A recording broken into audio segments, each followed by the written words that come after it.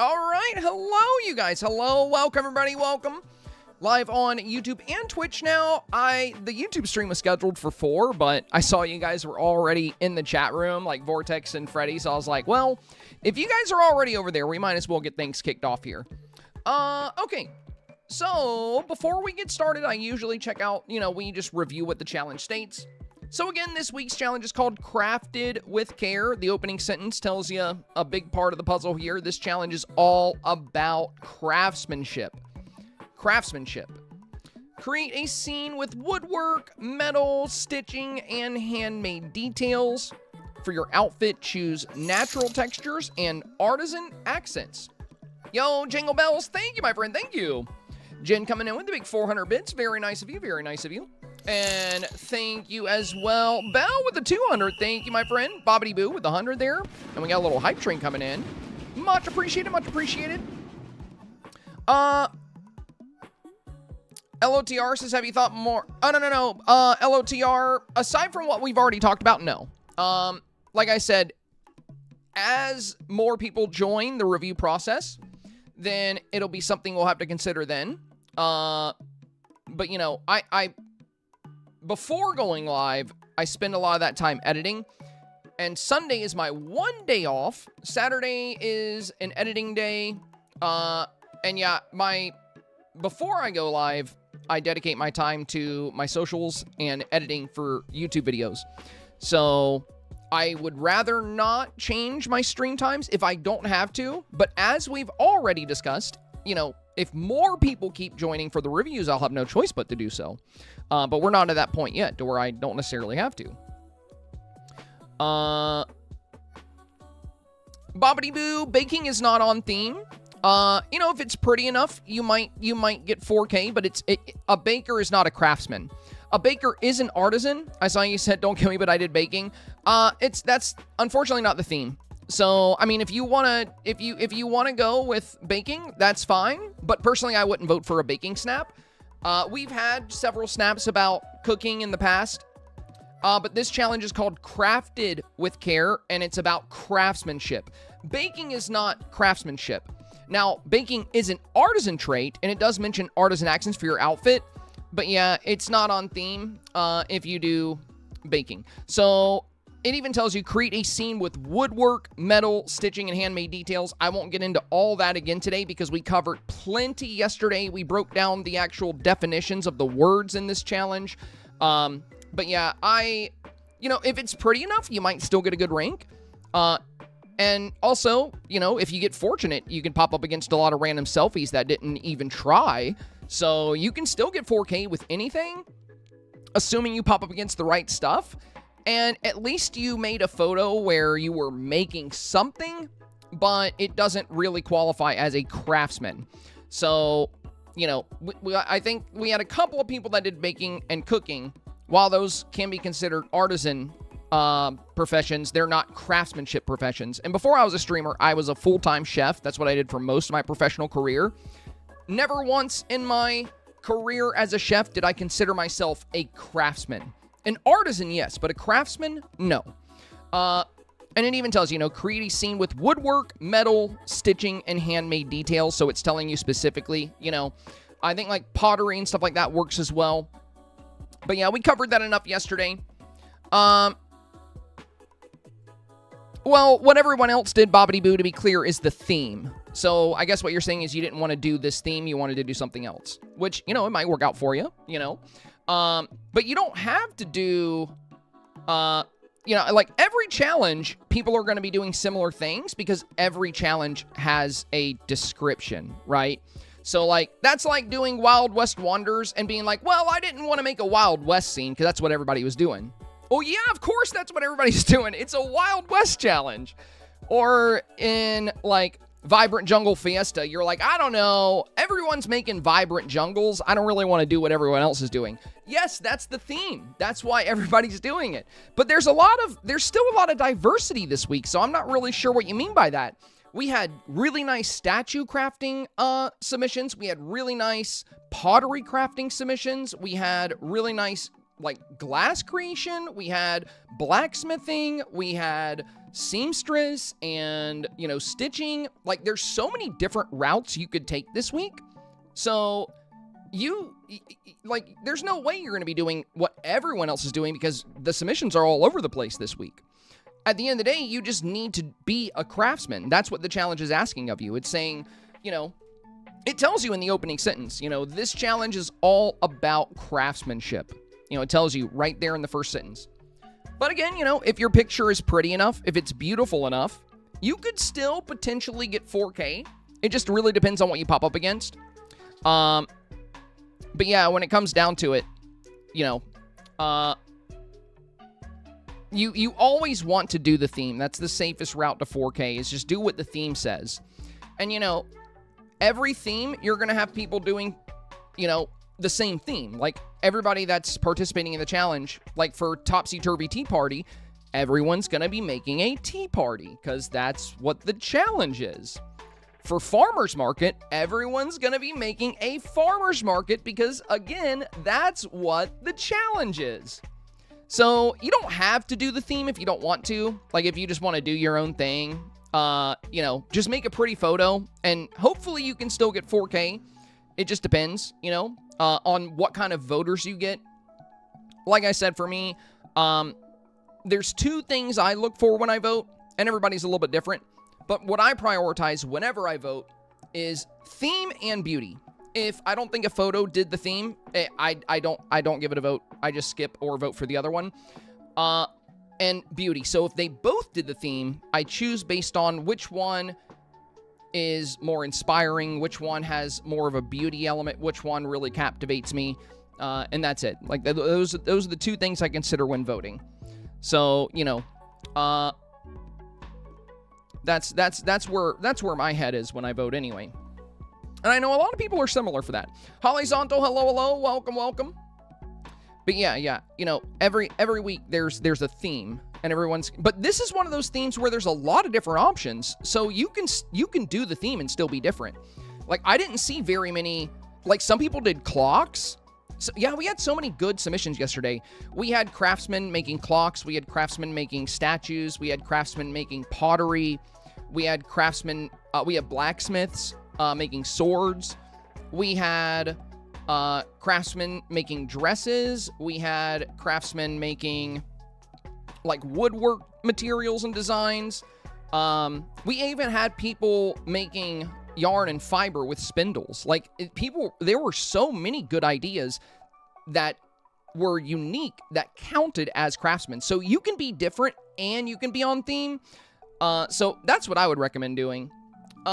And, you know, if you're not open to the recommendations, I'm not sure why you would submit for a review if you already know what my advice is on that. Like, you can just do your own thing, and then we don't have to, like, you know, dive into it because you're not really concerned with what my input is at that point. You know what I mean? So, like, you can do whatever you want with your snap, but if you're submitting for a review, you know, just don't bother submitting something that you know I don't think is on theme, because we're just wasting time, because that's what you want to submit, and that's not what I think is on theme. So there's really no point to submit.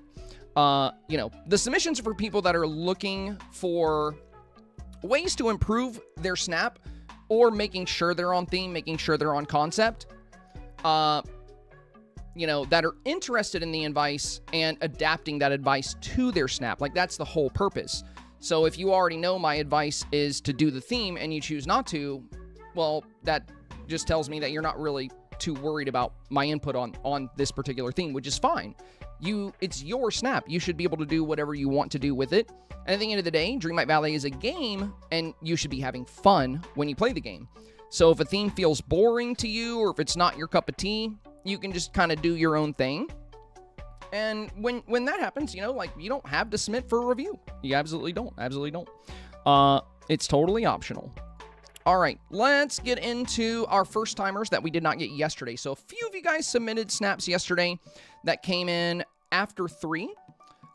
So let's see. Primary reviews. Yeah, we have a lot of secondary reviews. So all of these here were snaps that received advice yesterday that have made some changes to their snaps. So we'll take a look at these and we'll compare the old snaps with the new snaps. Sometimes the original snap is the better option. Sometimes it's not. We'll go with whichever one we feel has the best chance at 4K. Or I guess I should say you'll go with the one you feel has a better chance at 4K, but we'll discuss it for sure.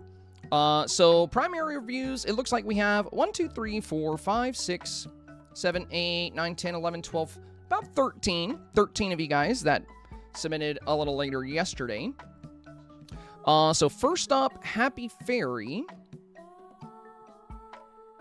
Oh, no. Happy Fairy, we cannot do. Yeah, this one actually made it in on time, but it's photos of a screen. I did reach out to them asking if they can upload the originals, but I don't know if they responded to Ashley. They might need help getting how to get the original photos, but yeah, hopefully next week we can do that one. Or maybe they can re-upload today with the original photos. But yeah, quick side note for everybody here that participates. Do me a very big favor if you have not done so. Make sure you read the rules of the submissions. So, for the photos you submit, luckily we only had one person submit pictures of a screen. But if you do check the rules, there's a big reason why I don't review photos of a screen. It distorts the lighting, and it pixelates the image, and it also distorts the colors. And for things like saturation and clarity, I can't make good judgment calls if you take a picture of a screen, because it's not the actual submission. And I don't want to say, oh, maybe you need more saturation, or maybe you need to adjust light bloom, when in fact it's fine, but the screen's making it look different. So that's why it has to be an actual photo you pull from the camera mode, and that is in the rules as well. Another rule I need to touch on real quick is rule number 3 here.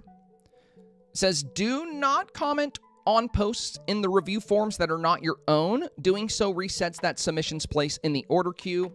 So we did reach out to the person that did this, but they haven't responded. I know they did post for a re-review today, so when I get to their secondary review, I'll bring it up, and hopefully they'll be here, and I can tell them not to do this. Because if you post on somebody else's review, you actually kick them out of the queue.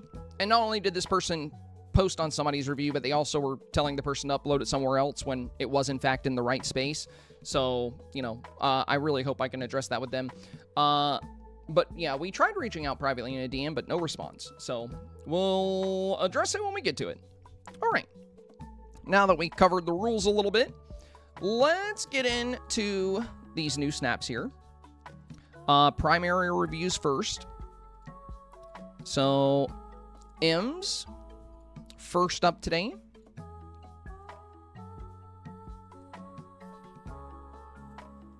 Bring you over here. All right. Beautiful scene. Hi, Simba. I'm kind of second-guessing doing this fairy build, especially since I'm seeing a lot more indoor dressmaking, and I wonder if that would have been a safer route this week. Would love to hear your thoughts and appreciate your feedback. There's a lot of diversity M's. So it's not necessarily a safer route. I would actually argue that I think the fairy work sites are the safer route, personally, because you're going to get, it's going to be easier. Now, you can do really good with a fashionista or a seamstress, but for a lot of people, it's harder to get a good beauty factor in a photo like that. It's actually a bit easier to get a good beauty factor in a fairy workshop, and it's very much on theme.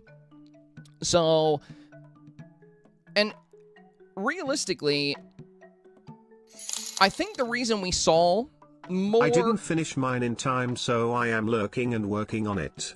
Wish me Sounds luck good, because Keto. I am stressed. Don't be stressed, my friend. Don't be stressed. And you can still submit Keto if you get to it in time, you know. Unless you already have. But yeah, you're good. You're good. And thank you for the bits, my friend. Thank you for the bits. I'm excited to see what you come up with. So, yeah, Ems, I would not second guess it. I actually ended up deciding to go with the Fairy Workshop too.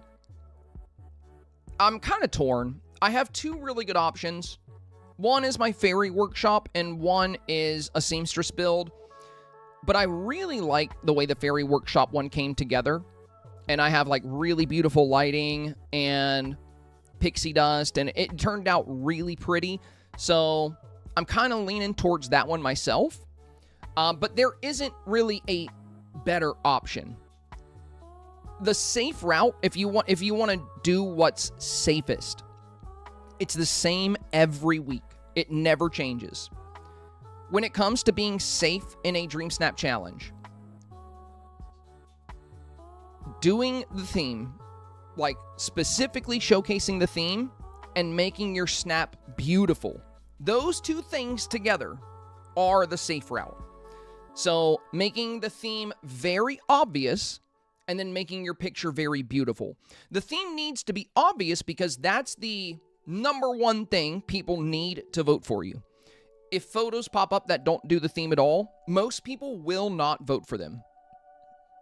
Now, in this challenge, even if you don't make a craftsman, you'll have a chance, I think, at getting votes as long as you're making something, you know?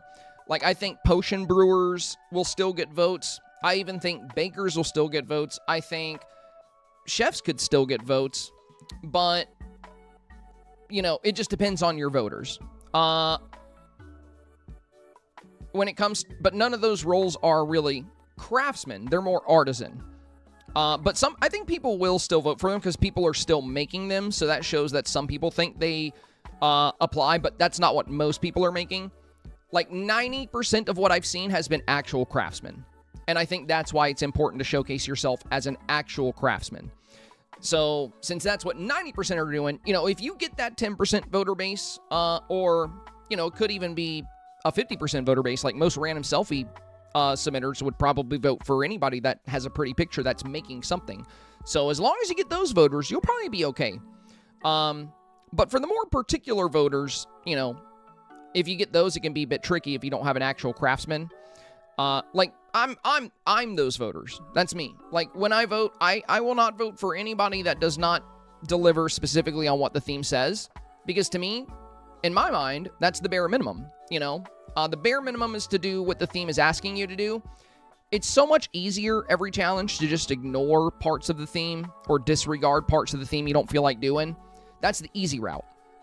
The hard route is when you try to make a beautiful picture outside of your comfort zone that's telling you exactly, you know, that's doing exactly what the theme told you to do. That's the challenge in a Dreamsnap challenge. That's what makes it challenging to me. So, of course, when I vote, that's going to be in my mind. Like, that's going to be what I'm looking for, is people that took that challenge and they took that step to not only do what the Dreamsnap challenge asked of them, but worked to make it beautiful. And that's what's so fun about this, because this week's challenge is about being a craftsman and finding creative ways to make a craftsman scene appealing and beautiful was a very interesting dilemma for me when I set out with this week's challenge. So, you know, a lot of people weren't a big fan of this challenge, but once people got into it, a lot of people actually really ended up liking it. So yeah, don't worry about that, Ems. Don't worry about one concept being safer than the other. When it comes to whether you do a seamstress or a woodworker, at the end of the day, as long as you're doing a craftsman and you have a beautiful scene, you'll be in a good position. Now, for yours, you do have a beautiful scene here. You do have good lighting. I love the way you highlighted the wood here in the foreground. The tropical wood looks really nice. The petrified wood is good. For these tables, you know, this stack of firewood down here, this can also go on tables, like if you wanted to put some up here. I mean, you don't have to. It is pretty big. You might not see as much green in the back. And I see you went with the birdhouse option. Now, you don't have to do birdhouses. You could craft, like, the fairy harp or all kinds of different things, really. But if you end up crafting a birdhouse, I definitely recommend putting a cozy companion home outside of your scene and attaching some birds to it. You have a bird feeder in your shot right here. So the birds should come to this as long as there's a pathway to it. And then maybe you can get some birds actually in your scene. It looks like you set up the bird feeder, but you might not have a companion house nearby. If you set one maybe off to the left here, they'll kind of fly into the scene. But showcasing that you've made a birdhouse and having a bird in it, I think would be awesome. That's exactly what I did. And like I said, I'm not sure which one I'm going to submit yet, but I'll show you what I mean. And I highlighted the bird really well. Like, this is how it turned out.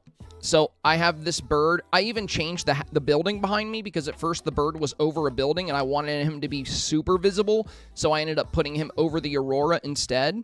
But I have this bird right here and the birdhouse right here. And then I have even more birds circling this bird feeder in the back. So there's birds everywhere. There's a bird over here. There's birds here, birds here.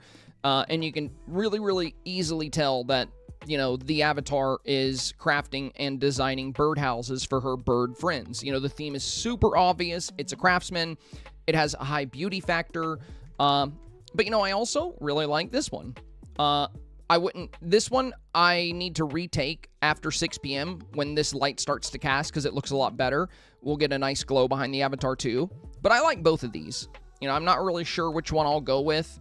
I gotta wait until after the stream to get better shots of this one. But I don't know. I'm leaning towards this one because I really, really love the bird. Like, the bird is just so fun. The bird is so fun. So I'm not sure. Hey, thank you for the super chat, my friend. That is very nice of you. Very nice of you. Much appreciated. So, yeah, in closing here, Ems, yeah, don't worry about this not being safe. It is very safe because it's very obvious you're a craftsman.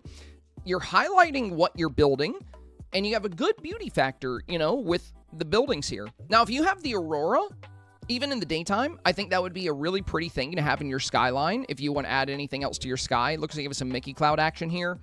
But, you know, adding some birds to the scene and then maybe having the aurora as well would be a great addition to this. But I think you did a really good job on this theme. I think you executed the theme well, and I think voters will like it.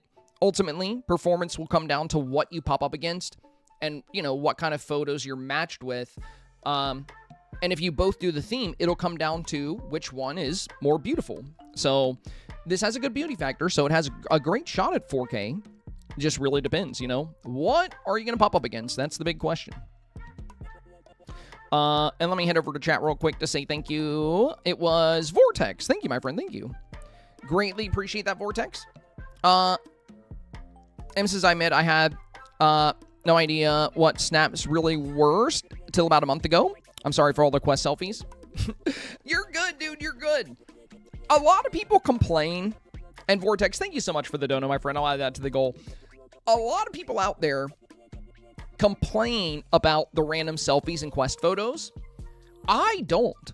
Like, what we have to understand as people that put work into our snaps is we're lucky there's so many of you guys out there that just submit selfies and quest photos because it makes 4K a bit easier. At least you're submitting something and you get some moonstones, free moonstones. So, you know, whatever you get, whether it's 300, 900, 1200, like you're still getting free moonstones.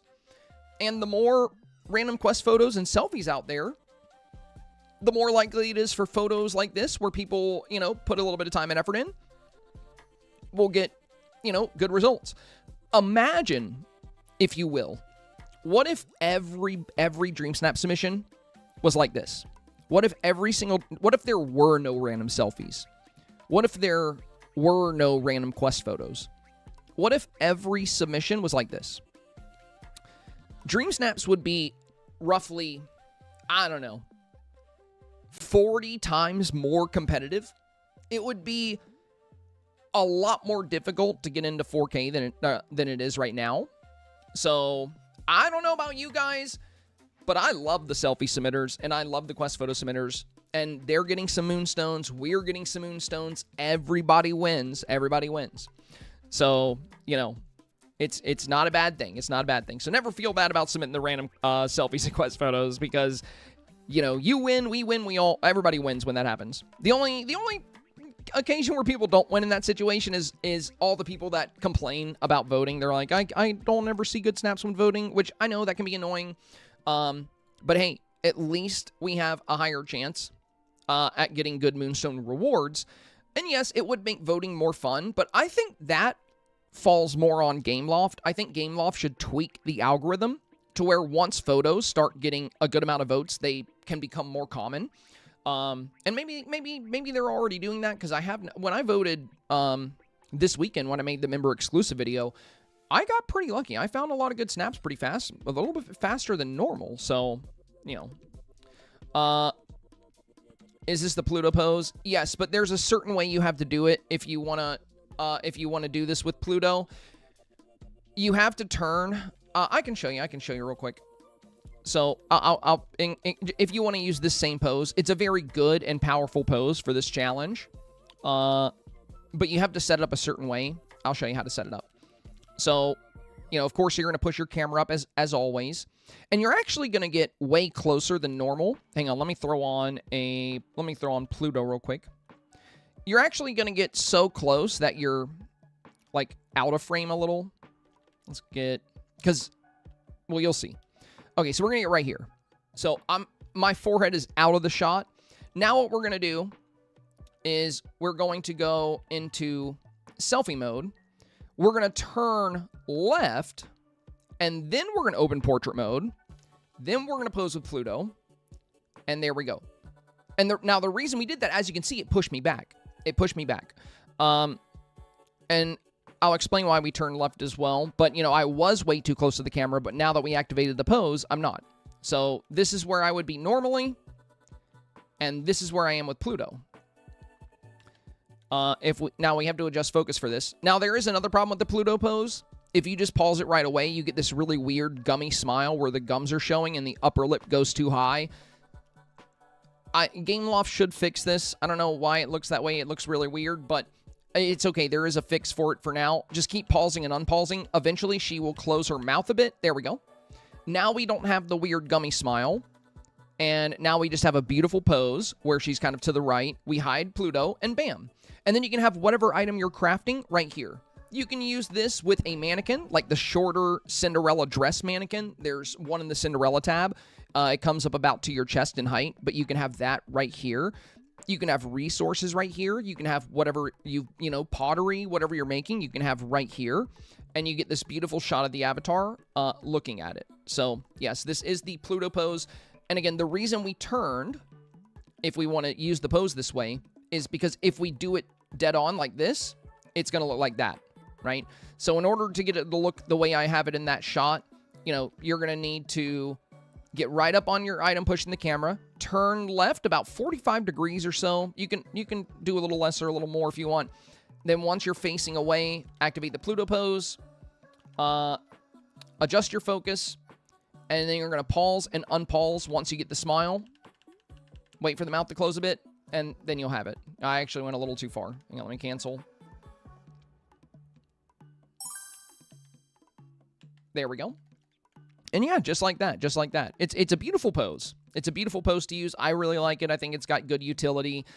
She looks very happy and proud, so putting an item right here for her to look at, you know, it's really fun to use. But yeah, if you want to use this pose, feel free. You know, it is a good option this week. But there are several other good options. Definitely, you don't have to use this one, but I love this one. I really like the way it turned out. So yeah, if you want to use this, you know, I think it's a great one. I think it's a great one.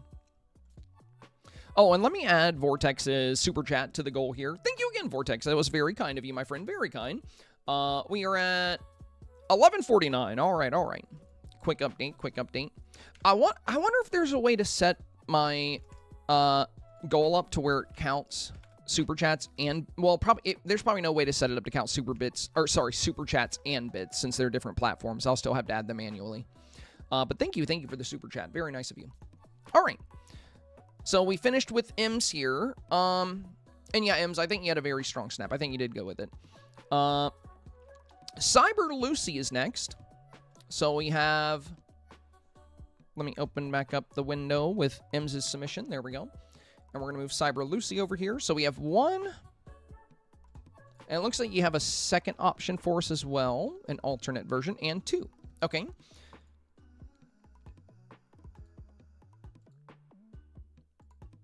The second version, I think, is definitely stronger.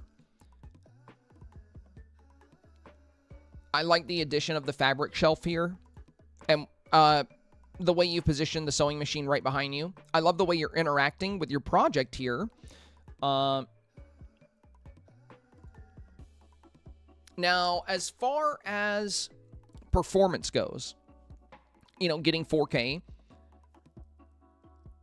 Potentially, this could get 4K if it pops up against the right things.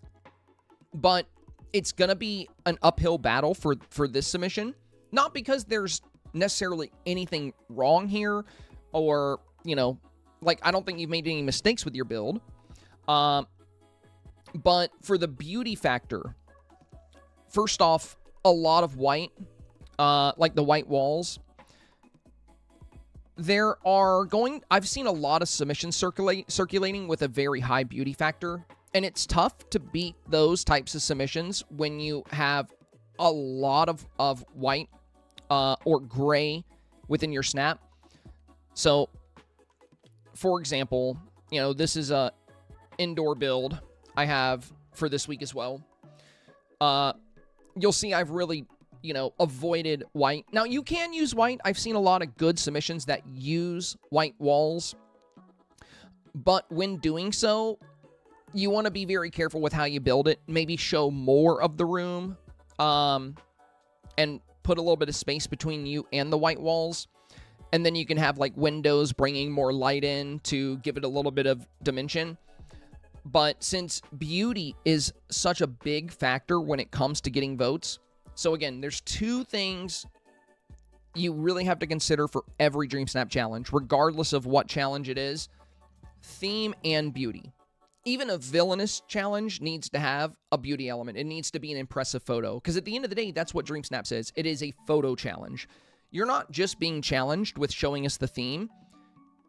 You're being challenged with showing us the theme and creating at least if you're going for 4K, you're being challenged with showing us the theme and creating a photo capable of winning the vote over and over and over.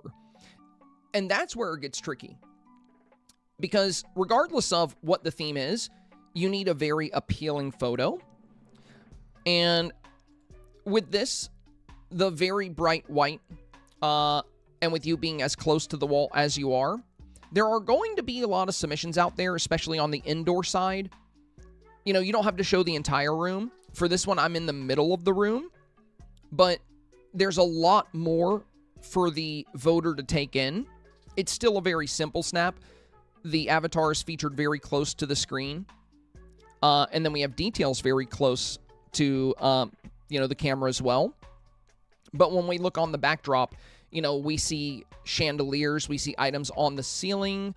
We have all these intricate details along the wall. Like there's the rotary phone, Villager of the Month, the planning board. There's some hats we made over here. There's these little fabric designs on the wall. We have this towel rack back here to look like a fabric rack on the wall over here on the right. There's this golden star to add to the golden hues we have. So I'm torn. I don't know if I'm going to submit this one or another one. But, you know, I really like both. And then we have windows that are casting some light here. We have chandeliers casting light, giving a nice gold glow to the work desk. So the beauty element here is very strong in terms of what voters seem to find appealing. And as far as what voters find appealing, this is something I've come to understand, you know, after years of participating in Dreamsnaps and years of getting feedback from my community. So every single week when we get results, people tell me what rank they got. They share their photos with me. Every week on Facebook, I post the Dreamsnap I submitted, because I don't post these pictures anywhere until voting is closed. I don't share them on Twitter. I don't share them on Facebook. I don't share them on Instagram. Once voting is officially done for the challenge, that's when I share my photo. And when I do that on every Wednesday on Facebook, I get tons of comments of people sharing their photo and their rank. And that has been a great data pool for me over the years to see what voters really find appealing. And it seems, like I said, people really prioritize beauty and theme. So, you know, having lights to cast light on your walls, having beautiful colors, and then showcasing more beauty by not being too close to the walls or the edge of the environment. Now, going back to your photo, make no mistake here, this is a beautiful shot. You do have a beautiful photo here. But the question is, will it be more beautiful than its competition on average? Because that's what you're going to need to get 4K. Now, there's a lot of things that this can pop up against that it will easily beat. But as we saw yesterday with the reviews we did, there are some very, very strong Dream Snaps out there. And a lot of the indoor ones we've seen, they showcase a lot more of the build and environment. And some of the ones that are using white walls also have patterned walls, like that are white and black. Some of them that are using white walls have more windows and they have more light pouring in. So it's going to be tricky against those. I've never gotten less than 4K on an indoor submission. So I've got a really, really good track record with every indoor submission I've done. But I never tend to take them so close to the wall like that. Like this is one of my more recent ones, Cozy Holiday Cheer. This was an indoor build I did. And, you know, I got the camera in the back corner of the room so I could showcase more of the room and more of the detail. And this has always worked for me. Of course, I've never submitted a picture this close to the wall.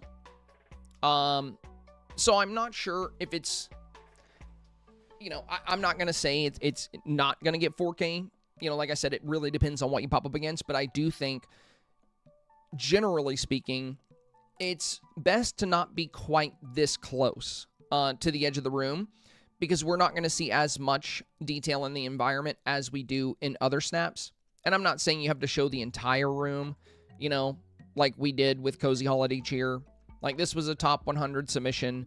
Or I think, no, not quite. It was like 112. But, you know, you don't have to show the entire room like this, but these do tend to do very well.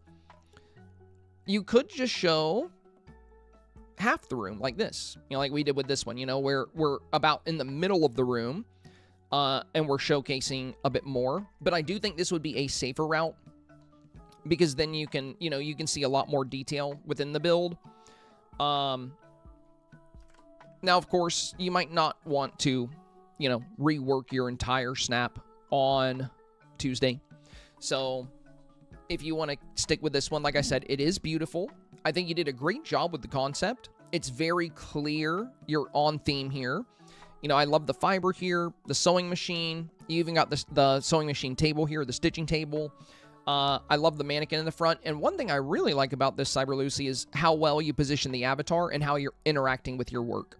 So those things alone, they could definitely carry this to 4K. So this has 4K potential. So you don't need to feel like you have to change it. But if you do end up sticking with this and it ends up falling short, then, you know, for future indoor submissions, you can just take into account what we discussed. Or if it gets 4K, but it's like, you know, if it gets like rank 6,000 or 7,000 and you want to, you know, improve that or try to reach for even better ranks, then you can take into account what we discussed as well. But, you know, ultimately, it'll just come down to what you pop up against. So hopefully this will get 4K, because it is very on theme, and I think it has a great beauty element. There's just some photos out there that I think will give this one some trouble, because they show a bit more of the environment. And again, like I said, you don't have to show the whole room, of course, but I would show a bit more than this if you can.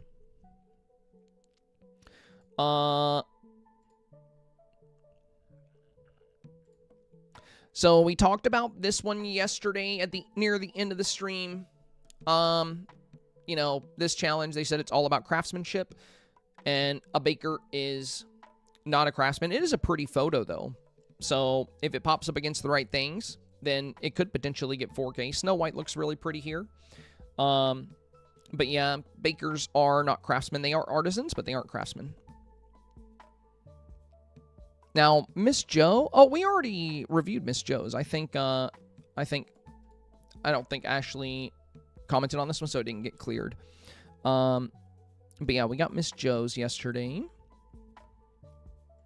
Now we have Varda of Tenequidal. I don't know if I said that right. Hello, Varda. Hello. Varda says, hello, somebody. This is my first time submitting a Snap review. I usually lurk in your streams and got a gifted membership, so I thought I'd give it a try. Happy to hear what you think. Well, that's exciting. Yeah, let's see. Okay, very interesting. Dude, I'm actually thinking about buying this new set.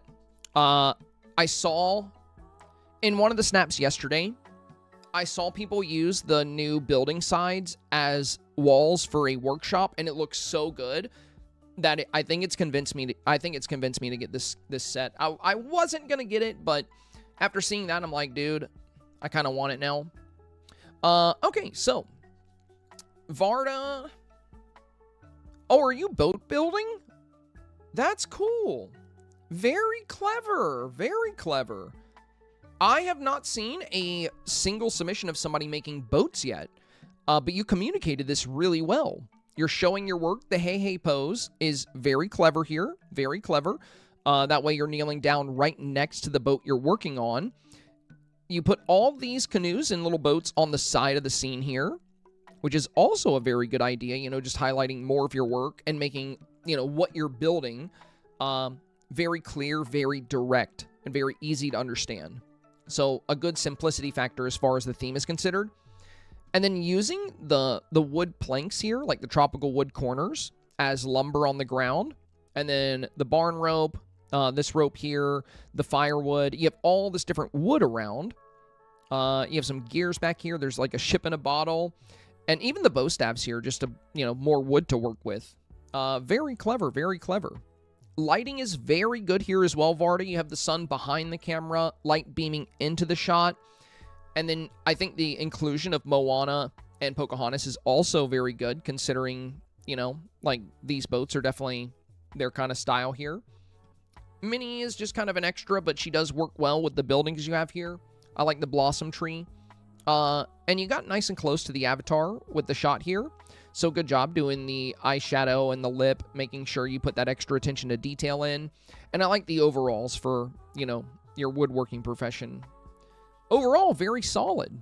Beautiful snap, great lighting, communicates the theme very well.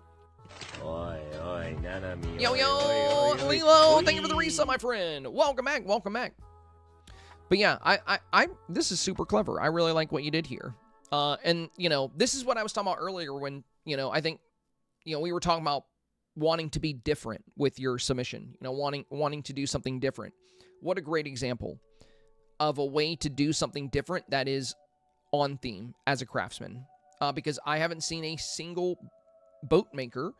So yeah, this is a wonderful example. This is really cool. I would definitely vote for this. Ultimately, you know, performance, as always, will come down to what you pop up against. But this is a very clever and unique approach to the challenge, and it has a good beauty factor. So this has a very good shot at 4K, I think. If you wanted anything else in the backdrop here, you know, I'm not sure if it would fit, but even like Prince Eric's ship in the backdrop could be pretty neat. I know you're more of a canoe maker, but it could just showcase like another ship out there. And since you are working with wood and ships, it could be a fun addition. But I know that's been in the game for a really long time, and maybe you'd rather have the floating islands here, the little floating rocks. But, you know, if you wanted just like one more little thing in the back, I think it could. And it is a very good looking ship, you know. It's got good intricate details, and it fits the wood like vibe you're going for with this shipbuilding. So, you know, could be worth considering, but you definitely don't need it. I think you got a good shot at 4K with this as it is. But if I was going to add anything else to it, that's about all I would consider, really. Nightfall is next. I'm a little late because I had no idea what I wanted to do. I feel like it's pretty messy and busy, but I think that's just how my own blacksmith would look if it was my job. Oh, fair enough, fair enough. Well, there's nothing wrong with, you know, there's kind of this negative connotation sometimes when it comes to snaps being busy. But the way I like to put it is detailed. Your snap is detailed. I wouldn't say it's busy. You know, you just have a lot of detail. There's nothing wrong with that. Now, there is a way to go in a negative direction with that. There are a lot of snaps out there that are just busy for the sake of being busy, which means they filled up like everything with a bunch of random stuff that doesn't fit what they're doing. And that's where a snap, I think, has a negative version of being busy, where, you know, you have like a nice open area where you're setting up your snap, but then you just drop a whole bunch of random stuff that doesn't really fit with the theme. Like you got a Wish Blossom topiary over here. You got an anvil over here. You got random houses, just things that don't make any sense for the build that seem just to be there to fill up space. But when you have a snap like this that has good details and everything kind of makes sense, like the broken weapons, the mortar and pestle, the gold ore, the gold ingot, the copper, a lot of this stuff makes sense. I like the stone walls. I think that's good. I like the fireplace back here. The armor is definitely a great thing to use for a smithing area. The anvil is definitely a great thing to have here as well. I think you chose like good doors as well. And tapestries, like the shields on the wall. There is another fun shield you can consider as well. It's a pink shield with a rose, and it has 2 swords going into it. I think we got it with Storybook Veil. But it has swords and a shield. It's a really cool looking item, but I'm not sure where you would put it if you did add it. You do have the Mulan sword back here. The red shield here. So, looking pretty good. There are a couple things, mostly with the foreground, I think that would be an opportunity. So, I know you have a lot going on back here, but it just kind of abruptly stops here. Even if you did some kind of rug or something to kind of fill in the space here on the left and right, like maybe some kind of mat, or you could do like a little pile of rope, or even like a storage box. But I would do a little something in the corners as well. And if you don't want to put more items, since you already have so many items in the back, you could just go with rug. A rug on each side, just to, kind of fill in these pockets on the bottom left and bottom right. Now, the pose is really fun because you're kind of reaching for the sword. But setting up your shot this way does lead to, this single table and the sword with the whetstone here taking up a lot of real estate in your snap.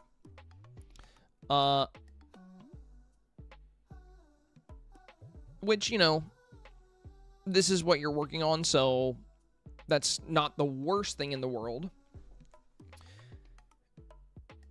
But if there were a way to minimize how big this foreground item is, I kind of have a rule of thumb, personally, when making snaps. That's always worked out for me. And it's the way I layer it. So my snaps have 3 primary layers. You have your foreground, your midground, and your background. So what I always do for foreground is, items we can clearly see over quite well. And then in the midground, I'll do taller items like, this barrel or this table here, villagers, the shelves with the boxes, the crafting table. And then for the background, I'll do the tallest stuff just to seal off the snap, like buildings and trees. I always try to ensure that the foreground element, unless it's my avatar, does not take up too much space in the snap. Like for the foreground on this one, we have a log, a stone, sunflowers, but we can see over everything very clearly, and it doesn't take up too much space in the snap. Now, I know why you're doing the pose the way you are. It's so you can interact with the sword, which it is a good interaction.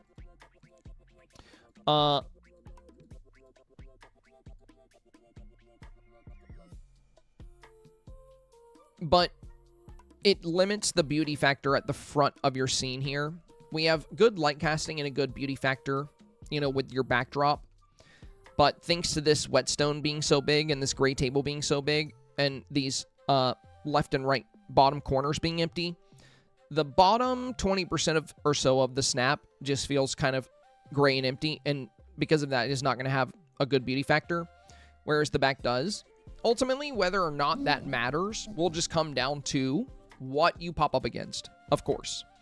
So I think this can beat a lot of snaps out there because it does the theme. It's got a clever pose. But if it comes up against other snaps that did the theme, beauty factor might be tough since we don't have much of a beauty element down here at the base. But again, there's ways you can address that. You could put some kind of rugs down here, smaller, shorter tables, maybe with candles, just to get some additional flames. Finding a smaller table for the sword.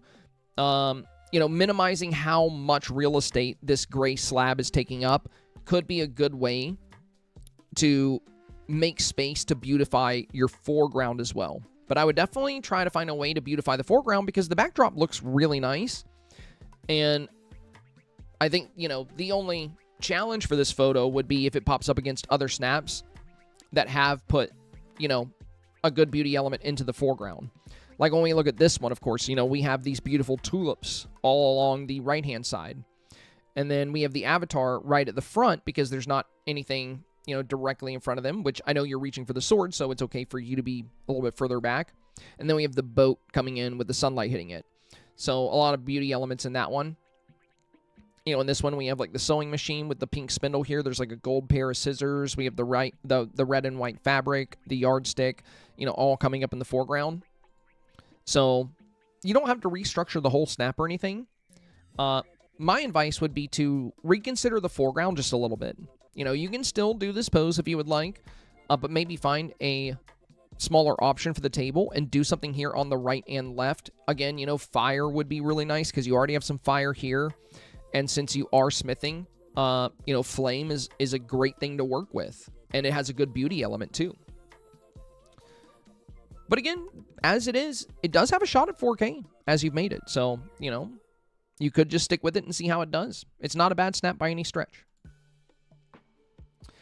Samarantha.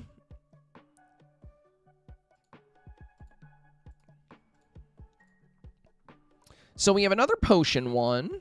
All right. Yeah, we saw a couple of potion ones yesterday. You know, they're not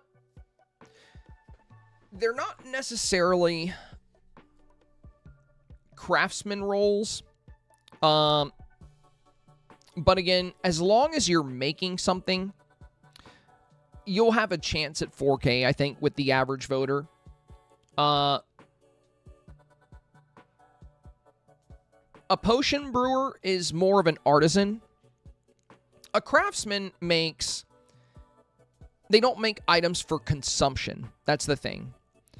A craftsman makes items, usually handheld items, but doesn't have to be. But they make items for usage, like, you know, tools, equipment, weapons, or items for display. But not necessarily for consumption. So, you know, since we consume the potions, and I get it, the potions are something we craft in the game. But if we visit what the challenge says, so this challenge is all about craftsmanship, and then it gives examples as to what it's talking about in terms of craftsmanship, which is create a scene with woodwork, metal, stitching, and handmade details. Of course, you don't have to do all of those, or even one of those. You could do like pottery, but as far as having a craftsman role, I think it's a bit safer this week to take on the role of a traditional craftsman. I think this will definitely get votes. I think because I've seen some really pretty potion brewing roles.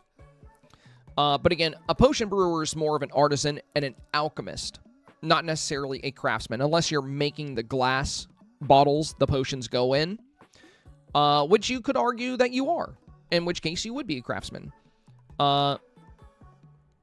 So, you know, maybe if you had like a furnace around for glass blowing as well, then you could technically get away with it there. Again, I think it's safer to go. That's why most of the snaps we see, people are working with either wood, fabric, or metal. Because those things are directly referenced in the theme, and those things actually work with traditional craftsmanship roles and, you know, being a craftsman in general. But again, I think this will still get votes from some. It just depends on your voters how this will perform. The avatar looks very pretty. You got the camera close to her. The potion stuff does look good. And, you know, we've had potion challenges in the past. So this is something that we've seen before. But what we've never had in a Dreamsnap challenge is highlighting jobs as craftsmen. We've never had this. So this is something we've all seen before if we've been playing, you know, since last Halloween. This is not. And this is not. We've never had a theme like this where, you know, you're actually making physical, tangible items for use or display. We've never had a challenge like that. Whereas we have had cooking challenges, potion challenges. We've seen all that before.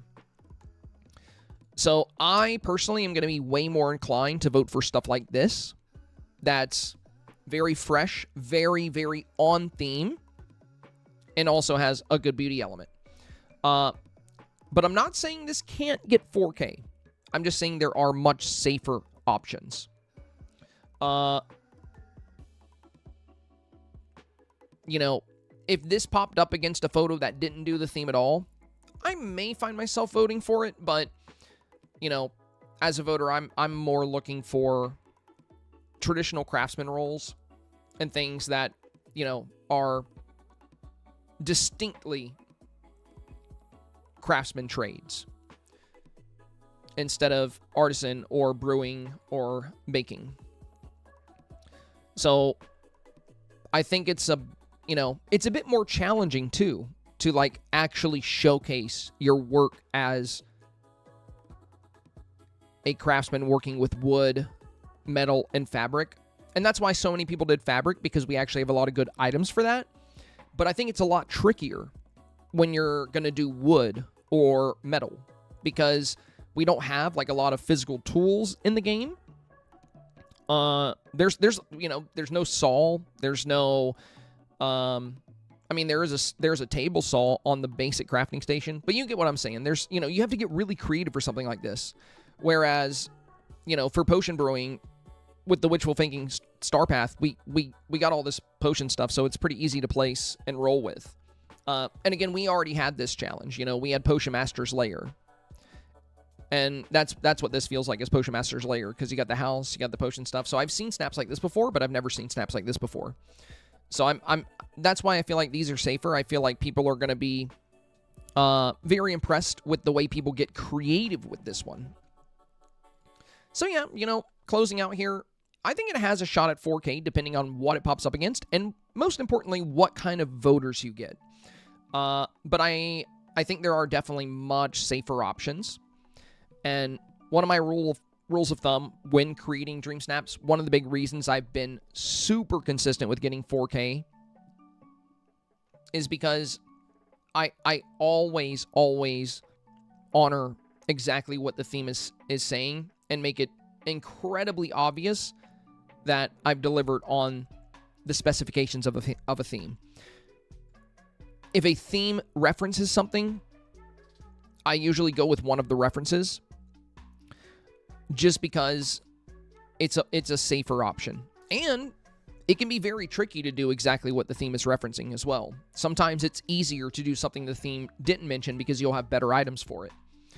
So it's part of the challenge, Good lighting, great looking avatar. She's very pretty.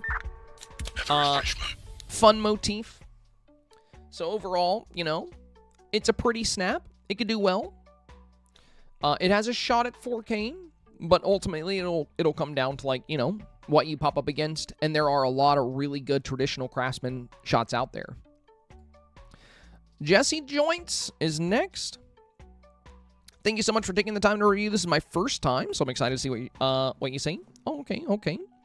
Well, welcome, my friend. First time review. Okay. All right. Gold Clarion dress, gold wings, gold Clarion wings here. So you have a little fairy workshop set up. Okay. So one thing I highly recommend this week, Jesse. I like that you have a traditional kind of workshop. It's fantasy, but you have, you have fabrics over here. You have pottery here. You have books as if you're learning and studying. You have a nice crafting table in front of you. But one thing I highly recommend this week, if you want to be very competitive with your snap, is finding a way to highlight exactly what you're working on and exactly what your trade is. What did you craft? What did you make? For example, we have this snap here where she's got her hand reaching towards this sword, and it's a blacksmith build. Her trade is very well defined, and her current project is very obvious. This makes the snap even more competitive. Same with this one. I love this one. Very good example. We can clearly see that this is a boat maker. We see all their resources, and then her current project is right here. So she's making this boat. Now, on the bright side, you have a crafting table and you have a workshop. So we can see that you're some form of craftsman. But if you want to make this Dreamsnap even more competitive, finding some kind of clever way to highlight what you're working on is going to be a strong idea in the sense of competing with some of these other snaps. Because at the end of the day, only 4% of players get 4,000 moonstones. So 96 out of 100 players will not. And that's just the math, that's just how it goes. So in order to receive 4,000 moonstones, you need to beat 96% of all players. And a lot more than just 4% are actually good at Dreamsnaps. So Dreamsnaps are more competitive than ever. Not only has Gameloft shrunk the 4K bracket down to 4%, but also more and more people are getting better at making snaps. People are getting more comfortable. People are being more direct with the theme. They're getting better with lighting. So how do you compete? How do you stay very competitive? How do you contend with snaps like this? Well, that's by making the theme incredibly clear and obvious, highlighting your avatar very well, and having a high beauty factor. So in this one, you have the theme to a degree because you've created a workshop, like a crafting environment.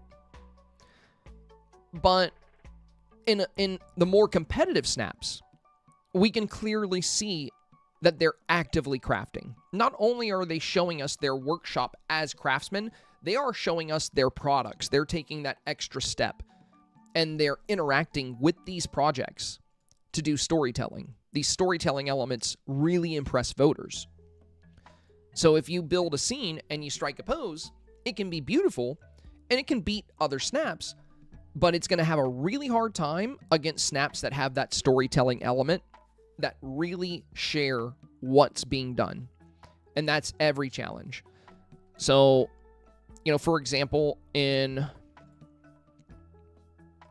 Marvels of Nature, we got a top 100 submission again, and having a storytelling element that works with nature, like a tender little moment here between Miko and the Avatar, and having Pocahontas look off into, the sky as the wind blows past her. These storytelling elements, there were a lot of snaps that were just as beautiful, but they didn't have a strong story element to them.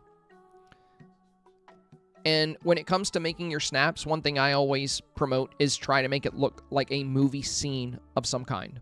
You want it to look like a movie scene and not like a movie set. So those storytelling elements are a really, really great way to push into the higher ranks of Dreamsnaps. So you have a pretty workshop here, but you're very far away from the avatar, which is not as popular with voters. And we can't, you're not really interacting with the current project. You're just kind of in front of a crafting station, which is good enough to, potentially get 4K. But if you pop up against snaps like these, it's going to be a lot harder. So to contend with snaps like those, having that element of storytelling and showcasing like what kind of craftsman you are, what you're making, is going to help set you apart.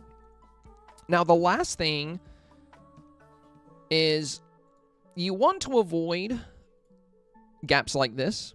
You can put another foliage wall back here to close that out. Or you could do street lights behind here.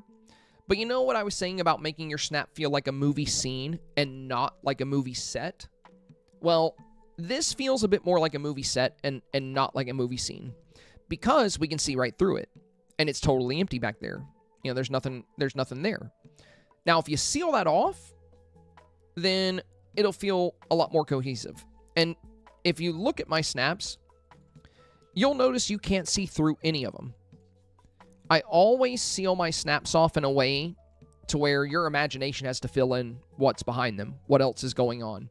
So for all you know, this forest just goes and goes and goes. And that's the case for all my snaps. You can't see through any of them. Like back here, there's a big foliage wall. You can't see through it at all. And you know, on this one, we have a silhouette to stop you from seeing through it. And this just leads to the snap feeling more like a movie scene and less like a movie set. And attention to detail like that is important if you're aiming for 4K.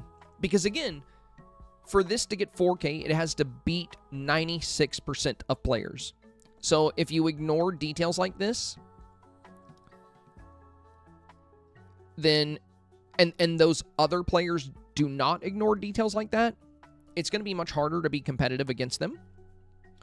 So yeah, in closing here, ultimately performance comes down to what you pop up against. Any snap that at least attempts the theme can get 4K if it pops up against the right things. But the advice I give here is on how to get it very consistently. So for you, I would focus on highlighting the avatar a little better and making sure you have a movie scene feel and not a movie set feel. And also consider creative storytelling. You know, if you're working as a craftsman, show us. Show us what you make. Show us what you're actively making.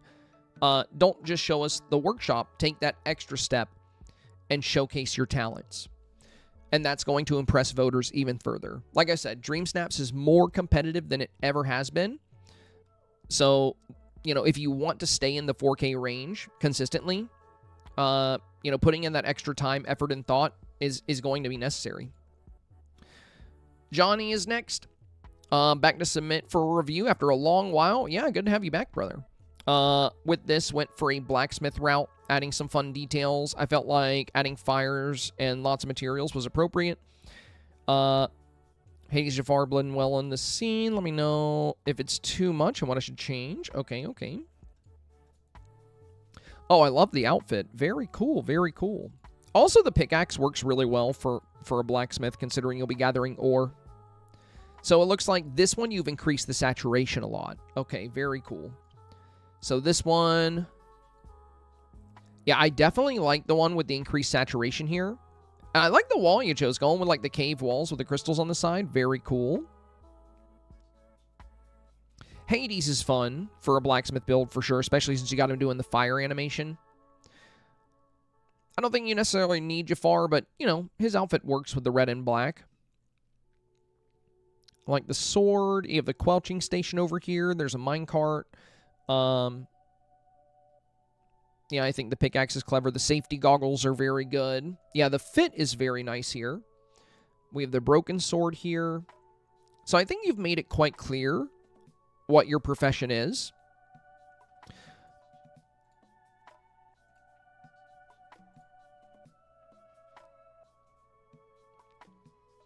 And again, very nice saturation, very nice lighting. I really like the chandeliers here, casting light into this pocket of the scene here at the front. You got a nice shine on the gold. Hey, thank you, my friend. Thank you. Oh, that was Vortex. No way. Vortex with the 5 gifteds. That is so kind of you, my friend.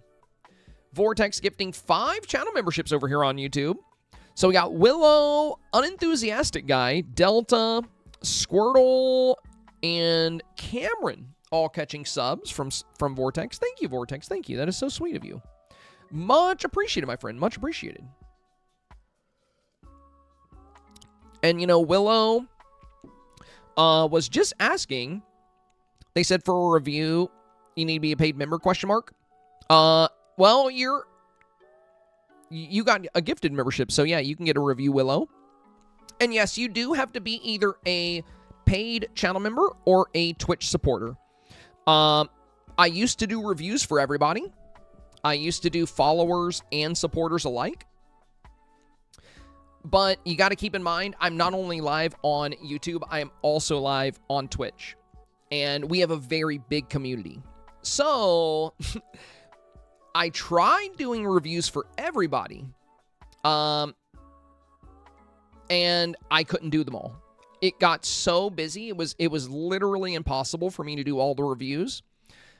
So I ended up having to, you know, I had to have a way to choose who gets them and who doesn't, because I physically, as one person, cannot review everybody's snap. It's not feasible, it's not possible. So if I'm going to have to choose who gets reviews, I'm always going to prioritize the people that make this content possible. They are going to be the priority 100%. So for those of you that don't have a means to be a supporter, there's always a chance for gifted subs. If you have Amazon and you join on Twitch, you can become a supporter for free. So Amazon actually owns Twitch. And if you have Amazon Prime, if you link Amazon Prime to Prime Gaming, you can become a supporter on a Twitch stream for free once every month. So that's a way to get reviews for free if you're a Prime member. And then you can also catch gifted memberships. So at the end of the day, you know, how you are a supporter, it does not matter. As long, you know, whether it's a gifted membership or a Prime sub, as long as you're either part of the supporter community on Twitch or YouTube, you will be able to participate in the reviews. But yeah, I have to choose who gets them. Yesterday, so I usually stream 3 hours.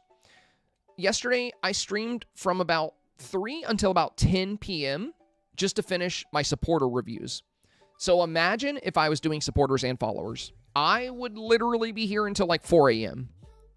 I can't do it. So yeah, I had to make a tough call. It was several months ago because we've been doing these reviews for a while. But yeah, when I started, I did them for everybody. And it quickly spiraled out of control and it got so busy, it was just not possible anymore. So yeah, we focus on channel members now just to make sure that, you know, the people who are making this content possible are the ones that get the reviews. Now, if we have a slow week, which hasn't happened yet, but let's say hypothetically on one of these weeks, only 10 people submit for a review by some crazy miracle, then I will do followers if we have extra time. But that's never happened. It actually gets busier and busier every week, so I don't know if that'll ever come to pass. But yeah. Vortex says it was super long stream yesterday. Ghost Grin said it was, but it was so helpful. Well, I'm happy to hear that. But yeah, yesterday was... yeah, I streamed until 10 p.m. yesterday. I almost never stream that late. But yeah, the review streams are getting busier and busier. Anyway, back to Johnny here. I really like the way you set up your build. Very convincing blacksmith workshop, and I do love these new walls. I think they have a really good beauty factor. I like the way you mixed in the brick and then you used the wall piece here along with the brick on this side. Very fun. You have a really cool design for the avatar. I do think it would be great for you to get a little closer with the camera on the avatar. I know you're probably further away because you want to showcase the sword here. I love the pickaxe pose.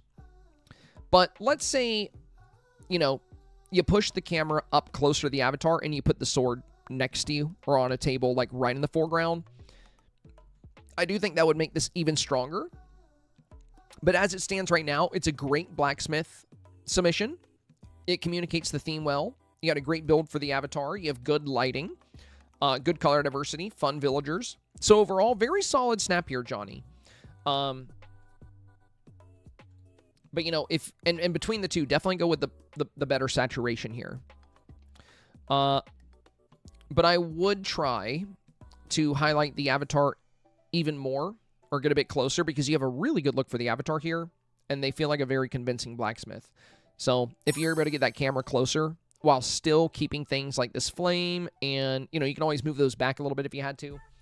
But I would try to get closer. But as it is right now, you still have a shot at 4K with this. But if it were my snap, I would try to get a little closer. Overall, solid. Autumn said, that's totally fair. People really do value your expertise. Well, thank you for understanding, Autumn. Thank you for understanding. You know, I wish I was able to get everybody, you know, it was fun when we did snap reviews for everyone. And for the first few weeks, it was like manageable, but they quickly grew in popularity. And I think after about 4 weeks, I had to switch because the last stream I had done where we did everybody, it got so busy that it was like one of my longest streams in recent memory. And submissions kept coming in like the entire time I was live too. So it just got pretty crazy. But also on the bright side here, guys, even if you are not a channel member or a Twitch supporter, with us reviewing so many submissions, it's very likely you'll see one that might be similar to yours. And you'll also, some of the tips I give will apply to everyone. You know, there's certain things that are always good to consider. So there's a lot of people that watch me that tell me that they get a lot of good insight without even having to submit a Dreamsnap themselves. So keep that in mind too, you know. That, you know, you can always benefit just by checking them out and seeing what kind of submissions people are making. All right, Anerda is next. Anerda says, hello, muchas gracias for the help and advice. I was taking a break for a while, and I don't remember how to do dream snaps. Well, you know, that'll happen. That'll happen. You know, leave for a little bit. Very beautiful photo here. Very beautiful. Really like the lighting. Looks like you got, you know, great light casting on the avatar here. Tinkerbell's very fun. Love the outfit, too. You actually got that, like, the Bluebird shoulder piece with the Tinker outfit. Very fun combination. I like your workshop a lot, too. Having the canopy right here, the blue, like, stall canopy, is a really cool way to set this up. And you got some great details in your shot. Very good beauty factor as well. Like, the blue colors on the eyes paired with the blue here on the shoulder piece.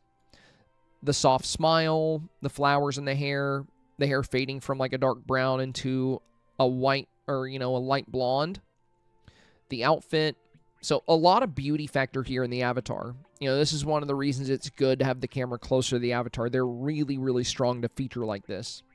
And I like your workshop. You know, you have a lot of little handcrafted goods, like this lamp here. You got the bow and arrows. You even got the workbench over here, which has like the little wooden duck. So we can see a lot of, and there's pottery. You know, you have pots over here. You have this big pot here. So it seems that you're definitely a jack of all trades kind of crafter. You have a lot of different things. And it looks like this might be your current project, since your hands are kind of extended towards it. It looks like a candid moment, like you were working on it and somebody walked up and now you're kind of pulling back from it and smiling and greeting them. So it has a good storytelling element as well. I really like this kind of purple light coming in over here on the gear too. Very pretty. And Tinkerbell's fun here. So yeah, overall Anerda, you know, for somebody that took a break for a while and said they forgot how to do snaps, I think you did quite well. You have great detail in here. You have a well-established workshop. We have a scene of you actively working on crafting something. And you genuinely feel like a craftsman. And again, good beauty element, you know. I love the blue lights here on the side. And you paired that with this blue silhouette in the back. And that all works very well with the blue shoulder set and the blue drape over your shop. I love the way you've incorporated, you know, blues, purples, you know. Again, for any Dream Snap challenge, the trick is to execute the theme and make it beautiful. And that's where things get really challenging because, you know, anybody can create a crafting workshop. You know, anybody can make a, you know, seamstress build or a blacksmithing build or any kind of tinker's workshop. All you gotta do is place items that work and you're, you know, that's it to actually do the theme. But it's a lot harder to make it beautiful. And that's what sets apart Dreamsnaps. You know, that's what gets you into the higher ranks. And you did make this very beautiful. You did a great job on this. Great job. Excellent lighting. Well-positioned avatar. Your pose communicates what you're working on. And you have a great workshop here. So yeah, very, very well done. Very well done. Now, I don't know if Sim Lily is here, but Sim Lily did comment on Anerda's post, which moved Anerda out of the queue, so her review came a little bit later than it should have. A real quick friendly reminder, you guys. Real quick friendly reminder. Rule number 3, right here in the rules. And if you participate in Snap Reviews, please, please, please, my biggest request, or, you know, the one thing that's required of you before you participate is reading the rules. It's going to make all this faster because then I'm not going to have to do what I'm doing right now. Please do not comment on posts in the review forums that are not your own. If you want to comment on Dreamsnaps, we have a channel called Seeking Advice where anyone can share and everyone can talk. But primary reviews and secondary reviews, I can't lock them because you guys should be able to comment on your own posts. Just be sure not to comment on other people's posts. These channels are not for discussion. They are exclusively for the Snap Reviews. So please keep that in mind. And please, please, please read the rules if you have not done so. It'll make my life a lot easier, and especially my mods. That's one of the reasons we redid the rules lately, is because my mods they've been having, you know, they're volunteers. And every Monday and Tuesday, they have to set aside a lot of their time to, like, you know, correct people that are breaking these rules. So I just want to revisit them because I want to make life easy for my mods, you know. So please keep that in mind. Please keep that in mind. All right, let's see. I think Lisa H. Oh, I think you just submitted this one. Oh, Cranny's World actually came in first. I got to get Cranny's World.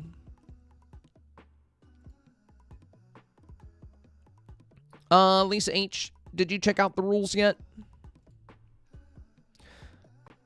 Cranny's World said, if you're able to review, thank you so much. Took inspiration from your video because I was lost on ideas. Hope that's okay. Yeah, that's what the video's for, Cranny. That's what the video's for. All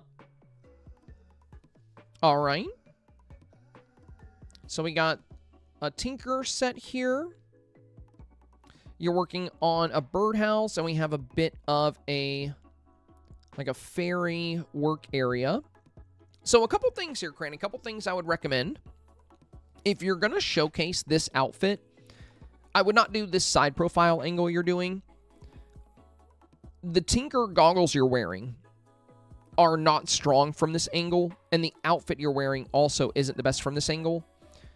I like that you're showcasing the birdhouse, but I would do the shorter one because there's more poses you could do to interact with that one. There's a yellow one and a blue one. And I see you've used the blue one, I think, 3 times. I would definitely use the yellow one. This is the tall birdhouse. So the other one is a shorter one, the yellow one. And I like that you brought birds in if you're going to be crafting birdhouses. But when it comes to the pose with the Tinker outfit, I highly recommend showing a bit more of the front of the outfit. And let me show you why here. Give me 1 second. I think I already have... Yeah, I do. Okay. So, you're doing a pose to the side here. Now, at the front of this outfit, there are some details that work really, really well with this week's theme. And that's the whole reason you would want to wear this outfit. But with the angle you have, you're not getting a good beauty. You're not really getting a good beauty factor from your avatar. And you're not getting a good theme factor from your outfit. So we can't really see her expression. We can't see the tools that are on this outfit. The pose is not really the most flattering. There are other ways you can interact with a birdhouse that are going to look a lot better. And again, you know, what makes these Tinker goggles so strong is the details on them. But when you get a side profile, it just looks like a piece of grass kind of coming out of a set of goggles. But when we can see them in a bit more detail, they can be really strong. They also have like this little, you know, they have tools up here in this top plate, and then you have a little axe right here. You know, there's all of these good craftsman features on there. But when you just show the side of it, it's not very flattering for the avatar. And it doesn't really help your beauty factor that much. So let me see if I can show you how to set this up real quick. Okay, we're going to take this birdhouse. And I'm going to put the birdhouse kind of right behind me. Okay? So birdhouse is right here. I'm going to get even closer to the camera. So I'm so close to the camera now that my forehead is actually out of the frame. Bear with me. It'll all make sense in a second. So now what we're going to do is we're going to go into selfie mode. And keep in mind, I'm using Pluto. We're going to turn to the right by about 45 degrees. You know, give or take. You don't have to do that exact number. Once you've turned, open portrait mode. Now you should be looking like this. Now use the Pluto pose. Adjust your focus. And you're looking for this pose here. Now, one thing about this pose that's a little off-putting is she does this very gummy smile, like where her gums are exposed. I don't know why the devs coded that way. It looks really weird, but we're going to fix that too. So what we can do is we can pause and unpause for a second, and she'll close her mouth a bit. There we go. So now we have a good beauty factor on the avatar. We have a beautiful smile. We can see the details of those goggles, and we'll see the details of the outfit. All we got to do is hide Pluto. So now we hide Pluto. And there you go. Of course, this is in the dark, but if it was in the sun where we could see the birdhouse. Now we have our tinkerer fairy, our craftsman here, admiring her work, taking a step back. We can see her tools. We can see her goggles. And most importantly, she looks beautiful. We can see her beautiful smile. We can see the details of her hair. You know, this is going to be way more flattering. And at the end of the day, you know, a Dreamsnap photo, every Dreamsnap, it's a photo challenge. So making it as beautiful as possible is how you win votes. So, you know, these side profile shots are something I would not do. Sometimes there might be a really good reason to do a side profile shot like this, but you can get so much more value out of this shot if you switched to this pose. So this is the one I was using in the video. And I think that's going to work way better for what you're doing and what you're going for. So that's the big recommendation I have for yours. And again, you know, the tip videos I put out, they're there to give you ideas. So you never have to say, I hope it's okay that I did the idea in your video. That's the whole point, you know, is to give you some kind of cool idea to go with. You know, your scene has some good features here. You included a bird, which is fantastic, since you're working on a birdhouse. But I would definitely try to give yourself a more flattering pose with a higher beauty factor here. Because, you know, that's one of the keys to presenting your avatar. And, you know, if we look at our other, you know, this is also the Pluto pose. You know, if we look at this shot here, very good beauty factor on the avatar. We can see her smile. When we see the tools on her outfit, she looks very good. On this one, you know, another very beautiful avatar. Good beauty factor here. Great beauty factor here. So just keep in mind, you know, when it comes to creating a beautiful Dreamsnap submission, the avatar is one of the most important tools in your arsenal.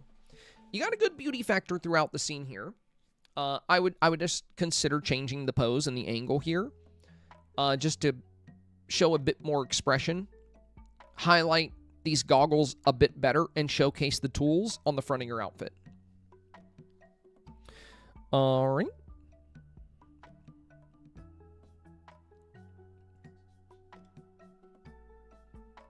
And now I think we got Lisa here. And after this one, we're going to be moving on to re-reviews, FYI. So if you have not submitted and you end up submitting during the stream, typically those get moved to the back of the queue. But we'll get Lisa's in here before we move on. All right, so we have an indoor seamstress build. Okay. So, first off, on indoor builds, you want to be very careful with how you structure them. So, as we've been discussing, Lisa, getting 4,000 moonstones requires much more than just the theme. It also requires a high beauty factor. And when you go indoors and you don't have light casting, and you're using a lot of gray and white, it's going to be hard to have a good beauty factor. Let me show you an indoor submission example that I did this week. So we're going to go to my gallery. And here's an example photo. Now, I'm not saying you have to do this exactly, but here's what amplifies the beauty factor because, you know, both of these did the theme. Yours does the theme, and this does the theme. So when two photos pop up that both did the theme, which one wins? Well, whichever one the voter finds more beautiful is typically the one that wins the vote. So in this photo, we have a dark black or gray ceiling. We have white and black wall, white and black floor, and then you have white and black on the pants. That's a lot of white and black. And the other issue here is you kind of have a Cruella style fabric workshop, but you don't really look dressed for that. So Cruella has a very particular fashion sense. You're displaying good items, but the outfit here, like the cow print pants, don't really go well with the jacket here. A lot of the fashion builds we've come across this week, you know, people have outfits that work really well with the setting. So, for example, this one is using a lot of these Cinderella fabrics, and they have this Cinderella-inspired dress. This is just, of course, one example. But more fashion-forward outfits like this one, you know, we can see with this one, they have this very fashionable top with the lace. They have earrings that match the top and the pants. So if you're somebody that creates clothing, it makes sense to dress very fashionable. So in this shot, like the cow print pants with the, you know, like bull belt buckle, I would wear something to help you stand out a little bit more in the environment. And I would definitely wear something that has a higher fashion element. Now, the other big thing when creating, because, you know, the strengths of your photo here, like what's really good with it, is you got closer to the avatar. You highlighted the avatar well. And you've delivered on the theme by using a lot of items that work with the theme. But the beauty factor, and you know, doing the theme alone means you have a chance for 4K if you do the theme. But again, Dreamsnaps is getting more competitive. So if you want to get 4K, you must do more than the theme, at least to get it consistently. If you do the theme, there's a chance every week that you might land in 4K. It can happen. It just depends. You know, if you pop up against selfies, if you pop up against quest photos, you did the theme, they didn't, you'll get 4K if that keeps happening. But as far as landing in 4K every week and making it a reoccurring theme, a very consistent theme, you want to always focus on beauty and theme together. So when making an indoor build, how do we make it beautiful? Well, there are several ways to approach this. First off, lighting indoors, you have so much control over your lighting. You see these chandeliers? There's this bright spot on the wall here and this bright spot on the wall here, because these chandeliers cast light into the environment. That's why the ceiling looks brighter on the, up here than it does in the middle. This one doesn't cast light unless it's past 6 p.m. And this was not taken past 6 p.m. So we have all this light casting. And we've boosted our character lighting to make our avatar stand out more. And we've done our makeup. If you're going to be close to the avatar, it's an opportunity to really showcase your design skills when customizing and creating your look. Yo, Erica, thank you for the 8 months. Welcome back, my friend. Welcome back. So, as I mentioned before, 96 out of 100 players will not get 4K. Only 4 out of 100 will. So that's competitive. That's very competitive. So attention to detail is going to be very important if you want to remain competitive in Dreamsnaps. So when you get closer to your avatar, taking the time to do your eyeshadow, your eye color, your lip, all these extra details on the avatar are going to be very important. And then how you structure your snap is also important. So you see how in the foreground I have small items we can see over? Like we can see over these ribbons, we can see over this book. And then in the midground, we have larger items like the mannequins and this crafting table. And in the background, we have the stuff we have against the wall and the tallest items like this fabric stand, and then the stuff on the walls. So the reason I'm bringing that up is we don't have any foreground elements here. So the bottom 15% or so of your shot is empty. If you want to increase the beauty factor, occupy that spot. You could put a table down there. This book you get from time bending. If you do some time bending, you'll get this little dressmaking book. You can put that right there in the corner. You can put fabric. You can put ribbons.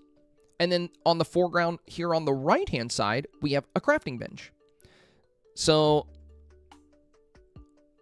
in this one, we have nothing on the right and nothing on the left. We don't have any light casting. You do have these 2 lights hanging here, but they appear to be off. So your whole snap is rather dull and dark. The only light I see on is from the closet back here.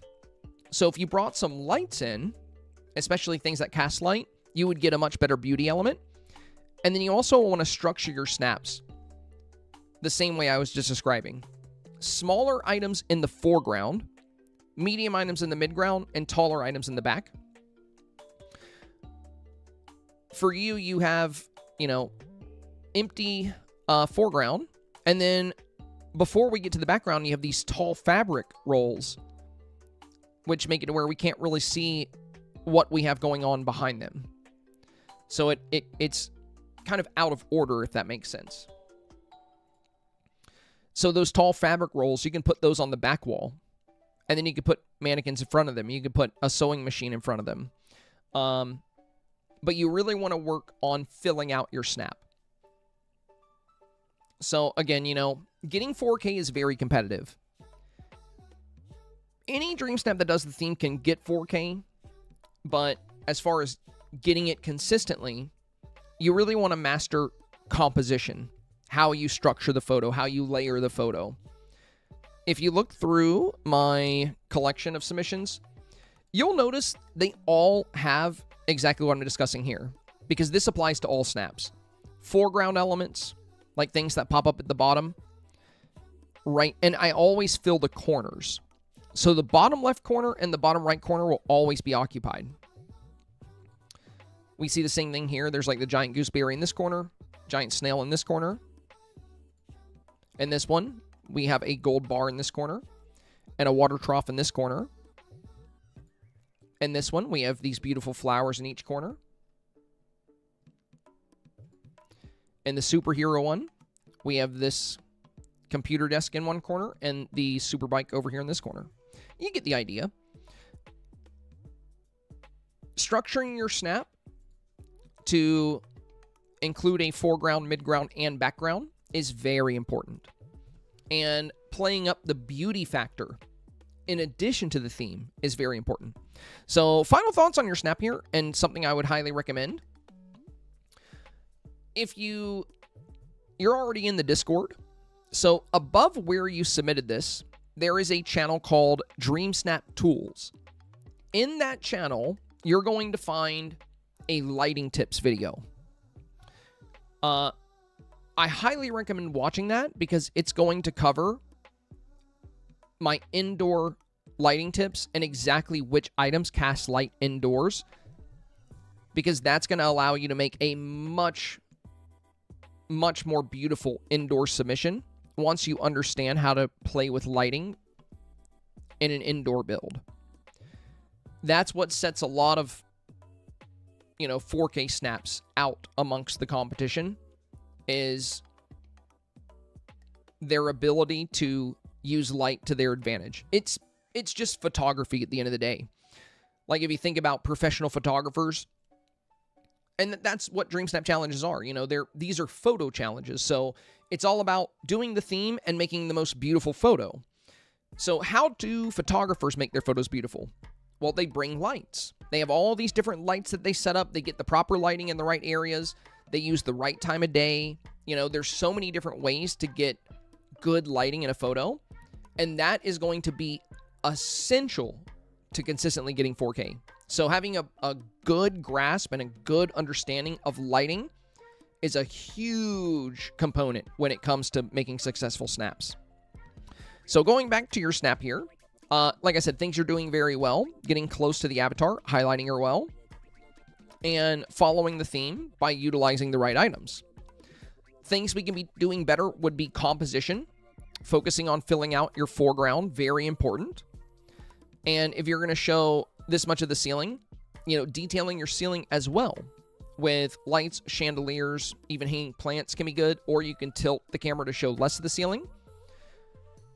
And if we're going to get close to the avatar, because that is a good idea, we're going to want to take the time to also customize our makeup and heavily consider our look to tie it in with our setting. That doesn't mean just matching the colors of your setting. You have a lot of black and white, but that doesn't mean you want to wear black and white pants.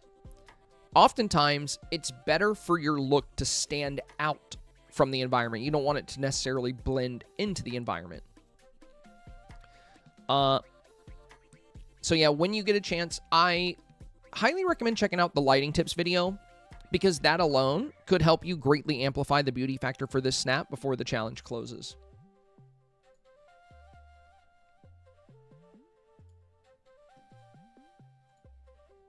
And thank you for the first time review, Lisa. Looking forward to seeing more of your work.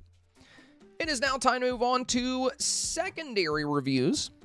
These will be focused on snaps that we reviewed yesterday that received advice and have now made changes or edits, and then we can cross-compare. If yesterday's snap is better, then I'll recommend going with yesterday's snap. If today's snap is better, then we'll recommend going with today's. Ultimately, it's your choice. At the end of the day, these are your dream snaps, so ultimately it's your call what you choose to submit.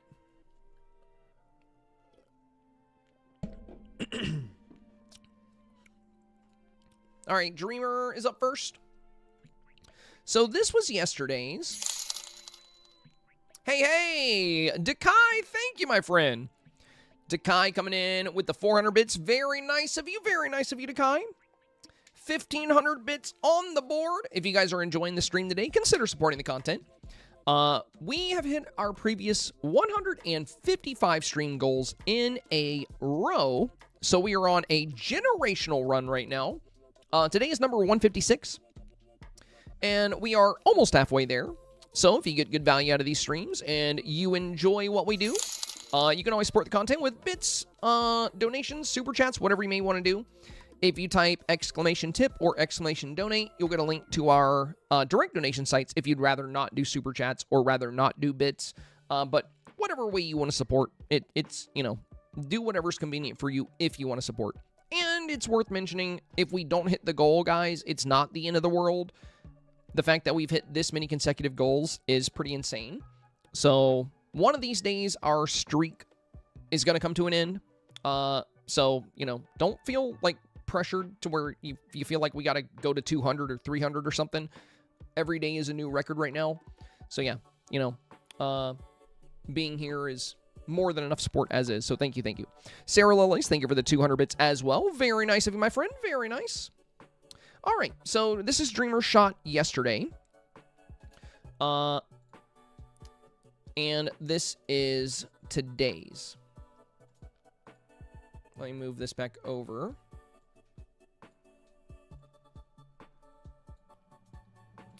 Okay, so we talked about the pencil pose, like you're holding it in a very awkward way here. You know, if you wanted to use the pencil, I would just let it rest on your shoulder. But also, since you're working as a seamstress or a fashion designer, you know, I would recommend doing a pose that highlights that rather than posing with the pencil. Yo, Bobs, thank you for the 200, my friend. Thank you. Much appreciated. And we also talked about lighting. We talked about getting a bit more lighting in your room. Now, you kind of overdid it here with the lighting a bit. Now, here's the trick with lighting, Dreamer. When you add light casting to a build, you can't really slam your lights right against the wall. Oh, no way, dude. Mama Dukes with a dono as well. Thank you for the 420, my friend. Much appreciated. All right. Let's go. Thank you, thank you. 2169 on the board now. Almost halfway. Let's go, let's go. Thank you again, friends. Thank you again. So, I'm glad you're adding light to your build, Dreamer, but you're going to want to pull these light sources away from the wall.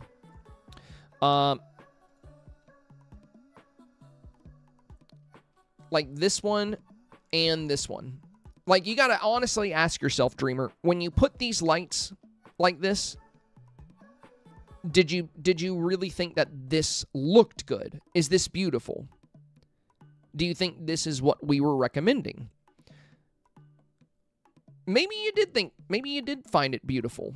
I don't know. But I'll tell you, I don't think a lot of people are going to like how bright that is. We want light on the walls to amplify color. That's why we're trying to get light on the walls. That's where we're trying to brighten up the build. We don't want to nullify the color with all this heavy light. So if you just pulled those lights a couple of squares away from the wall, it would look a lot better. Let me give you a quick rundown. Okay, you see in this photo, you see how there's no super bright light on the wall? It's because these chandeliers are 2 to 3 spaces away from the walls. So they're casting light on the wall, but they're not, you know, creating so much light in one spot that it destroys the color. So, you know, we want to brighten this snap up a little bit. That's the whole strength of doing indoors. You get really good control over your lighting, so you want to take advantage of that. But that's not what we did here. And this is why we do re-reviews, because if you just submitted this, then it's not going to be much better than yesterday's, but we can help you fix it. So you have better lighting here. You have a better pose. I like that you're actually interacting with one of your mannequins. So that's a good strength. Hey, Fim, thank you, my friend. Fim Paytow coming in with a dono as well. Let's go. Thanks for another week of fantastic reviews and content. Of course, of course. Oh, damn, bro. We got Bob's coming in, too. Wow, thank you, guys. Oh, dude, we're at 4169. Fim, Bob's, thank you, you two. Thank you. 4169. Wow, you guys almost finished the goal already. That was so fast. Much appreciated, my friends. Much appreciated. Thank you, everybody. And yeah, that is awesome. That is awesome. You know, we do put a ton of work into the review streams, so I really appreciate that. You guys really appreciate that. Yesterday was a long one. We streamed until 10 o'clock last night, so that was a big day. So thank you for making these streams possible. I greatly appreciate it. So advice here, Dreamer, pull these lights away a little bit. Just pull them away. I can show you real quick. I'm gonna go. I don't want to take too much time away from checking out these reviews, but I would like to show you exactly what I'm, you know, kind of recommending here. I got rid of that now. You know, we'll just move this down because I feel like that's going to come back up later.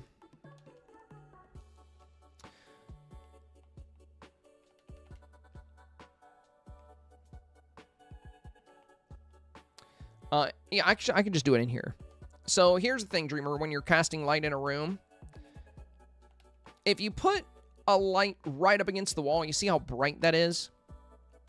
If you just move it away a little bit, you still have the light. See, now, no light. You see how dark that door is? Look at how the light progressively gets stronger as I move the light source to it.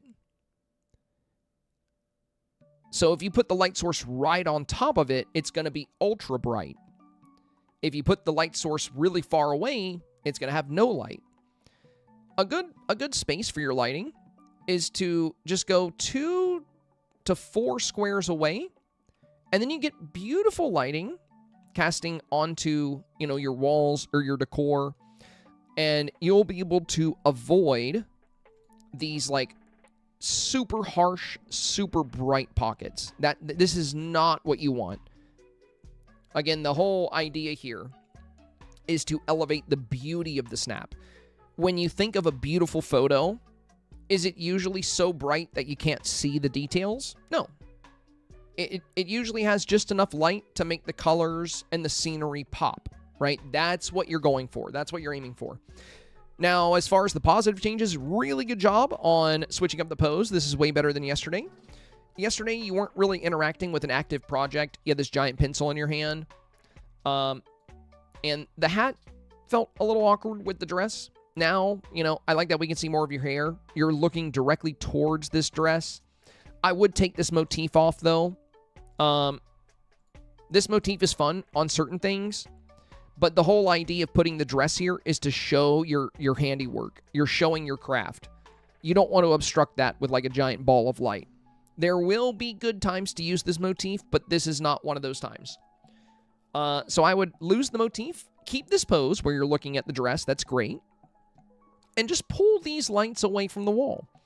If you pull them back, you know, 3 or 4 spaces, you'll get beautiful light casting into your scene. And then we won't have these very obstructive flares. Also, since you're putting lights over here, I would switch to the black mannequins. The white ones are far too reflective, which is giving you another very bright pocket here. So I would switch to the black base mannequins. That way you can still have these beautiful lights overhead here without this flare along the mannequin line here. But yeah, looking better, Dreamer. Just address those final issues and, you know, you'll be in decent shape this week. Ultimately, it's going to come down to what you pop up against, of course. Carolyn, this was yesterday's, and this was a beautiful submission. It captures the avatar very well. The main thing we talked about with this one is I would love to see an alternative indoors. You know, this one it's not bad by any means. They have good foreground elements with the crafting stations. They have a good outfit. But Carolyn was worried it felt a bit more like a runway and not quite like a workshop. So I recommended let's make one inside and then we can compare the two, and maybe the indoor one will be the better option. Maybe it'll feel more like a workshop, more like a craftsman. Because right now it kind of looks like Cruella's the craftsman and you're the model. So let's take a look at the new one. All right.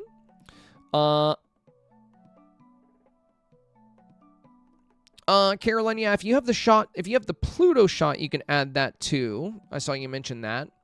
Well, I like the pose. And this makes more sense, but one of the things hurting this shot, Carolyn, that's hurting the beauty element is this harsh light haze you have in the back. I don't think you need these lights here. These ones aren't casting. They're just, and I don't think you need these runway lights in the back. This yellow haze in the back is sucking all the color out of these outfits. Like you have this red outfit here, this Jack outfit here. Look at how good the colors look on this dress on the right. And just look at how much better the right side of the shot looks.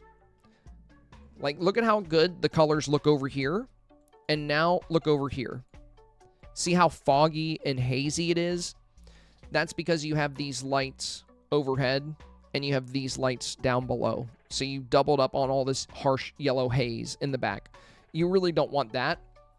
Another thing I genuinely try to avoid when doing indoor submissions is a lot of white and gray. Now, a lot of the Cruella stuff is white and black. But you can use that and still have fun colored walls. So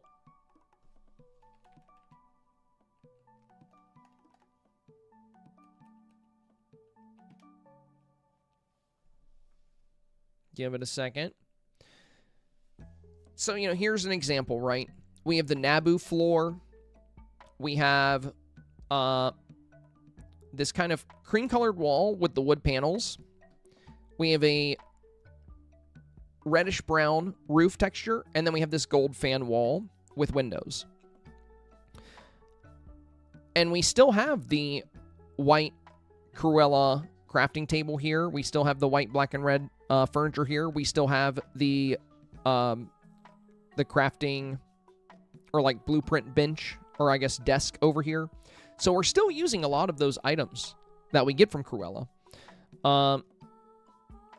But when you go indoors, you want to add lights that actually cast.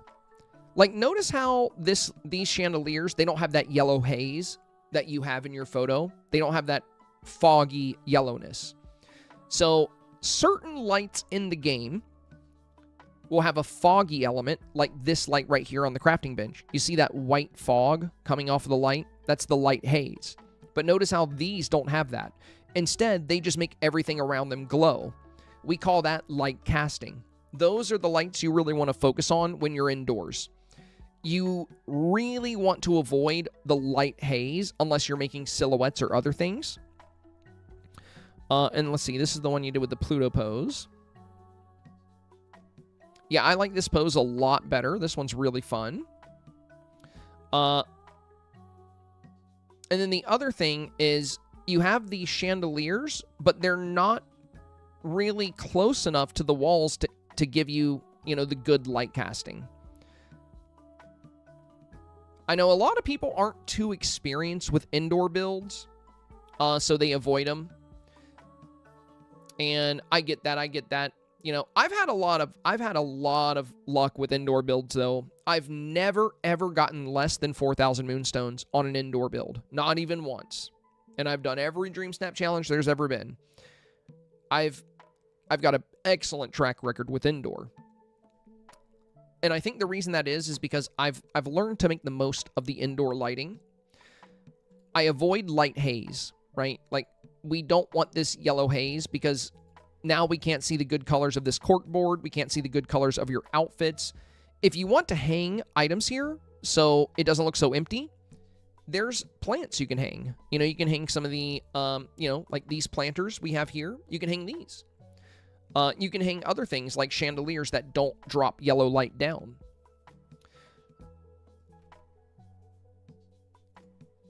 And I think your photo would look a lot better if you got rid of that haze. That's what's hurting your beauty factor. I think you chose a great floor. I love the coloration of this floor here. And the roof looks awesome as well. The gray wall, it can work. It can work if you want to go with it. But I would take advantage of these chandeliers a bit more. So you're using the same chandeliers I have here. And also for these particular chandeliers, they do cast that yellow haze. See the yellow haze all around them? But there are chandeliers that don't do that quite as much. You'll have more options if you wait until after 6 p.m. local time, because way more stuff casts light. And no, changing your time offset will not do anything with that. You actually have to wait until that time. But things that always cast light, you know, I probably wouldn't use this, but the Nefarious Chandelier, the Black Gothic Chandelier, the Hooked Lamp. This one is really good. It's great for wall decor because, look, it actually casts light onto the wall and onto surrounding items. Like, look at the pillar. See how the pillar glows when we get this close to it? Very good beauty factor. This is one of the few wall sconces that always casts. Now, a bunch of them will cast light after 6 p.m. local time, but that one always does. And there are a few other chandeliers. So this one was part of the Ultimate Edition. This is the one I'm using in my snap. And as you can see, this one doesn't have that yellow haze. I don't know if you have this one. A lot of people don't. So if you don't worry. I have other options. But look at the difference between these two chandeliers. You have this one, and you have this one. So they both cast light, right? They're both making the environment brighter. But this one has this awful yellow haze all around it. And this one is just very crisp and pristine.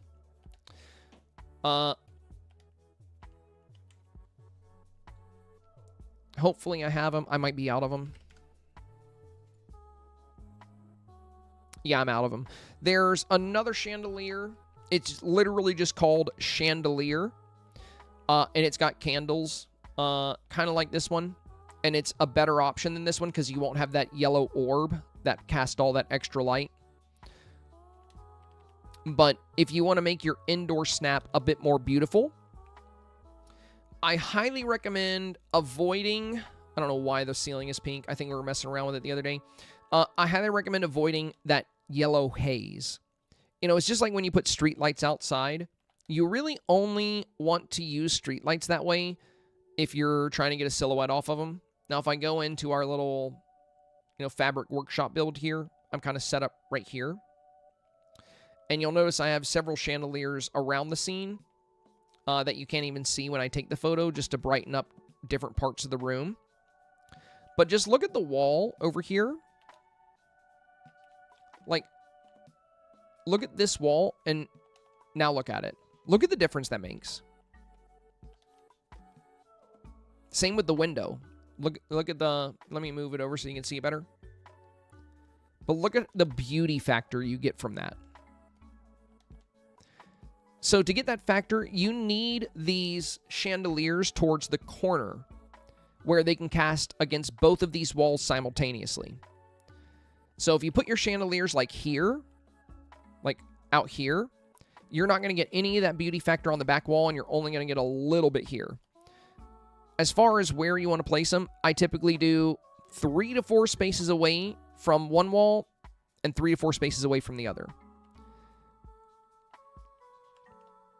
And then you're going to get, great light casting on both sides of that wall and onto whatever windows you have here. Now, after 6 p.m., this will cast as well. It's not casting right now. I have to wait until after 6 for that. But if it was, these mirrors would look like this. The reason we want to use this one instead, though, is because it's a little easier to see past. But you could use this if you wait until after 6 p.m. your time. You could use this. The LaBouffe chandelier.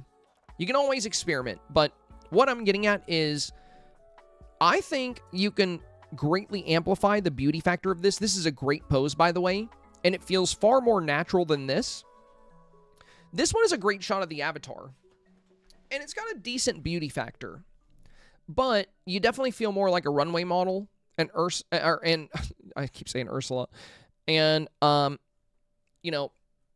with Cruella here, she looks more like the fashion designer.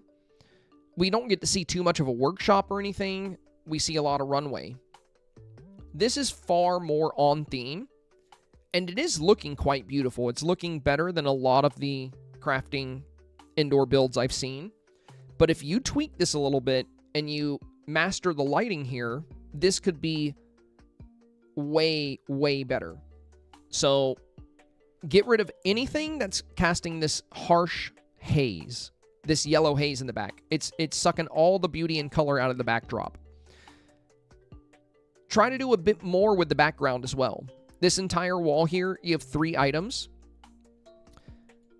One of the big benefits of going inside is you have access to so many different styles and backdrops. There's tons of walls to choose from. There's tons of wall decor. And there's tons of things you can put up against the walls, like these fabric rolls, mannequins, tables, you know, this drafting table. There are so many good items you can put into that photo. So the fact that we have this, you know, this back wall kind of open, this could be a good bit stronger. You have a sewing station over here, but it's completely hidden by Cruella. You know, you can always move that over and get rid of these lights. The last thing I'll recommend, this closet is kind of fun, but I don't think it's too worth using. And if anybody out there is using it, you know, I'm not saying it's ugly or bad. The problem with the closet is that it has a really annoying footprint. So nothing can be placed within 4 blocks of this closet on either side, which means placing this closet means you have to have 8 blocks of nothing, 4 on each side. That's a lot to ask. I mean, you could put it right next to shelves like this, but if you're using a lot of wall decor, you know, we can't put anything here or anything here. That's why I chose not to have it in my scene. But, you know, if you do use it, I would just recommend having, like, you know, a shelf next to it or something like that. But yeah, I would say out of all your current submissions, Carolyn, this one's definitely the best. I love the Pluto pose here. She looks really pretty, really good wow factor on the avatar. A great shot of her interacting. If you were to clean this up, get rid of the light haze and choose chandeliers that don't have this light haze around them. Get them closer to the wall so we actually get some light on the walls. And then put some detail on your walls. I think you can have a very good beauty factor here. The foreground is already very strong. Cruella is very strong. Your pose is very strong. Really, all you need to adjust is this backdrop. That's it. That's all you need to fix. And I think you'll have a 4K snap on your hands. I mean, you might already have one, but I think you can lock it in if you address the backdrop. That's the main area of focus here. M's is next. Now for M's, the main thing we talked about was getting some light. Same thing here, getting some light into this scene. And I also mentioned they don't even have to put the chandeliers in the photo. They could just put them on the edge of the photo to get this photo to pop more. And there we go. Look at that. You know, small change, but look at that extra lighting. You can see how much brighter the room is. How much brighter the hair on this mannequin is. How much brighter Daisy is, the avatar. This really elevates the beauty factor of this snap. So a very small change, just adding some, adding some lighting slightly out of the frame here. And one thing I think that's worth looking at here when you do this, look at this Padme mannequin without the lights, right? You see how she looks?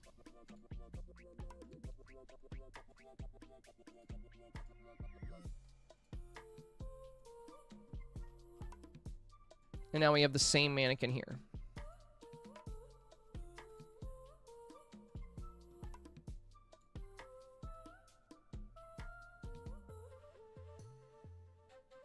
I just want to do a side by side.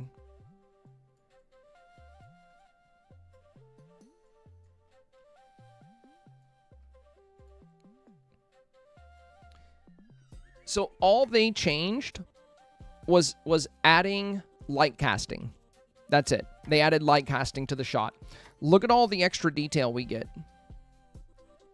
All the extra color we get throughout the hair. Huge change, right? A very small tweak and a very good improvement. So yeah, Ems, good job, good job. It stands out very well. Very great color, very beautiful. Hopefully you'll get good results. There are a lot of very strong indoor submissions out there. So ultimately it'll come down to what you pop up against, but the Dreamsnap is stronger than it was yesterday. So good job. Miss Spock is next. So this was yesterday's. Talking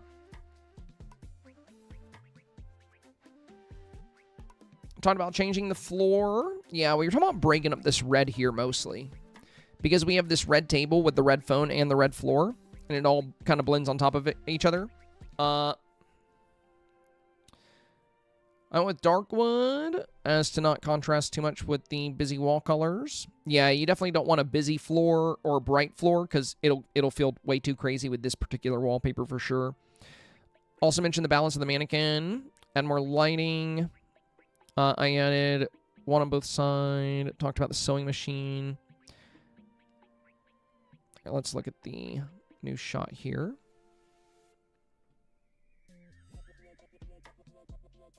Oh, very nice. Yeah, I love the dark wood, actually. Yeah, that was a good call. And the nice thing is, even switching to the dark wood, you know, you still have so much, you know, you still have a lot of red in the photo, so I'm not missing the red at all, you know? You still have the red here from the table, you have the red phone, you have this red table with the sewing machine, you have the red fabrics in the back. So yeah, I really like the dark wood. I think that looks great. I think that's a good change. Also, your lights are a bit more crisp here.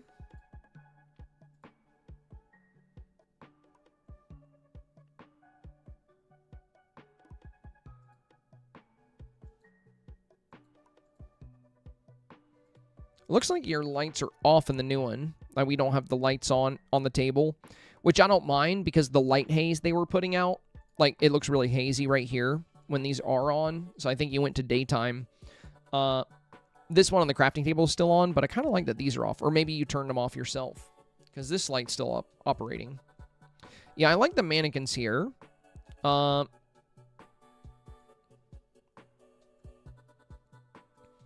the avatar definitely feels a lot happier and beautiful. I know in the shot yesterday, we were using this pose to kind of look towards the crafting table. But she looks like she smells something disgusting. Which, again, it's not your fault. It's just the way Gameloft made him look sometimes. But she doesn't look very happy, you know. This is the face I make when someone farts in an elevator. So I like the new pose a lot more because this has a great beauty factor. She looks proud. She looks confident. She looks beautiful. And I think that resonates well with the way you've styled her here, too. So, yeah, overall, Miss Spock, very positive changes. I think you did a really good job with the advice we discussed. And you even adjusted some things that I didn't mention. Like, I actually like that we don't have the light haze anymore. It makes this feel so much more crisp. Which is kind of what we were talking about with this one. You know, if we get rid of this light haze and make this more crisp, it's going to be perfect. But yeah, we had this light haze up here yesterday and right here. And then now we have this very crisp, very clear, very beautiful scene. We have a little pocket of light here, a little pocket of light here. Great shot of Cruella. Overall, very solid changes. This is a great workshop. Good beauty factor. Yeah, well done, well done. I like it a lot. Great job, my friend. Great job. Poppy. Oh, God, you scared me. Oh, my God. Oh, my God, bro. Thank you, thank you. Hey, Sunshine. Happy Tuesday. Sunshine coming in, knocking out the remainder of the goal. Let's go, you guys. And you know what? Next week, I promise next week, I'm going to have a special effect for that. Like, when we hit the goal, I need to add it. I need to add it. I wanted to do it last week, but I was pretty busy over the weekend, so I have not had a chance yet. But you guys definitely deserve some kind of pizzazz when we hit the goal, for sure. Carolyn said, I was live editing when you were talking. If you have time. If you still have time, says Carolyn. Oh, yeah, you can rewind it if you haven't seen the review. Carolyn, you can rewind for sure if you want to check it out. All right, let's see. Sapphire says, if I sub today, SimLily, FYI, SimLily, if you wouldn't mind, my moderators will help out new people coming in. So, Sapphire, you said, if I sub today, will I be able to submit a first-time snap review? Or should I wait until the new theme tomorrow? So, Ashley answered you there. SimLily, please do me a big favor. I don't know if you were here earlier, SimLily, but you've been commenting on people's posts in the Discord. And I know I know English is your second language, so I'm going to try to be very understanding here. Because I think there might have been some miscommunication. But I needed to talk to you. So when you get a chance, SimLily, I would love it if you would read the rules of the Dreamsnaps reviews for me.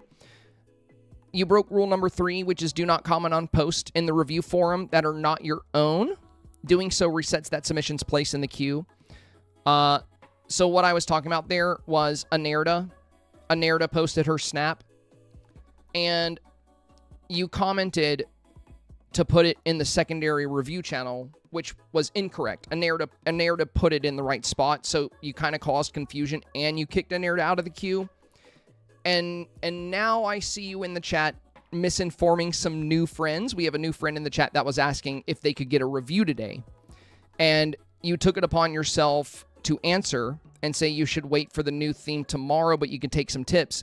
SimLily, that is not your place to say. That is not your judgment to make. That is not your call. You are not a moderator. You are actually a very new member of this community, so I'm not sure why you're answering for me or for my mods, but this is, like I said, I'm going to try to be very understanding here. This is a warning. When it comes to people coming in to ask about the snaps and the reviews, it is not your place to tell them what they should do or what we do here. The mods will handle that. So please, please, please, SimLily, when you get the time, read the rules of the Dreamsnap support section for me. And secondly, let the mods answer questions about people seeking whether they could get reviews today or how to get reviews. The moderators will handle that.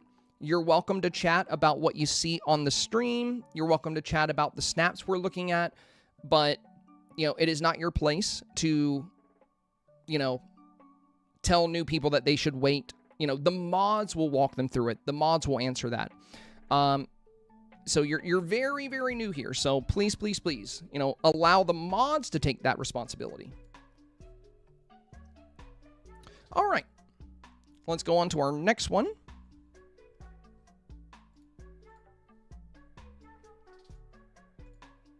So we just got Miss Spot. Great changes, Miss Spot. Great changes. We got Poppy next. So I think this was, yeah, you had some indoor and some outdoor. So the first one was your outdoor variant. Now this is the new outdoor. Okay, very good. And the new indoor. Ooh. Dang. Good job, Poppy. These are some amazing changes. You did a really good job on these. Okay, so for the outdoor one where you made it look indoors, my big recommendation was instead of posing with the pencil, I know your idea was like that you're sketching up new concepts, but let's get a pose of you working on your craft. And you did a fantastic job with that. I really like the way you posed with this mannequin. Also, love your outfit. You look very professional. So this is really good. But what I really like is this. You totally knocked it out of the park with the beauty factor here. So we have the one here from yesterday, which was looking pretty good. But we did talk a lot about, playing up the white walls very heavily and bringing in some additional color. And we also talked about breaking up some of the black and white here with like the black and white rugs because we have so much black and white. But I love what you did with the changes. Having the black and white carpet cut off here into hardwood for the workshop here in the back. And switching to this wood wall with the closets. This looks really nice. Both of these are good submissions. So honestly, Poppy, I think you're safe to choose either one. These both are good candidates for 4K. This one does have a much stronger crafting interaction, though. Like having your hands kind of around the mannequin here really showcases your work as a craftsman.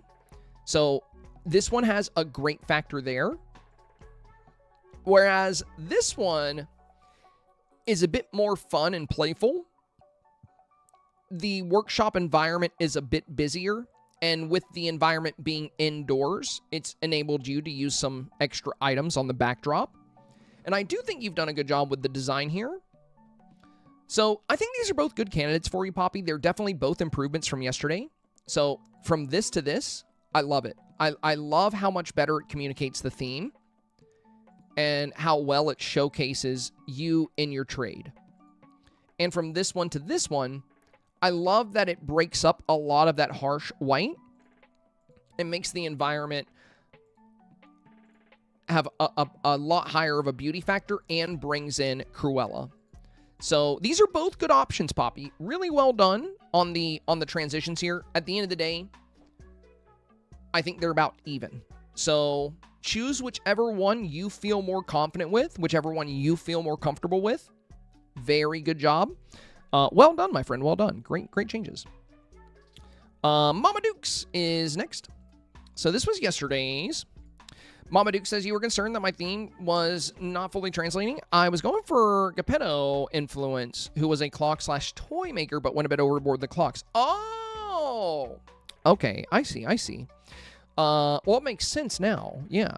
I also made some adjustments to the avatar as chat comments were saying it was giving Santa vibes. Huh. I don't know if I saw Santa, but if people in chat were saying it, that means some people would definitely feel that way. So, yeah, it looks like you got rid of the beard. Okay.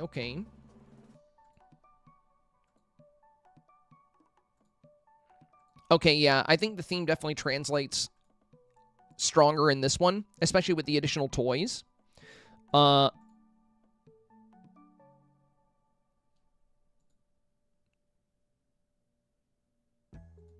And toning down the amount of clocks. So I think that translates well. Though my one recommendation here would be, is there a less creepy toy to put like right behind you? Not that I don't like these, they're like really fun, but like everything in your toy shop looks like so wholesome and cute. And then I just see this terrifying presence. I'm wondering if there's like, what about one of the little Monsters Inc. stuffed dolls? You know, like the little eyeball one? That thing's pretty cute. What about one of those? That could be a fun one. But I mean, if you want to use the Jack in the Box creepies, you totally can. Maybe just have one Jack in the Box and then one of the little Monsters Inc. toys. I don't know. I mean, you know, everything here looks like super cute and playful and like child friendly. And then there's this. But yeah, now that I know you're going for Geppetto, it makes more sense. It makes more sense. But this is why it's a good thing that you guys don't tell me what you're going for, because there's a chance I won't get it, and then you'll know for sure that it's possible voters won't get it either. But yeah, I think on today's, looking at the build, it's far more obvious that you're making toys here. So overall, I think very solid change. I think the theme translates very well here.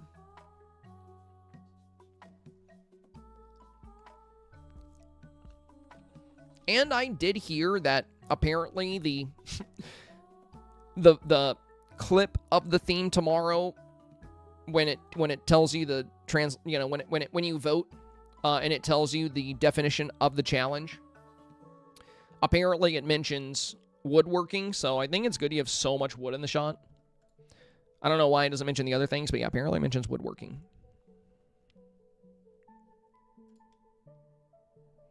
And give me 1 second, you guys. Give me 1 second. I need to message a moderator about something. Sorry, and then we'll move on to the next one.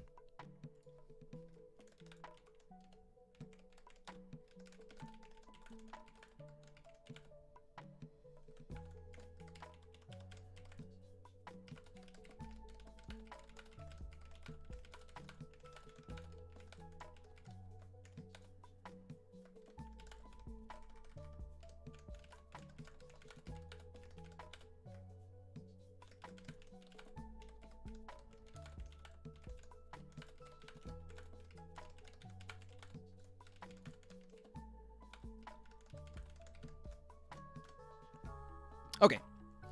All right, moving on. God bless my moderators. You guys are great. Jingle Bells is next up. Now, yeah, I think this was yesterday's. Beautiful backdrop, beautiful workstation. Really, the main thing we discussed was, I think, highlighting the pottery more. Because you can do painting, but as a craftsman, it's not going to work as a craftsman profession.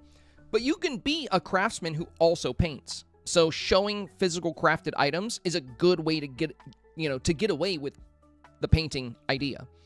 So that was the main thing we discussed here. Because this is a really cute scene where she's kind of painting lady. And we have this beautiful flower field here. Very Dutch scene, gorgeous shot. But we already have the pottery set over here. So we talked about what if we expanded on that and we brought more pottery elements in. That way we can see that you craft physical items as well. And now we have that. We have a nice little teapot. We have this tea kettle here. There's the plate. And then we have the clay for forming over here. We have these little statues. Great job. Great job. And you kept your original idea. This is a really great addition for your snap here, Jen. You were able to keep your beautiful original idea here. You kept the beauty you had. And if anything, adding these elements actually filled out the base of your scene even more. So now we got even more fun details. I also think lady looks a little bit better here today too. Oh, I like the water bucket there as well. Very clever. Next to the clay because you need that for forming. Yeah, really good job. It feels a lot more like a workshop now, instead of, just an area for painting. It feels more like an area for forming and producing these items. So I think you did a really great job with the advice, and you were able to keep your original concept alive, which I love to see. So very good job here, Jen. I think this has an even stronger chance for 4K now. Well done, my friend, well done. It still prioritizes the painting, but I'm hoping that having, physical goods here as well. Again, I think as long as you're creating something, you're likely to get votes. And, as long as you're creating something in your snap is beautiful. So, painters, bakers, chefs, potion makers, they all have a good chance for votes. But overall, I think people that are showcasing themselves in positions of craftsmen are going to be much safer this week. But you can still definitely get 4K doing any of those things. As long as you're making something and you have a beautiful snap, you'll have a chance for votes. But I do think the more traditional craftsman roles are going to be a lot safer due to what the challenge specifies. Now, adding these in, I think, does make this submission a lot safer. And it adds to the beauty element, too. I love the statues you've put in. That showcases your handmade details really well. And that's something the challenge directly referenced. So, well done here, Jen. Well done. A few subtle changes, a great improvement. Good job, good job. Scylla is next. So this was yesterday's. And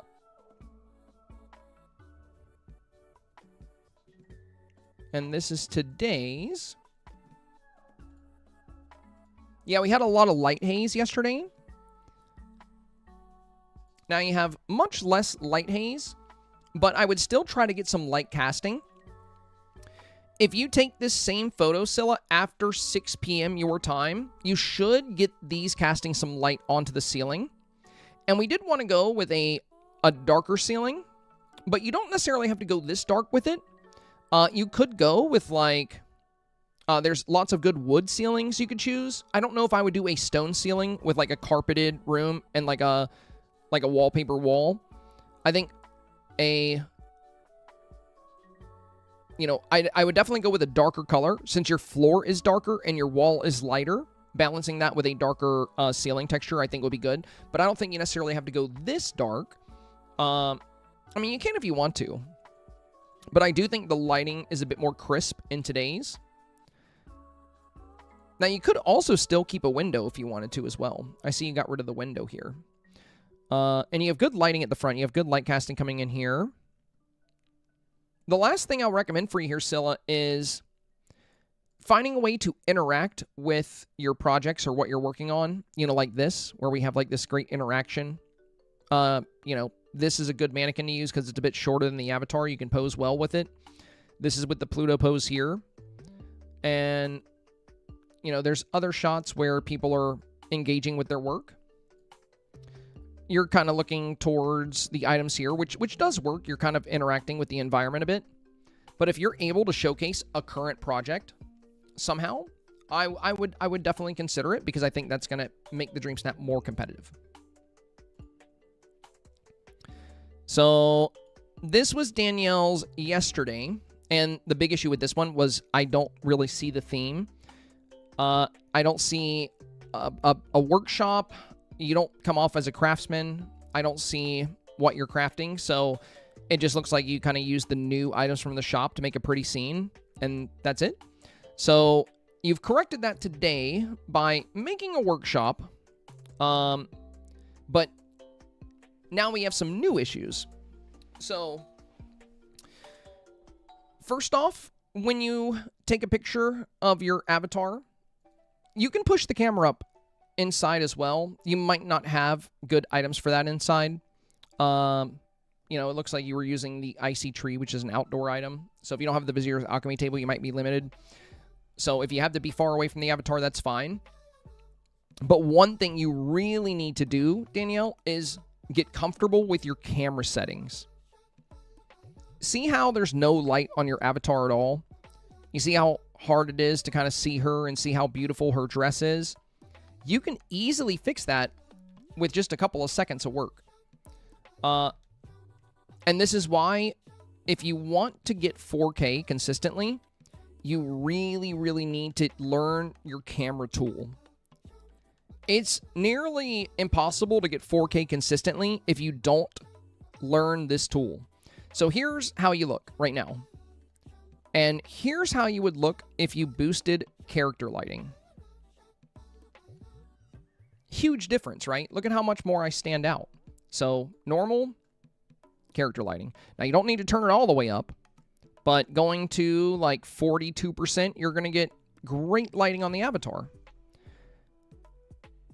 And this, if you're trying to get 4K, this is definitely something you need to know and you need to utilize anytime the character doesn't have light on them. If you're outside and you have the sunlight hitting you, it's not necessary. So in yesterday's snap, you're well lit, but you're completely off theme. Today, you're more on theme, but you have no lighting on the avatar. Now, the other thing I've already discussed, you want to cast light inside like this, but you can't put your lights right against the wall. You see how ultra bright that is? You see how it's just completely, it's like a big light flare? You want lights by the wall to like light up the wall, but again, a good rule of thumb when utilizing that approach is to not put your lights right up against the wall. Just put them a few spaces away from the wall. So here's how the wall looks without the light, right? Here's how it looks with the light right on the wall. See how it's like way too bright?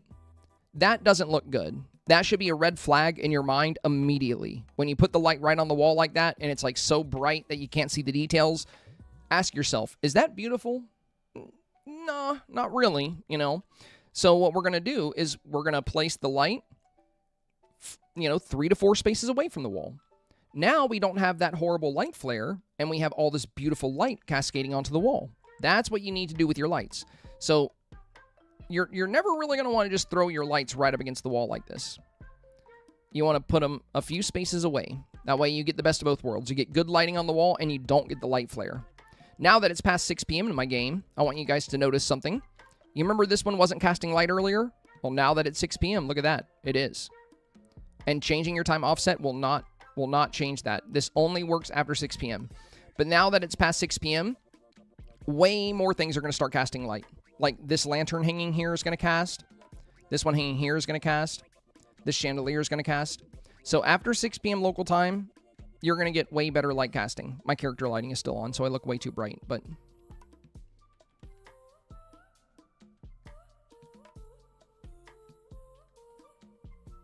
yeah, for some reason, character lighting will just stay on sometimes. Here we go. But yeah, now we have light casting back here, here, and here. And yeah, the key is to not put the lights right up against the wall. That's the key. You put them a few spaces away from the wall. So this is definitely much stronger than yesterday because you did the theme, and that's very important. But again, you have several new issues, you know. Number one, no light on your avatar, so you're going to need to adjust your lighting. Number two, you're going to need to move these lights away from the wall because it's far too bright right up against the wall. Number three, when you choose, you know, when you're building a snap, everything needs to be intentional. Everything. Every window, every piece of decor, every companion.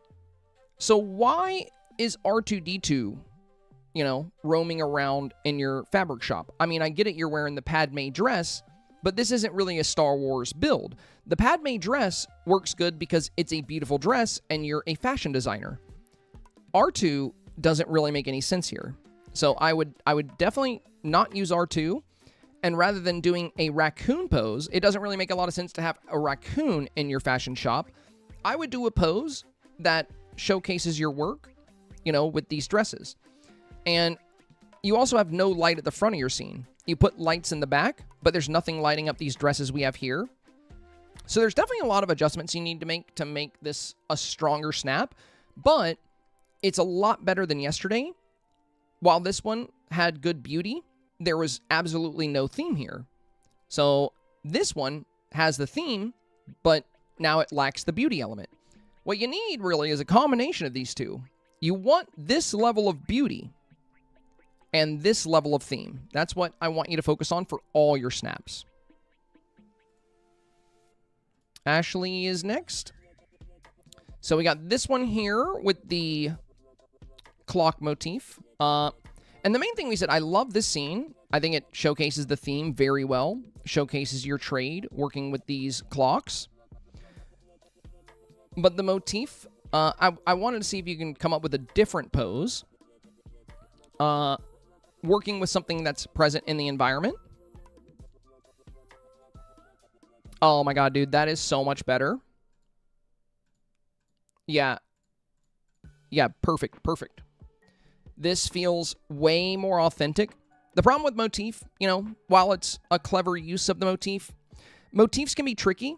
There are some motifs Gameloft has added to the game that feel very good in Dreamsnaps. They feel very natural. But at times, their two-dimensional qualities they force the viewer to imagine it as real. You don't want to put that on the viewer. You want to make it real as possible. And that's exactly what you did here. Absolutely fantastic job here. And it looks like you have a different version as well. I think I like this one where you're reaching up more, because your hands are a bit more towards the clock piece. But these are both good. I would go with the first one here. Amazing job. Well done, Ash. Well done. Yeah, this is very strong. I feel like this has an extremely high chance for 4K. If you were to change anything else, if you have the new pink blossom tree from the STARPATH, I think it looks a lot better than the pale magnolias. You can always, you know, throw one of those in the backdrop as well if you want to get some extra, you know, hot pink back here instead of the pale pink. But you don't have to. I think you're already set for 4K with this. Great job, great job. So Crafty Joe is next. We had this awesome blacksmith build. And we had this fashionista build here. So I really like the blacksmith build for this, but I wanted it to have the same strengths we have here, where we're showcasing the avatar better and showcasing the workshop a bit better rather than this upward angle. And then I think for the indoor one, we talked about boosting the character lighting a bit and working the lighting more in the scene. You did do a great job with the placement of a lot of the lights. You don't have them, you know, we don't have any super bright pockets, so that looks good. So the new one for indoor, yeah, you boosted the character lighting. You can dial it back a little bit if you wanted to, so she doesn't look quite as pale. A happy medium between these two would be good. And now for your blacksmith one,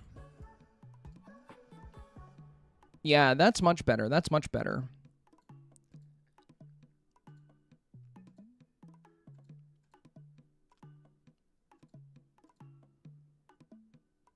I like the motif back here.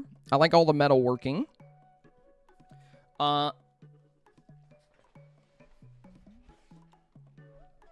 Now, if you were able to showcase yourself working on something because you're kind of facing this way, I mean, imagine if you did something like this, but with the armor. You know, imagine this pose, but your hands are on that armor, working on the armor.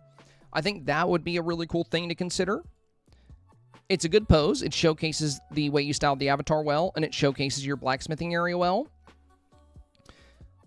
But you could do a pose that has a bit more storytelling and showcases you actually performing your craft.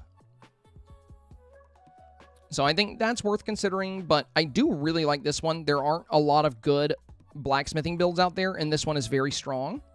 So I definitely think this is the best of your two options. And this one's good too, but for whatever reason today, notice how much wider your walls are. Like yesterday, your walls were way more balanced. Today, they're extremely bright. I don't know if you boosted light bloom or changed time of day, but you definitely want these walls. And you want character lighting, but you don't have to go quite this high. You just want your character to stand out. So right now, I think this is your best bet for sure.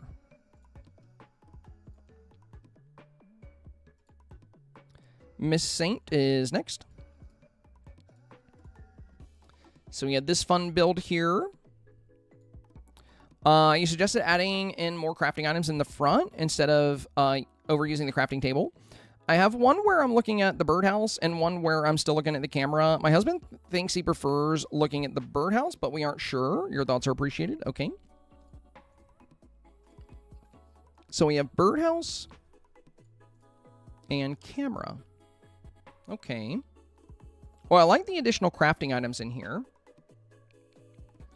One thing I think that would be helpful here is rolling back your vignette a little bit.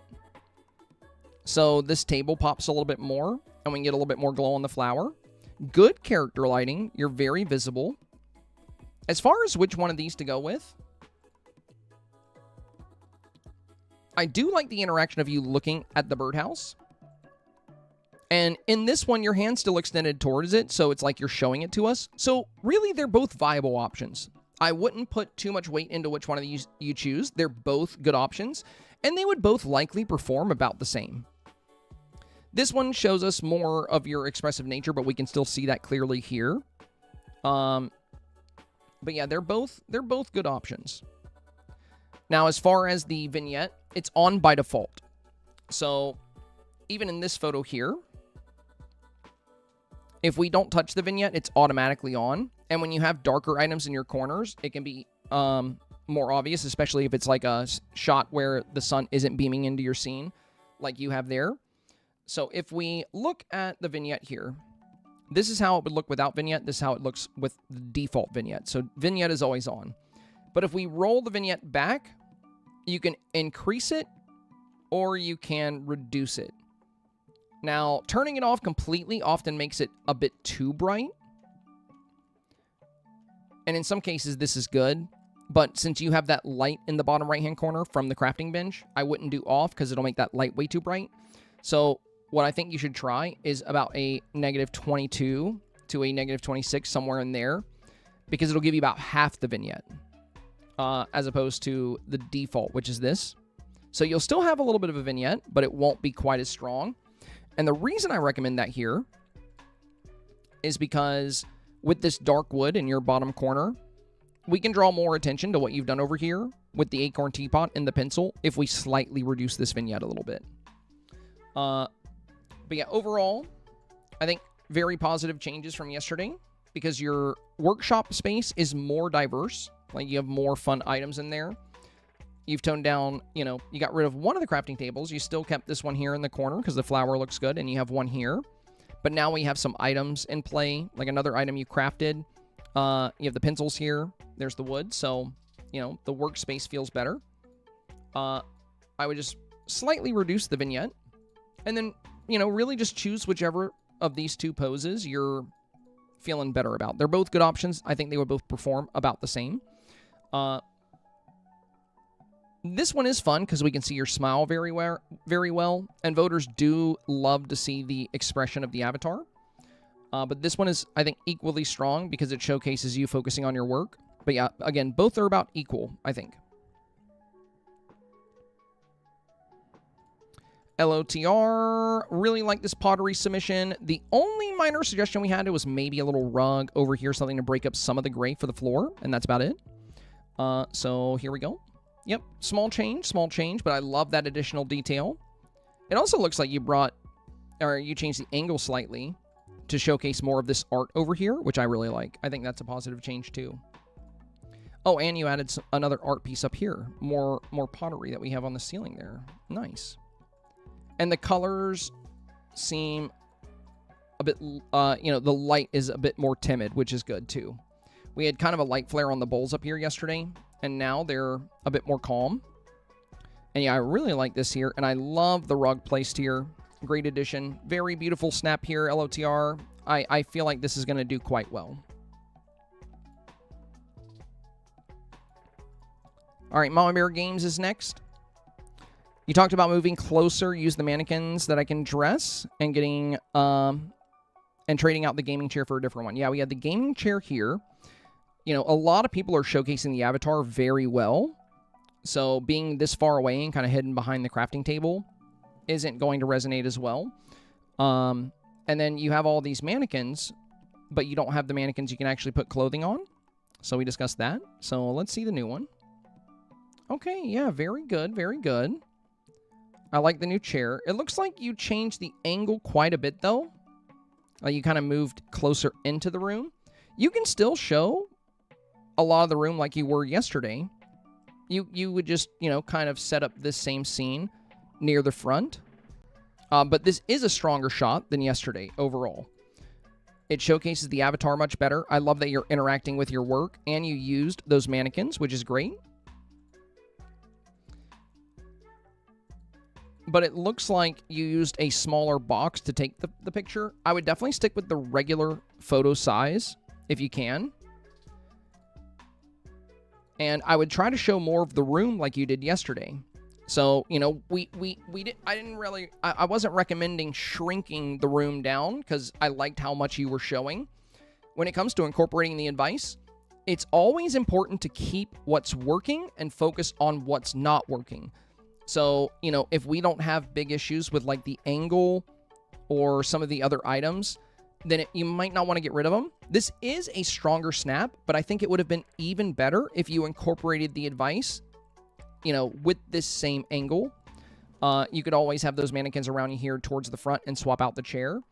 And then maybe you could have moved this workbench right here where this red table is.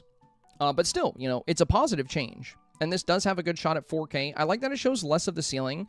And it does showcase you, you know, checking out your designs. The only issue is we don't have as much of a workshop feel as we did yesterday. Because yesterday we saw more fabrics in the corner. We saw the partition over here. We saw the crafting bench. Today, no crafting bench, no fabrics. There's some threads here. You still have a good workshop feel, though. But it would have been nice if we'd have kept some of the other elements that were working good. Still a better snap. So between the two, I would go with this one. But if you were able to showcase more of the workshop and still do this pose you have here, interacting with the mannequin, I think that would be ideal.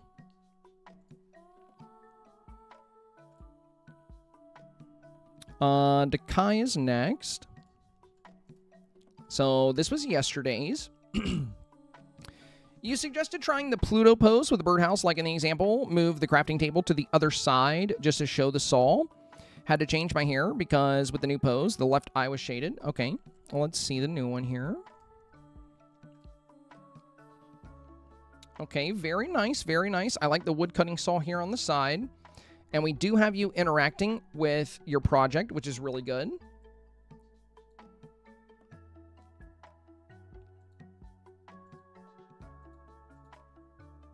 Yeah, I like the wood cutting saw.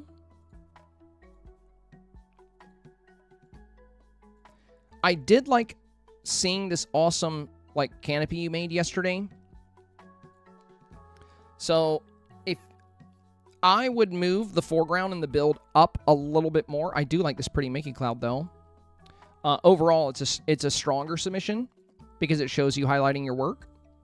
But if we could get a similar angle that we got yesterday where we can see these pillars and this rooftop, I would try to deliver on that as well. But this does showcase the avatar very well, and it showcases her looking at her work, which is great. But I would love to see as much of the workshop as we did yesterday. You wouldn't really have to move this wagon wheel here. You could just move the workbench kind of in front of it so we see the saw here. And you can keep this same framing. So we can see like the rock. I love the rocking chair. I like the flowers on the back. I like the roof. We could basically capture this exact angle, but with the birdhouse and this pose. So really what I would recommend from here is a combination of these two. I like this angle more, but this pose is more competitive.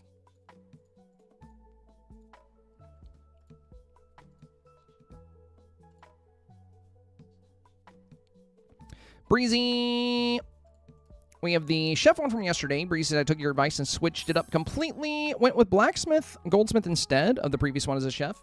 I do think that's a lot safer. Like we mentioned yesterday, if you go with anything where you're creating something, you're bound to get some votes. But it is far safer this week to go with a traditional craftsman role, since the challenge is all about craftsmanship. I mean, think about it. You make food at a cooking station, not a crafting station. And also the, description references woodworking, metalworking, and stitching. And about 90% of the submissions we see are people hand crafting items. It also mentions handmade details. So people that are doing fabric builds or working with clocks, these are great competitive snaps. So while a snap like this could potentially get 4K, it is very risky. So let's see the new one here. Okay, very cool. I love the pickaxe pose. Beautiful avatar here. We have the anvil here for forming. One thing that would be... Oh, I like the steam vent you put under the gold. That's cool. That's smart. Nice fire here. And you have, like, the lava down here, too. That's pretty cool. The lava stones.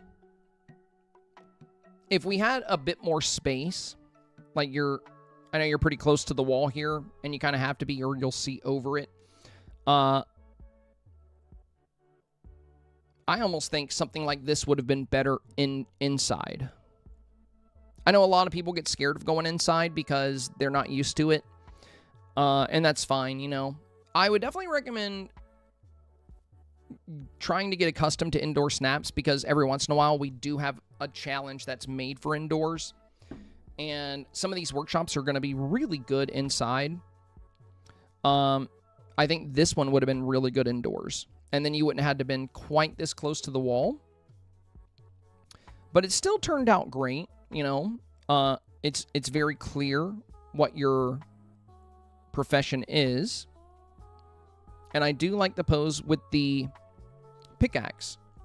But also, something that's going to make your submission more competitive, something we've talked about a lot, is getting very creative with your pose in a way to showcase what you're working on. Like, these submissions, I think, are bound for 4K for sure. And there's a lot of ways you can do this as a blacksmith. You know, we've had several submissions where, you know, people have done blacksmithing and done stuff with swords. You could do something like this, like Ashley did with the clock, or like LOTR did with the vase. And you can use the armor set. There's all kinds of metal items. The pickaxe is fun because, you know, if you're a blacksmith, you're going to be gathering ore. So it does fit with the profession. But since this challenge is, you know, to quote the theme, all about craftsmanship, storytelling in your snap to showcase that you crafted something is going to give you a competitive edge. Because a lot of people aren't going to do that, and it's going to impress voters. So this is going to be a great competitive edge, especially if you can make it feel convincing and real. You don't have to do this, you know. It's just something I recommend to have that competitive edge.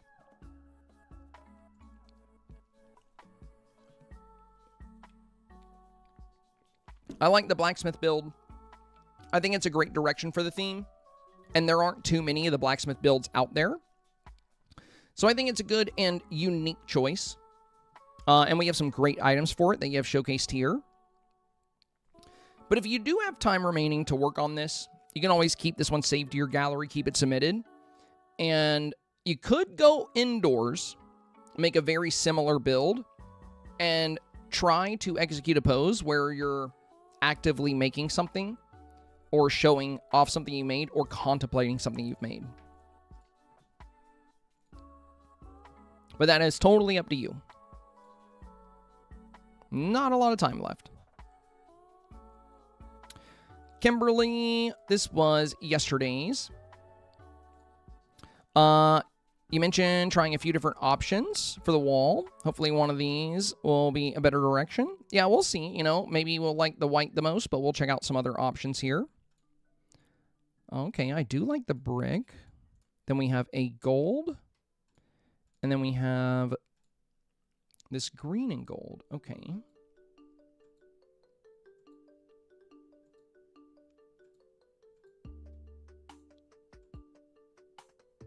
I think the gold is a bit too heavy. And I think the green and gold is a bit too dark, but I love the brick. This feels very natural in the environment. I think it works really well with the items you have in play.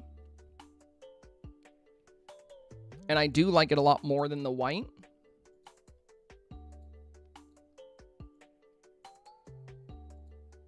Now for the chandeliers you're using, just keep in mind, these will not cast light until 6 p.m. your time, even if you change the time offset.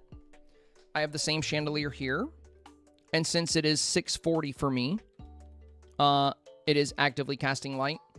So, you know, if I add a brick wall over here, hang on one second.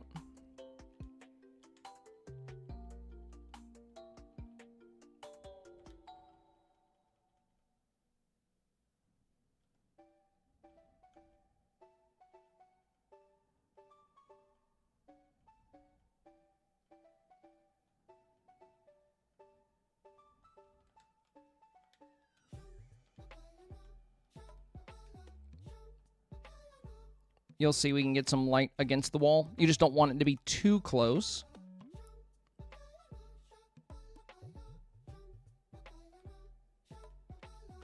But yeah, just keep in mind those chandeliers you're using. If you are trying to get light casting out of them, I just want you to be aware they will not cast light until 6 p.m. Not that you need it here. I think you have good lighting in this scene. You have good lighting coming in from the window here, which looks really nice. And I think the brick works a lot better than the white, because you already have good white in the shot. Like there's white on the dress, white on some of the mannequins, white on the board here, and white on the rug. So I like the brick. I think the brick is the best option. Feels very natural in the environment, and I think it adds a great beauty factor.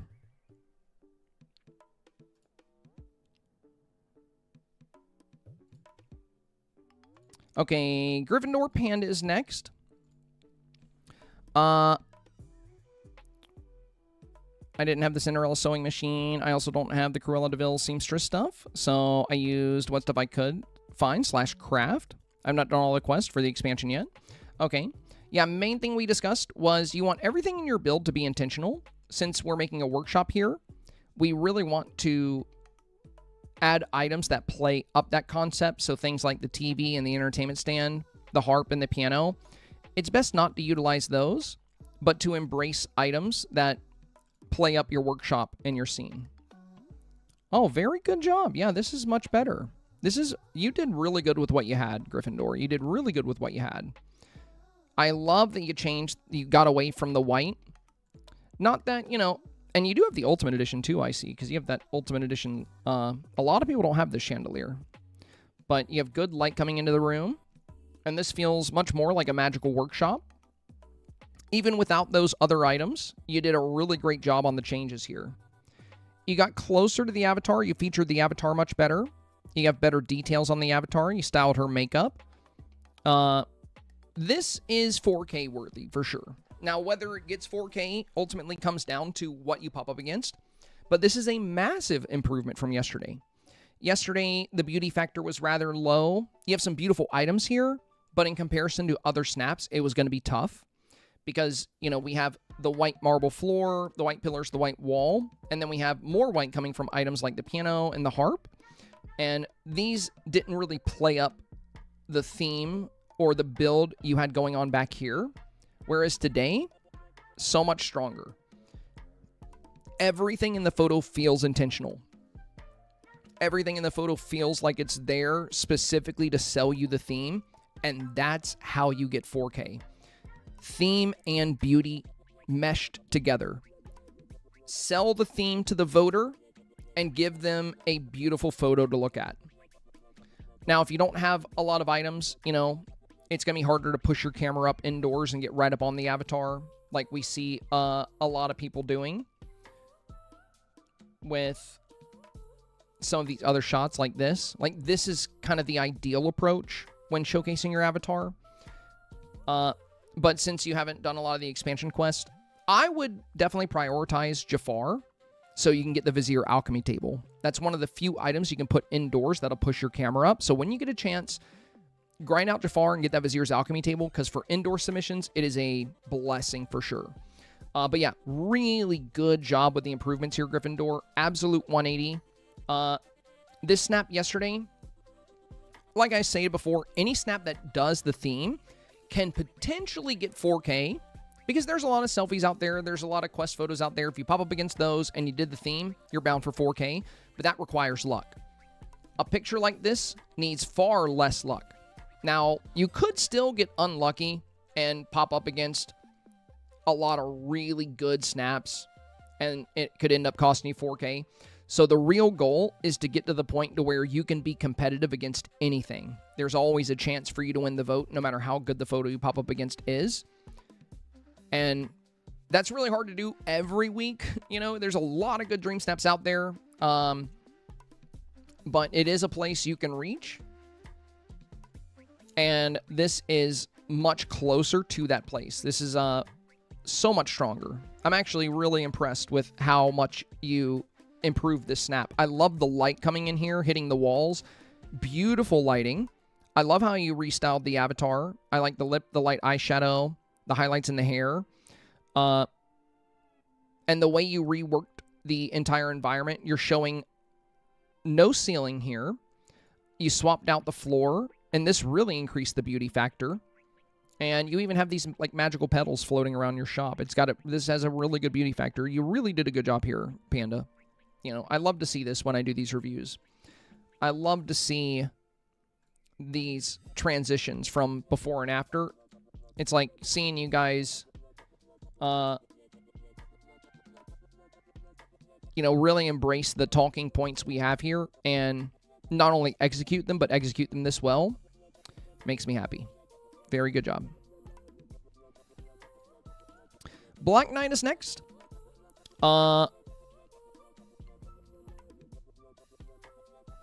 Yeah. Black Knight said, you basically said that the snap wasn't really on theme. I was going for a floral crafting idea. Yeah. We mentioned that yesterday. I mentioned that I felt like you were going for a florist, which can work as a craftsman, but you look like a gardener more than you look like a florist. So that's what we want to fix. That's what we want to fix. So you just want to sell the fact that you're a florist. You have the flower shop behind you. But, you know, you could, as long as you're holding the shovel and you have the spade and stuff, unless you're actually assembling something, you're not going to sell the concept of the theme as good. But you can get away with the, you can do a florist for this build and still get votes. But like we stated, when it comes to getting votes this week, one of the most important things you need to do is show that you're making something. Some things will be more risky because that's the theme, that's the challenge, is that you are a craftsman. And a craftsman crafts, right? So if you're not crafting anything, if you're just growing or you're digging, you're not really crafting. So you can do florist, but you gotta show us that you're making something. That was my big takeaway. So this can be on theme, but you don't want to appear as a gardener, right? Even the cooking snaps, and the potion brewing snaps and stuff, like, they can get votes from some people, I think. I think it's a lot safer to go in a different direction that's more of a, you know, a crafting role rather than a cooking role. But they can get votes as long as you're making something, you have a chance. So that was my main concern with yours, is this can work well if you can sell the idea that you're crafting, that you're making, that you're building, rather than just hoping that the voter assumes that. You know what I mean? So if you show it, no need for assumption. So this is the new one. Okay, we have you interacting with some work here. Now, you did say that you're worried it's too busy. I could try to remove the flowers and put the table forward.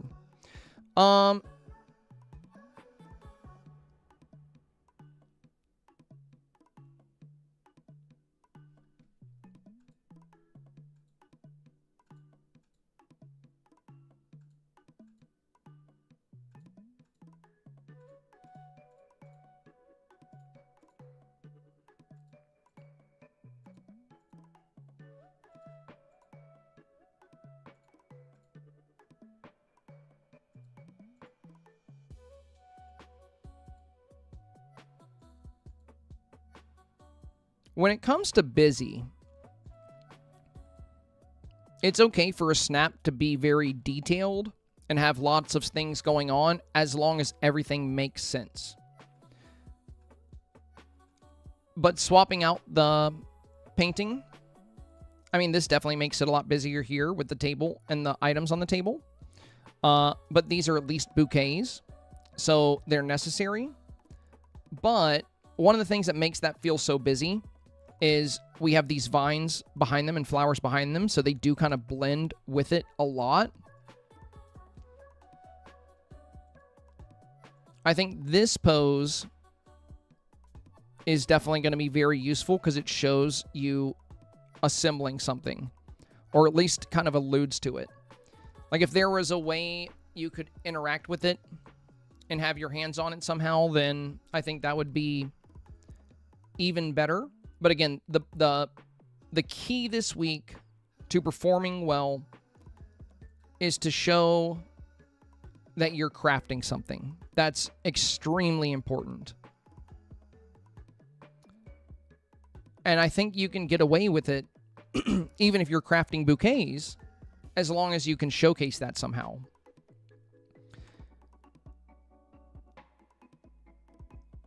The beauty factor is strong. You have really good lighting. You have great color diversity. I mean, if you wanted to make it less busy, you could. You can always rearrange things a little bit. But at the end of the day, I highly recommend prioritizing the act of crafting. Because again, the very first sentence of the challenge is that this challenge is all about craftsmanship. So that needs to take precedence. That needs to be a big priority, is to showcase craftsmanship. Because there are a lot of really good competitive snaps out there this week that showcase that trait very well. Whether they're working on clocks or working on dresses, there are so many submissions that showcase craftsmanship and crafting. And again, a florist can work, but you don't want to come off as a gardener, and you really, really, really need to prioritize the act of crafting rather than the act of caretaking the flowers. Because it's not about caretaking, it's not about gardening, it's about assembling, it's about crafting, right? So this is good, but if you do want to tone down how busy it is, you can always rearrange things, but make sure you prioritize the act of crafting and assembling, because otherwise it is not on theme. Sarah Lilies. We had this one from yesterday. It had a good beauty factor, but there is a bit of a difference between painting and crafting. You know, like arts and crafts. Now, that doesn't mean you can't do painting. It's kind of like what we discussed earlier. We had a great painting snap from yesterday. And I said you can keep this great and beautiful concept, but we need to add a crafting element as well. So they brought in more pottery and they played up the pottery because this plays well and it shows items with handcrafted details and alludes to this being their workshop where they also paint. So it still executes the theme. I do think a snap like this would be stronger if we were to highlight the act of crafting rather than the act of painting, but it still works, and it's a really cute scene, like painting lady here. It's really cute. So it works. Now this one had great beauty. You know, we have some great color on the sides, but we have the statue back here. So we talked about, you know, what if we can play up the act of making statues more? And we could technically still keep the painting in there, but we really need to prioritize the act of crafting. So let's see the new ones here.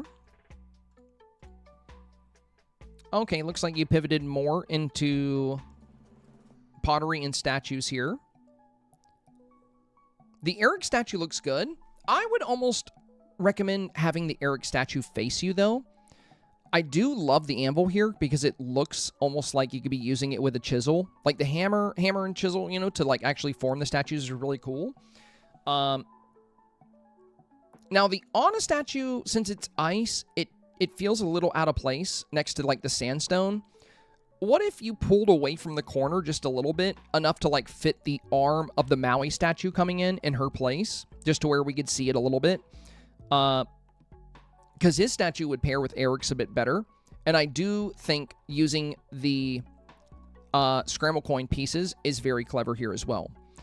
But I would also have those kind of facing towards the camera, too. I like the pottery in addition to the statues. I think that's a clever idea because it showcases more crafting, and I really like the anvil with the hammer here. So yeah, overall, I think this is a very solid improvement from yesterday. I think it's much safer with the theme, and it still keeps that great beauty element you had. And it really plays up that part of the challenge that mentioned handmade details. Because, you know, when you're crafting like little figurines like this and little statues, they're going to have a lot of great handmade details.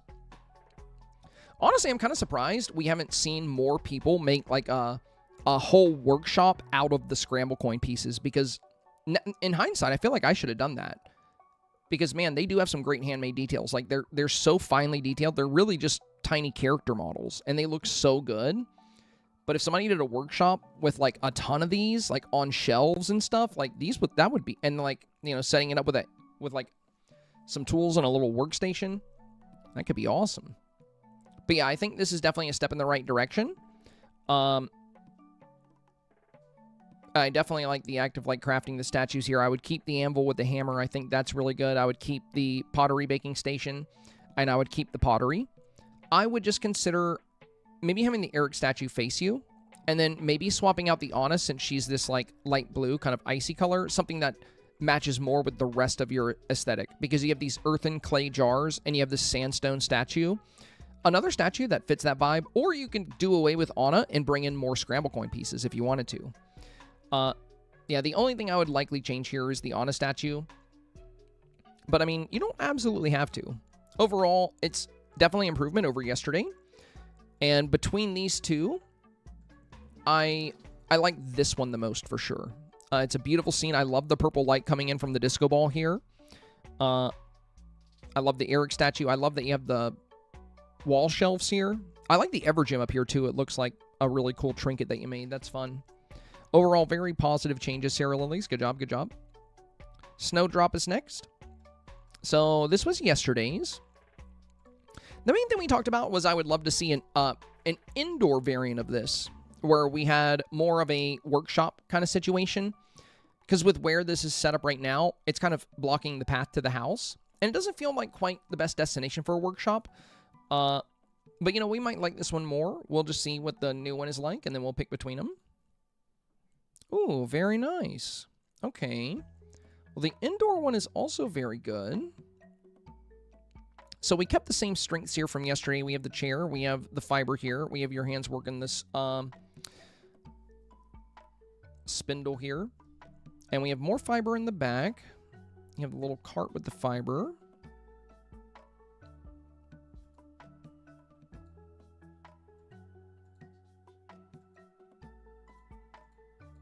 And you got like the exact same angle. That's good. That's good.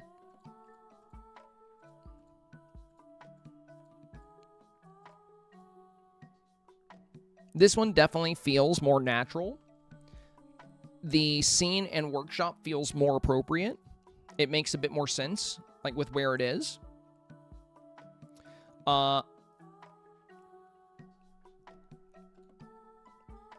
Now, both of these have a shot at 4K. I think this one has a better likelihood. But one thing I would try to do, and maybe not in this one, but with future snaps, is to show a little bit more of the environment if you can. I mean, you don't have to go crazy and show the whole room.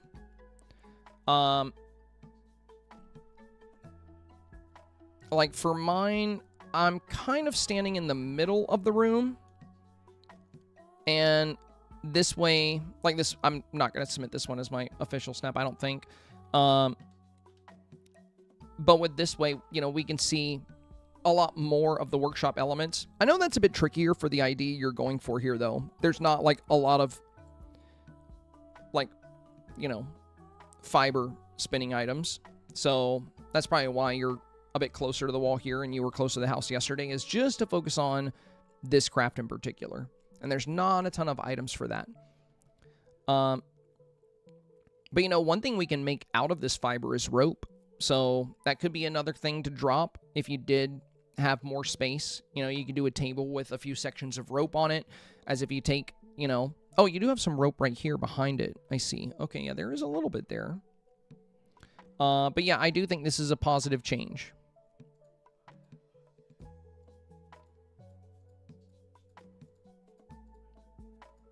The workshop definitely feels more natural. I like the dark notes. You know, you didn't use a whole lot of white.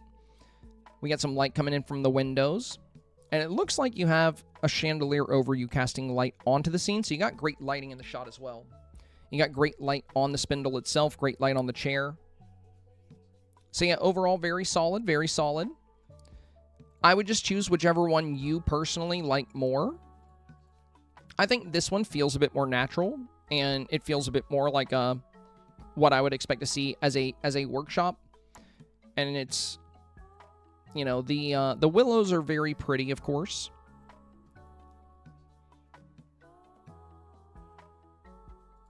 But this makes a bit more sense than, you know, the workshop kind of being on the path in front of the house. And if you wanted to still have the petals, because I noticed in your shot yesterday, you had these pretty little petals floating around. You could totally still do that as a beauty element inside if you wanted to. I don't think anybody's going to see that and be like, why are there petals?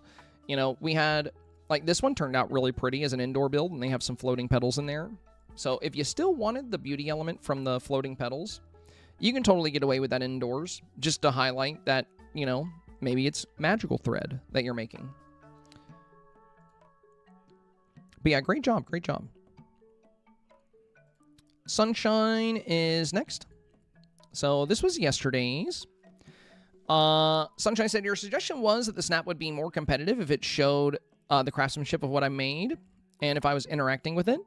2 new snaps that has Lady and Tramp also tagged along for this new version 2. Old pose shows the outfit better, but the new snap has the craftsmanship element and 2 very cute friends added in. If the new one, which angle is better? I thought one showed the avatar's face a bit better. All right, well, let's see. So we have this one here and this one here. Ooh. This one, the angle is a lot better because your hand is kind of going over it. Like, it really looks like you're finishing up the project. That looks really good. This one, your hand's not quite on it. It almost looks like forced perspective, like it's actually way closer to the camera. But when your hand goes over it, it's clear that that's not the case. It becomes very clear that it's right in front of you and you're locked in on it. So in this one, since your hand doesn't go over it, it almost looks like this is in the foreground and you're in the background. But in this one, when we have your hand actually going over the item, it looks very apparent. And yeah, Lady and Tramp look very cute in this shot too. Yeah, I really like this one. I think this has a great competitive edge. Really good beauty elements in the snap, very good lighting, very good color diversity, fun villager presence, and a really good looking interaction with your current project. Very fun, very fun. Yeah, I like this one the most by far. This one's really good too, but man, this one really sells it. Yeah, great job, great job. I think this drastically increases the competitiveness of this snap. Like, you already had a strong beauty element, and we have a good workshop. But by switching up the pose and adding in a current project, the theme becomes even more direct, which greatly increases the competitive nature of this snap. Well done, well done. JMRs from yesterday. I added a red rug, moved a little closer to the camera. I found a small light that casts light I could hide behind my other ceiling light. I felt like more light was needed back there, but now I don't know if I like it. Do you like more or less light in the back corner? Well, the tricky thing is with white walls, the light casting is not always as impactful. I do like the red rug a lot.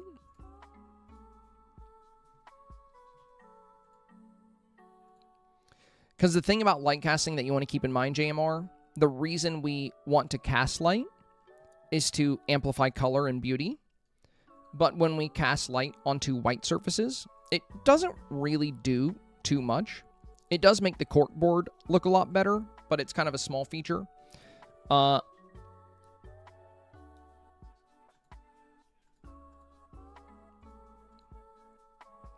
think one thing that would be worth trying here, getting closer, this is definitely an improvement.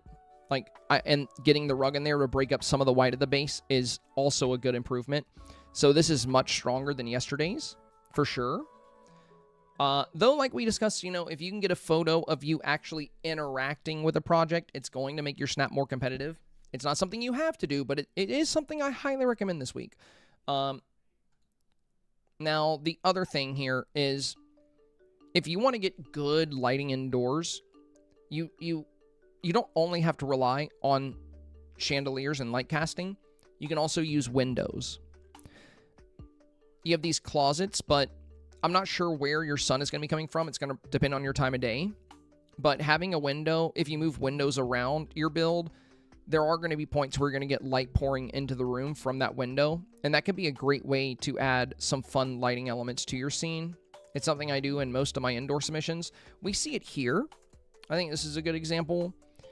If we look on this submission, we see this beautiful light kind of pouring in, hitting the wall here, hitting the table here, and then we see it kind of going down here at the base. But this is such a subtle detail, but it makes the Dreamsnap feel more alive and more natural. So if you're not feeling the light back here, try windows, But yeah, overall, both of these are very solid improvements from yesterday. you already had a good-looking snap, but I think these are going to be more competitive. But also, as I mentioned, you know, if you want to make it even more competitive, finding a way to highlight that you're working on a project can be a very good direction. But this does have a good beauty factor. The avatar looks really good. You know, the Cruella theme is vibing well here. The red carpet breaking up some of that white gives it more of a beauty factor. So definitely some positive changes here. Between these two, I actually do like the light a little bit more. The background looks kind of bland here, and it does freshen it up to have the light back here, especially the corkboard. But again, it's not as impactful because they're white and black walls. So, you know, if the walls had color, this would make a huge difference, but it's a very small difference, so it doesn't really matter if you go with it or not to a super high degree. It does texturize the snap a little bit by making things a bit different back here versus over here. So, you know, we have kind of a different color of wall here versus here just because of the light. And that bit of light diversity is nice.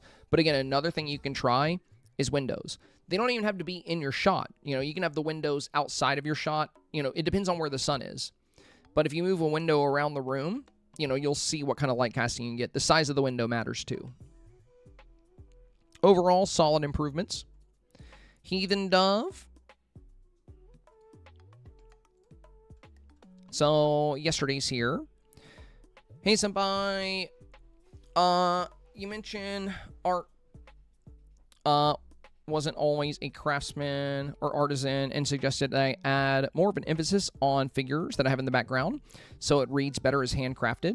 You also said that you like the warm lighting better than the daytime. The first image is one of my original ideas. The second and third are the reworks. Thank you so much for your help. Of course, of course. Oh, very nice. Very nice. I like that you're engaging with your work. Very good.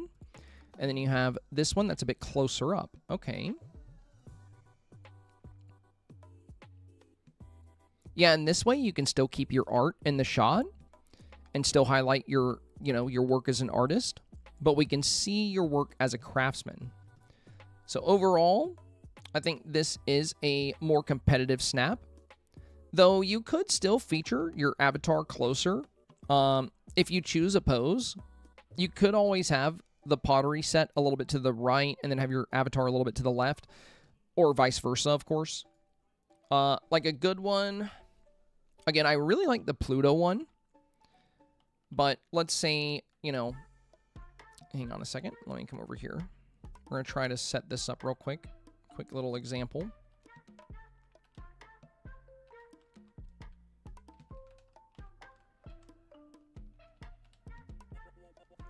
I just wanted a way for you to maybe highlight the avatar very well and the pottery.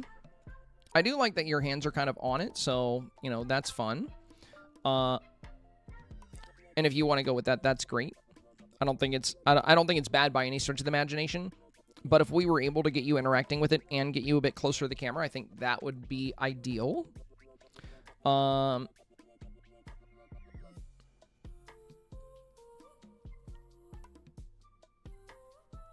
don't see the pottery table. Oh, well, I'll just put this here. It doesn't matter.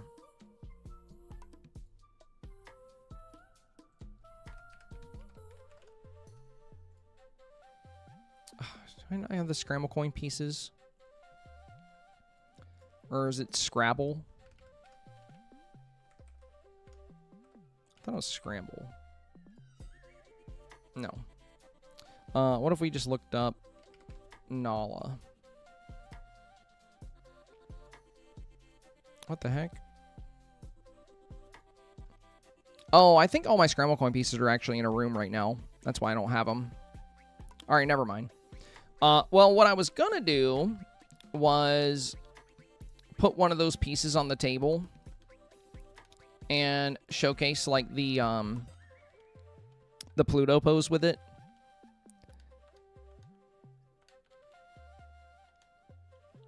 We'll just use acorns. Just pretend.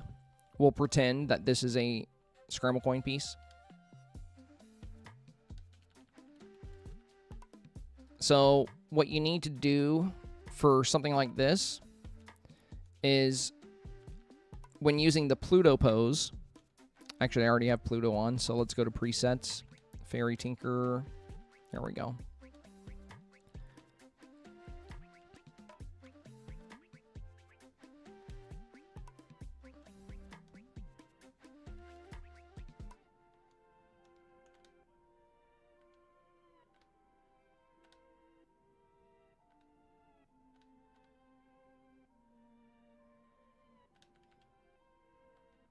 Is that the right spot? Yeah, that works. Okay. We get really close to where our head goes out of the frame a little bit. That's necessary for Pluto if we want to face the item like this. Then we enter selfie mode, turn to the right about 45 degrees, and then open portrait mode, and then switch to Pluto. Set your focus. Get this pose. Hide Pluto. And then we just got to fix the gums. So you pause and unpause till she closes her mouth a bit. There we go. And you could have a shot showcasing your avatar close to the frame and facing your, you know, whatever you're crafting.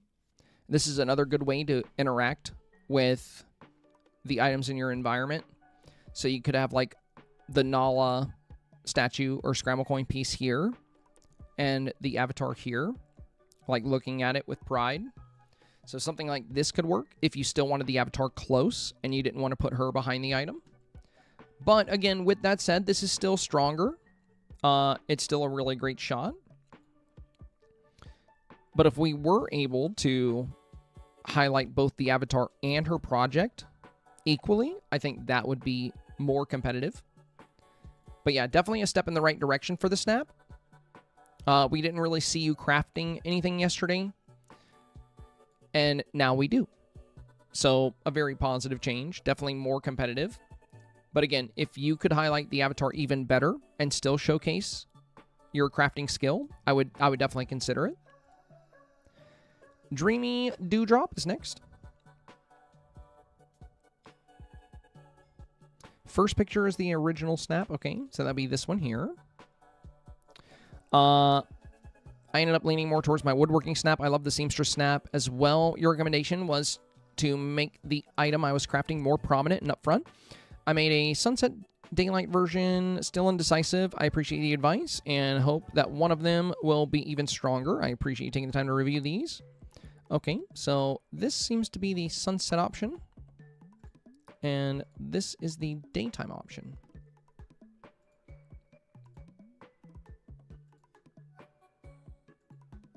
Okay, I think you're doing a good job highlighting the item you're working on.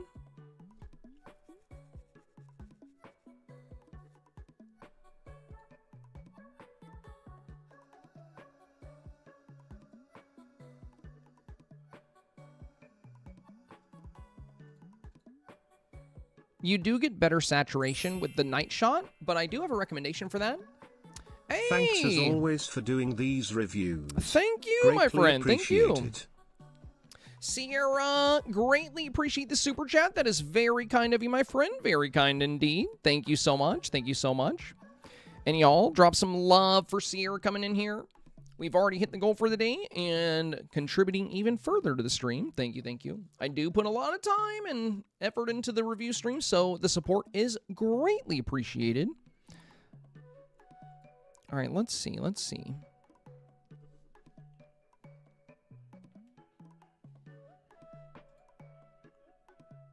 So I do have some recommendations for you here.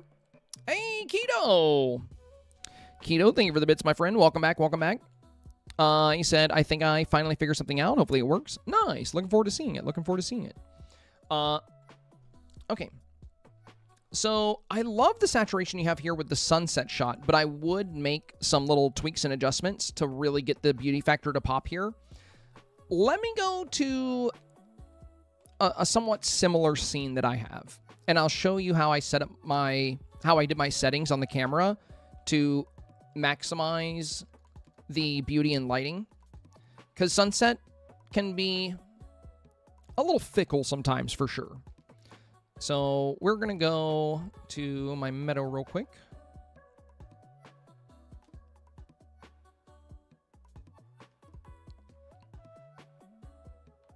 because you do get really good natural saturation at sunset.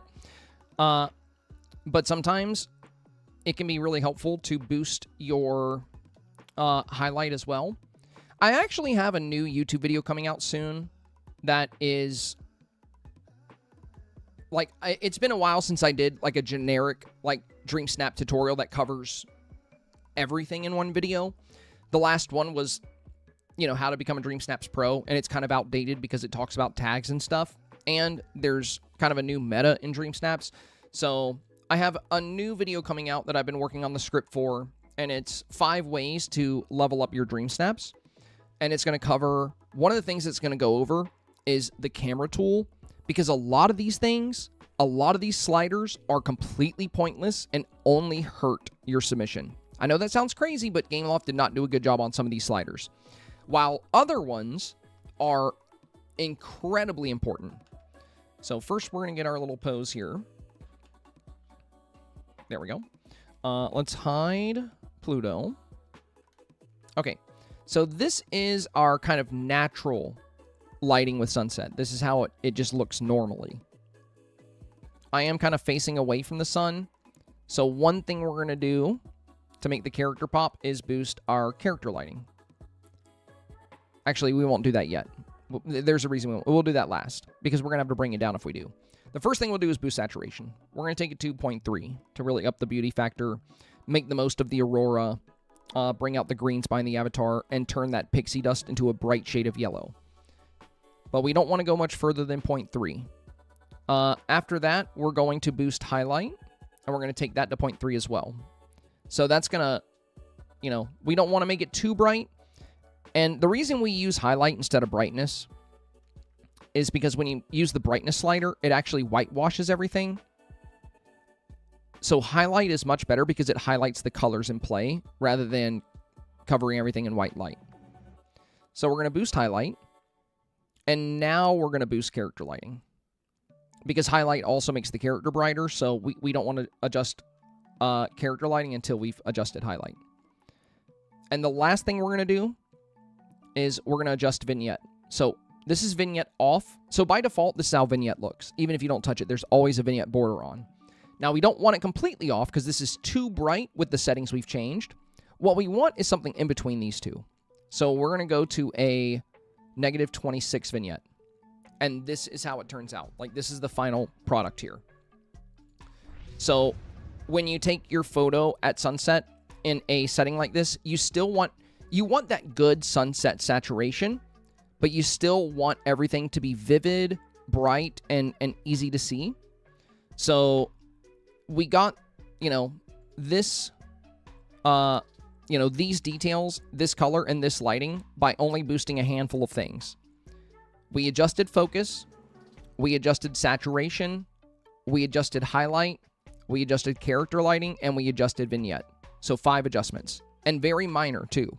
So we took saturation to 0.3, we took highlight to 0.3, we took character lighting to 28%, we took vignette to -26, and we took focus to 2%. Now, if we wanted to, we could also make the light a bit more timid by setting light bloom to 1%. It actually turns it down just a little bit. So if we wanted to get rid of some of the light flare, like especially in this pocket where the avatar's hand is right here, if we don't want that light piercing through as much, we can set our light bloom to 1%, which actually disables it. So by default, light bloom is on 0, but it's still on. But at 1%, it's off. So for the... Yeah, the shadow one is trash, unless you're doing silhouettes. Yeah, real quick, the ones I don't like. Yeah, shadows going up, even 0.1, just like whitewashes the entire photo. And going back just darkens the entire photo. It's very heavy. I don't like it at all.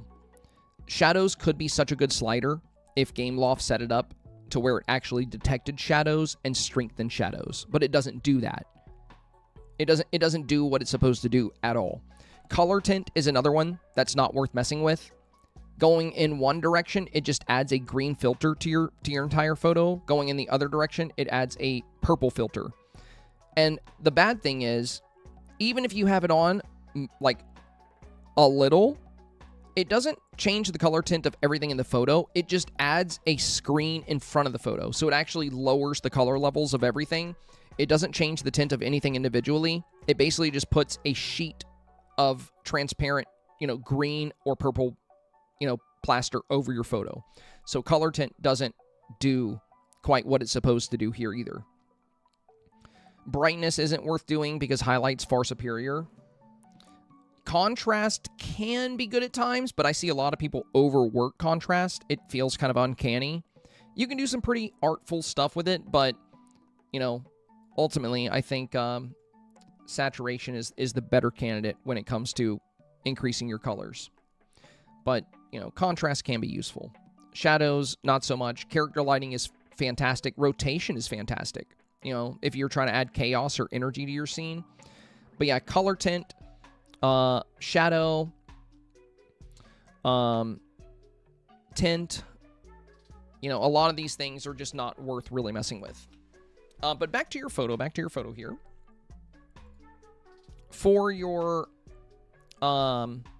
sunset shot, if you end up going with this one, you have a lot of shadows, like on the tree back here, right here, and then back here. So I would boost the highlight a little bit here. I would essentially utilize a lot of the same settings I just showed. If you can get some very tasteful color and lighting by tweaking these settings just a little bit. So, and you don't even have to go to the exact same settings I went to. You could do 0.2 instead of 0.3 if you want. But I would slightly adjust the settings if you want to go with the sunset. But I do think the sunset is the better option. The other thing to consider is when you're at the sunset time of day, there's a 2-hour period for sunset. And if you're on the second hour, the sun will actually start to descend and your photo will get darker and darker. So be careful when taking a sunset shot, because if the sun does start to descend, you could end up having a much darker photo than you should. So just be aware of that when building sunset scenes and using that sunset lighting. So I do think the sunset time of day is going to be a better choice for you here, because a lot of these items, look at these beautiful oranges and yellows you get versus what we see in the midday lighting. Also, the avatar, very pale here, but when we look here, her skin has a lot more color. But we do have a lot of shadows here, so I would adjust your highlight. I would adjust your vignette. And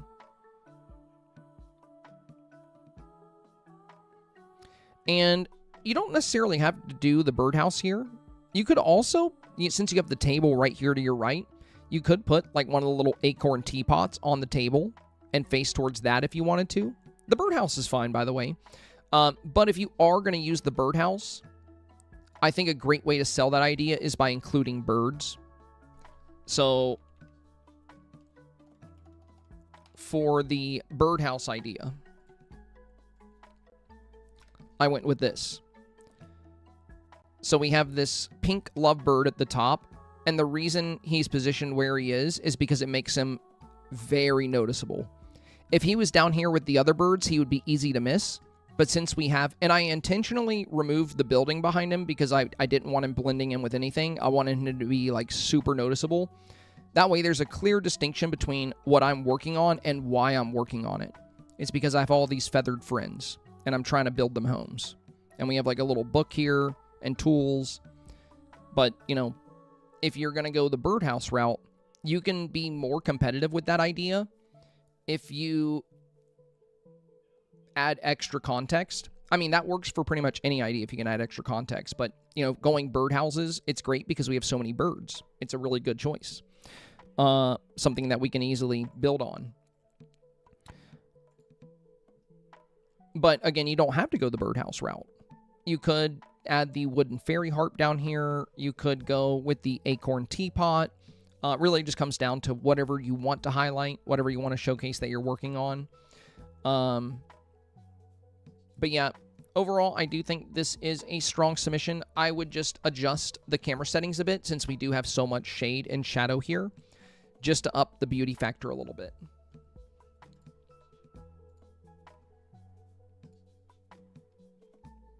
Scuttle is next. So we got this one here. First of the original, last two are the updates. You advised adjusting light bloom to 1%. I still couldn't decide which outfit I liked best. Have some time tonight if changes are recommended. Okay.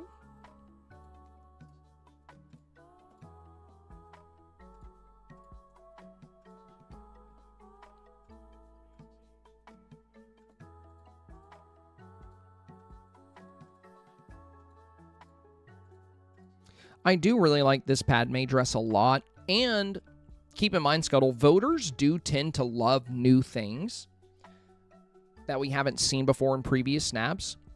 We've seen a lot of this Padme dress. It is beautiful, but I have to say, I think this one looks a lot better on the avatar, especially since you have the gold walls. With it here, the gold wall kind of blends into the gold look. But here, you have the gold wall with the pink dress kind of as a divider, and then the gold dress, and then another gold wall. So, I think you should go with the new dress. I think it breaks up the scene better. And I also think it's a good choice just because voters like new stuff. Now, the light bloom does look better, but it didn't have quite as much of an impact as I was hoping. I mean, it is a good impact. Like, if we look at yesterday, these orbs on the deep lanterns here, you can see it's like extremely bright, almost too bright for the shot. It's small. Luckily, it's in the back. Whereas in today's snap with the light bloom at 1%, you know, instead of all that extra light around it, it's a solid circle. We don't get the extra white kind of phasing out around. Though, you still have this yellow haze around the entire light. And there are chandeliers you can hang that don't have this haze. But the problem with the haze, look at how the pink looks down here, how it's like a solid dark pink, looks pretty good. And then look up here. You see how pale it is? The reason we want to use lights like this to cast is to make the colors more bold. But when they have this haze around them, they actually make the color more pale. And I was hoping with the reduced light bloom, we would remove some of that flare, but it doesn't. So, since it's after 6, you could just try a different light that doesn't have that haze to it. Okay, I don't need to know how Dreamsnaps work. Are we serious? Get out of here. I was trying to open my map. Let me go back to my indoor build. You'll have more options after 6 p.m. Luckily for you, it's well past 6 p.m., so you can use all those other options now. So you do not have to use the Chandelier of the Deep right now. That one is one of the few lights that cast before 6, so if you're taking your Dreamsnap before 6, it's a good candidate. But if you have, like, you know, the LaBouffe Chandelier here, this one is not going to have that yellow haze around it. At least not as prominently. I know a lot of people don't have the Ultimate Edition, but this one also doesn't have the haze. The Chandelier of the Deep does. I don't know if I have any in my inventory. No, I don't. I've got them all set up somewhere. But yeah, I think what you should do for your Scuttle, go with the gold dress and find... There's a lot of options after 6 p.m. Find a light that you can hang up and put near your walls to get good color like this without the light flare, without that yellow haze that actually makes the colors muted. That's the whole purpose of wanting to add the lights to the room in the first place, is so that they will strengthen the color of the Dreamsnap, not lower the color of the Dreamsnap. And I was hoping we could fix that with the light bloom adjustment, but it did not do much of a difference. You know, it did make a bit of a difference, but not enough for it to fix the issue we were looking to fix. So, and also, you know, the Chandeliers of the Deep aren't even really on theme for your build anyway. It's not like an ocean-y build, so you don't need to use those. Like I said, there's a ton of options after 6 p.m. As a quick little example here, we'll just go to ceiling lights. We can go ceiling decoration even. But, you know, there's the LaBouffe chandelier here. You know, we can see that casting light. This usually won't cast light, but after 6 p.m. it will. We have the polished chandelier. This usually will not cast light, but this one also has a lot of light flare. Actually, it's not too bad. It's not as bad as the chandelier or the deep, honestly. These never cast light. The candles, they never will, so don't worry about those. The Mickey Mouse lights will, though. These little Mickey Mouse lights are very small and easy to use. So, you know, you can utilize these to cast light. And these are very early game items. You get them from Scrooge pretty early on. These garlands cast light after 6 p.m.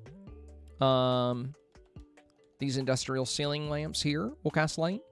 And all of these items I'm showing you right now, these never cast light before 6. But after 6 p.m. local time, you can use any of these. So, again, candles will never cast. But some chandeliers with candles will cast. Yeah, the Mickey Mouse lights. I would just try some of those. Find a light that doesn't have the haze. You just want to avoid that, you know, we have them here.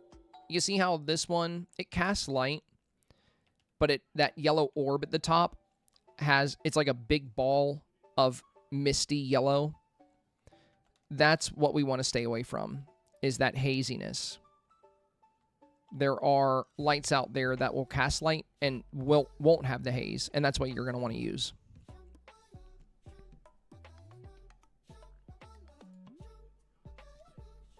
Okay, let's see. Denny is next.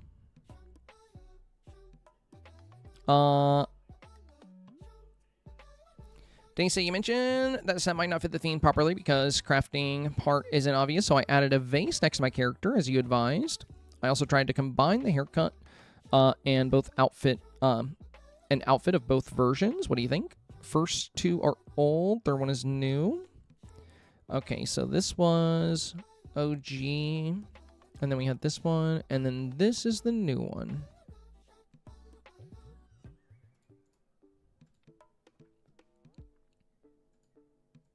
Yeah, much safer, much safer. The outfit is cute. I think you're safe with any of the outfits you've chosen. They all work with the concept you're going for. You have good light coming in from the windows, and having the vase here with you shows that you're crafting something. And then the painting makes sense too, because if you're going to handcraft something, then, you know, you would obviously want to be the one to add the details to it. So yeah, this is a lot safer than yesterday, where we had the paint here, and then we had the two easels, so it looked like you were painting canvases, which you can still have in your snap. You can still have the easels, but showcasing something that's been handcrafted is going to be very important. As long as you're creating something, you know, like I said, you can get votes. So that would apply to a great many things. But the more competitive snaps this week, like we mentioned, are going to be snaps that really showcase that crafting. And overall, you know, snaps have gotten a lot more competitive. The range that people can get 4K has shrunk. You know, it's now only 4%. More and more people are getting good at snaps. I like to think I play a small role in that sometimes. But there are, you know, more and more good snaps circulating each week.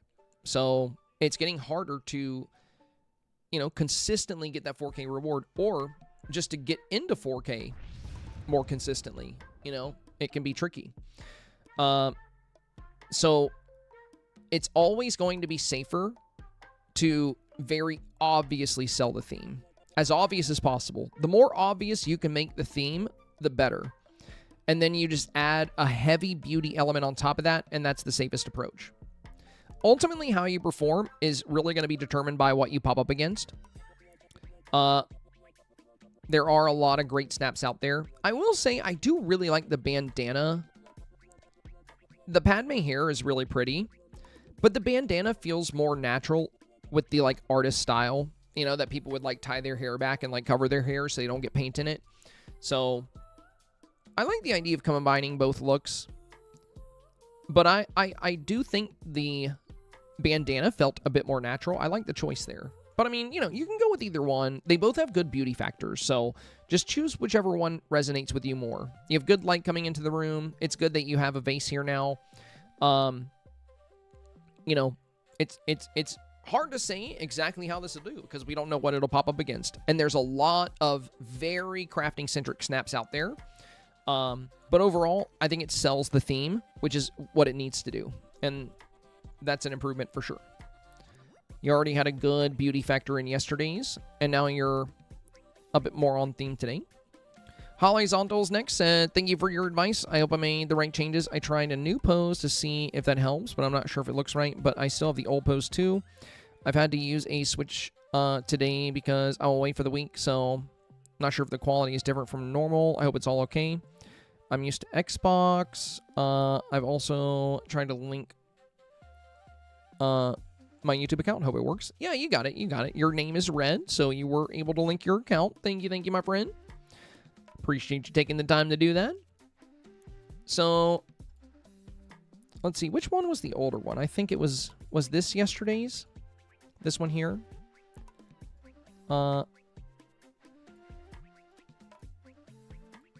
This looks good for Switch. Is this Switch 2?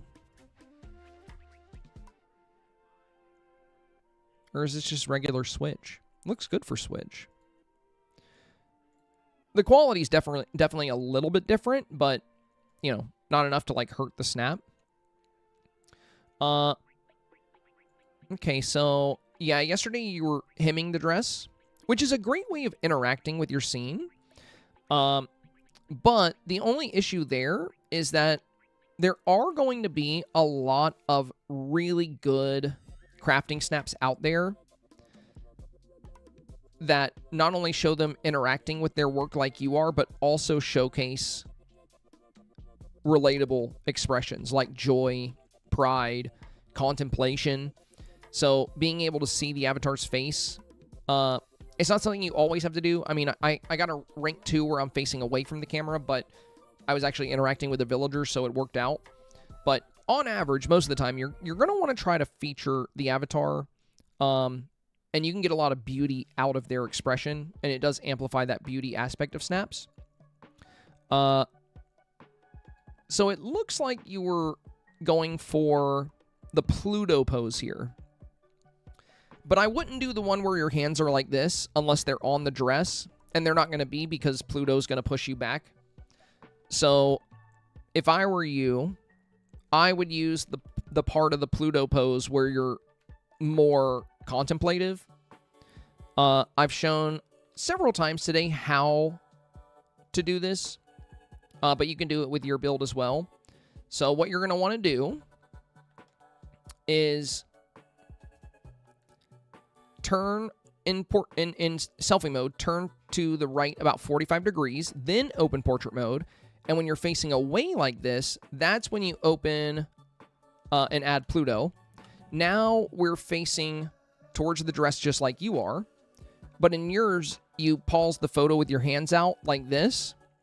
But your hands aren't on the dress, so it feels a little strange. When you could do a pose that feels a bit more natural. So if we unpause here, we could do this, where you're going to have your hand raised like you're contemplating. Your other hand is pulling back as if you just finished working on it, and you'll have this beautiful smile on your face. Just be very careful with the smile part, because if you pause at the wrong time, you're going to have this really weird gummy smile. You got to let that play and then pause. I'll show you what I mean right here. So for whatever reason, when the devs coded this, they made it to where she smiles with her upper lip like way up to her nose, and you see all her gums, and that's just kind of not a beautiful smile. They coded it really weird, but you can fix it just by pausing and unpausing until she closes her mouth a little bit. There we go. And now it's good. So now we have a beautiful smile. You're facing your work. and your hands will be in a bit more of a natural position. So I think if you're going to take this route, I would not do the hands extended like this unless there was some kind of way to get them like on the dress. Whereas if you did this pose instead, you would be looking down towards the dress. You'll have your hand up. You'll have a beautiful smile. The other hand will be coming back. It'll look like you're kind of taking a step back and admiring your work. That's going to feel a bit more natural here.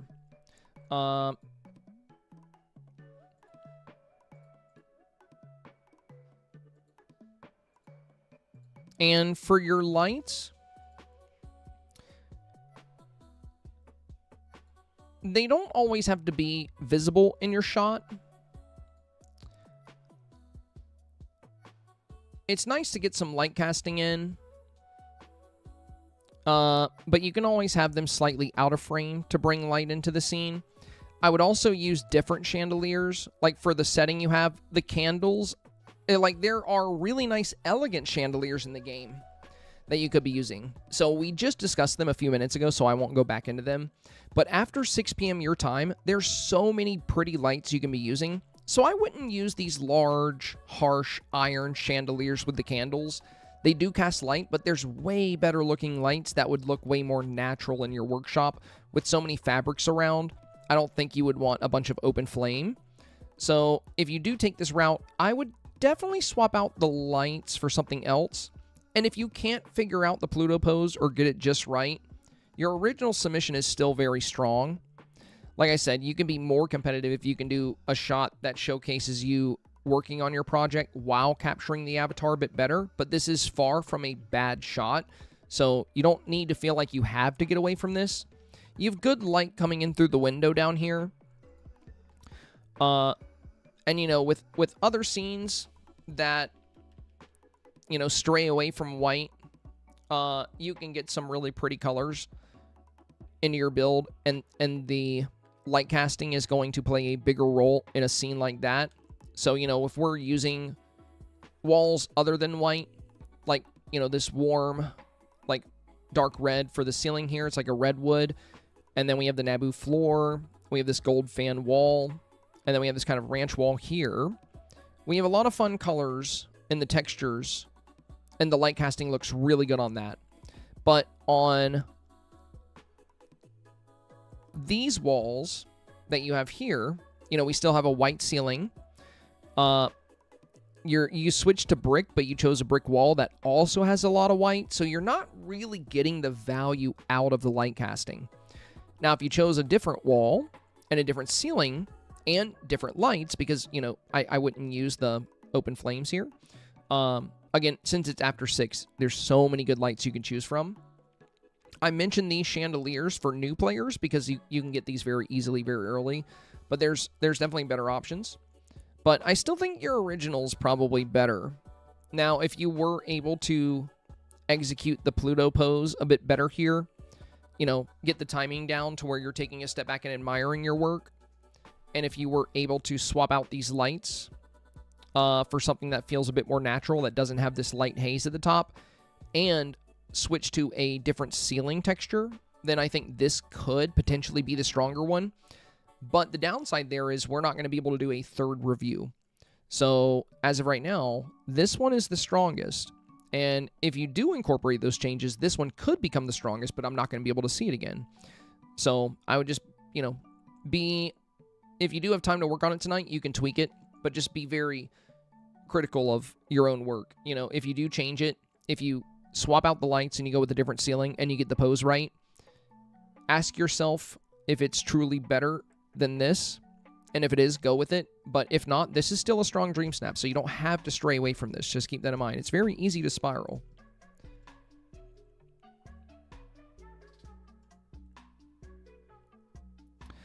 Hope is next. So we have this one here. Talking about turning on the character light and laying down path to hide the grass. Was able to get the character a tad closer to the camera. Okay.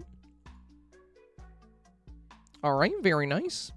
Yeah, and I love the bird here. Very cool, very cool. Good shot of him. What about the aurora in the sky, Hope, if you want to up the beauty element here? I would definitely get the aurora up here. You got a lot of exposed sky.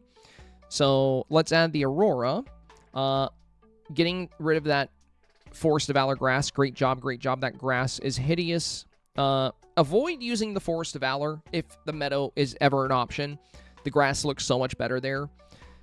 If Gameloft made this grass look better, I would say yay. But, like, the grass is literally a bunch of two-dimensional motifs that are, like, two different shades of green. It looks so bad. I try to avoid Forest of Valor grass anytime I can. But yeah, this is definitely a stronger snap. You got the character lighting much better, good interaction. And you don't have to be quite this dim. It looks like you turned the character lighting off altogether now. I was just saying you didn't have to have it this bright. I do like where you are, but now you're facing away from the sun, so I would definitely boost the character lighting a little bit. You know, I would consider maybe taking it to, I think, well, here's what I would do. I would boost your highlight first to like 0.2 or 0.3 just to get more color in the photo overall. And then I would boost your highlight, or boost your character lighting. Because once highlight is boosted, you'll have a better idea of how far you can take the character lighting. But I would turn it up a little bit. Because, yeah, it looks like you turned it off. And since you are facing away from the sun, you can get some great light on the front of this outfit to really highlight these tools if you have some character light on. But yeah, definitely positive changes here. Getting rid of the grass looks very good. You showcase the avatar much better. Great shot of the bird if you're going to be using a birdhouse. I would increase highlight, increase character lighting. Just don't, try not to go this bright where you're brighter than everything else in the shot. Definitely avoid that. But give yourself enough light to where you stand out, naturally. Like what you want to go for in terms of how bright, just match the brightness here. Like kind of go for the same brightness or a little lower than what you're getting from the sun. But since you're doing the footstool dog pose, you're facing a little bit away from the sun. So your shadow's going this way, you're facing this way. So the sun is hitting the right side of you, but we can get some light on the front side of you if we slightly increase character lighting. Aurora would be great in your sky. Highlight and saturation would be worth considering as well. It works really good with the fairy core stuff. Sabelina, thank you for the advice. I put a lamp in the corner for it to be brighter. I also put some more of the smaller clocks on the wall. So I think this was yesterday's. Really love this snap. Very strong. And this is today's.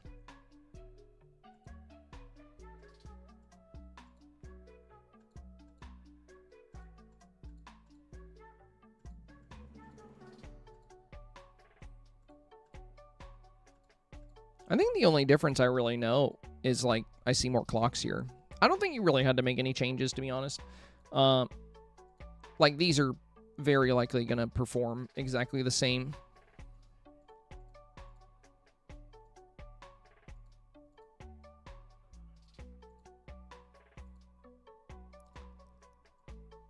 I mean, I think it might be cool to have one of these. These antique clocks look really nice. And they're all kind of over here on the far right-hand side. I mean, it might be cool to mix one in here with the others, but I don't know. I don't really think you need to change this one.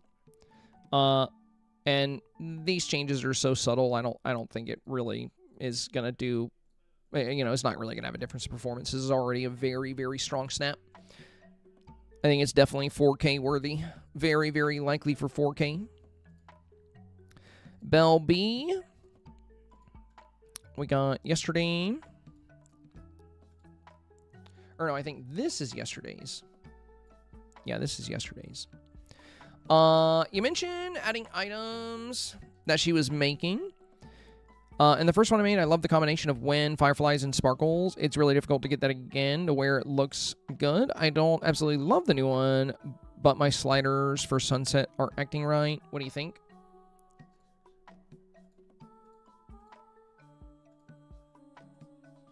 I think when it comes to, like, the wind, sparkles, and all that, I think you might be overthinking it a little bit, which is easy to do on your own Dreamsnap. Because I'll tell you right now, these aren't going to rank much differently. The only thing, like for example, you have no wind here, but we had wind here.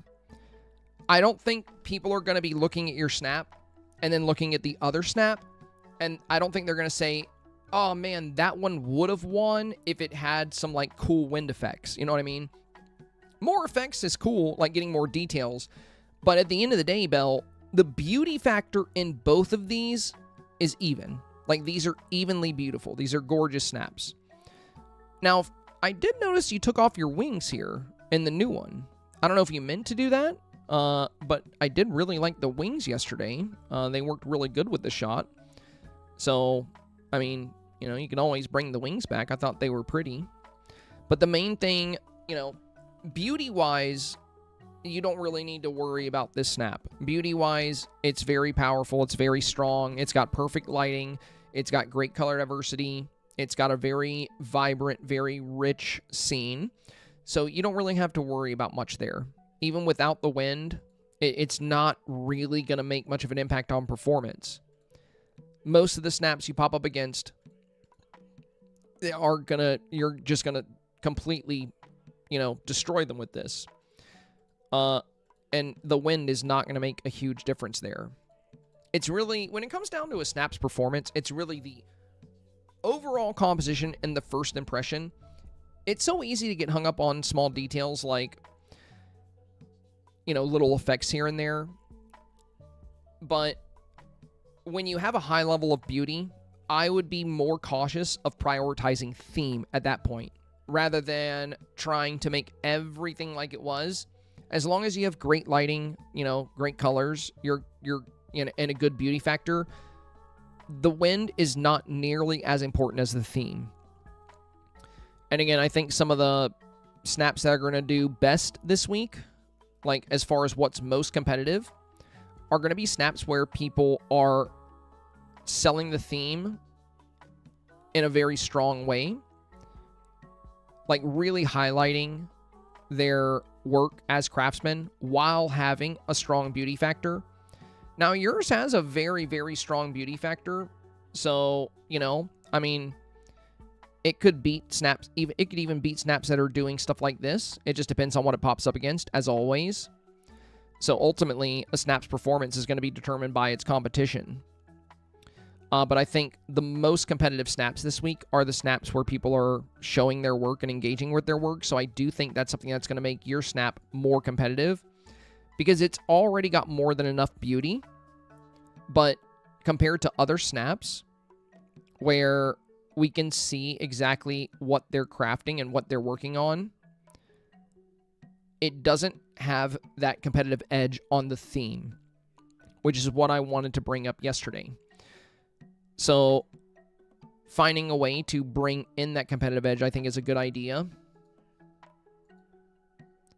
But it's not really much different from yesterday.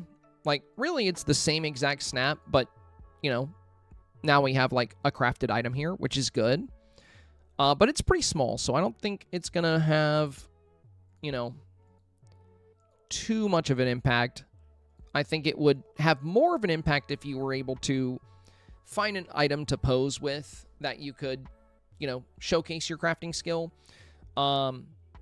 But again, you know, this should still get 4K because the beauty factor will definitely carry, and you're clearly dressed as a craftsman, and you clearly have a work area with tools. So the theme is very clear, and the picture is very beautiful. So regardless, this should get 4K. You don't even really have to make a change for that. I think it would have, you know, essentially what would happen is you would just get an even higher rank than whatever you may end up getting, you know, if we had a crafting element where the work is shown. But still very strong regardless. I do think it's better to have a crafted item here than it is to not, because this one is like level 10 beauty, level 6 theme is kind of where I would put it. Now, if the voters you get prioritize beauty over theme, that will not be an issue. Which most do, I feel. But if you pop up against photos that do the theme really well, I think some of those shots could give you a run for your money. There's not that many of them out there, though. You know, there's not that many shots like this out there where people are really creative with their pose, really showcasing their trade. I think shots like this are going to do very well, especially when they have a beauty element to match, you know, at the same time. So, yeah, the advice I was giving yesterday was more about upping the theme and keeping the beauty, but I wouldn't get too hung up on, like, the rushing wind and stuff. Like, at the end of the day, I don't really see these two getting too different of a rank, you know. I would keep the wings, though. The wings are really pretty. And I would, you know, between the two, I would definitely consider having some kind of item that showcases. And I think the wood acorn here can be really good. I mean, you can always bring the teapot closer to the camera, like where the pine cones are, and you could put acorns behind it, because there's the acorns we get from digging in, from digging in the Pixie Acres region. I mean, that could be something fun. But yeah, beauty should definitely carry this to 4K without much of an issue.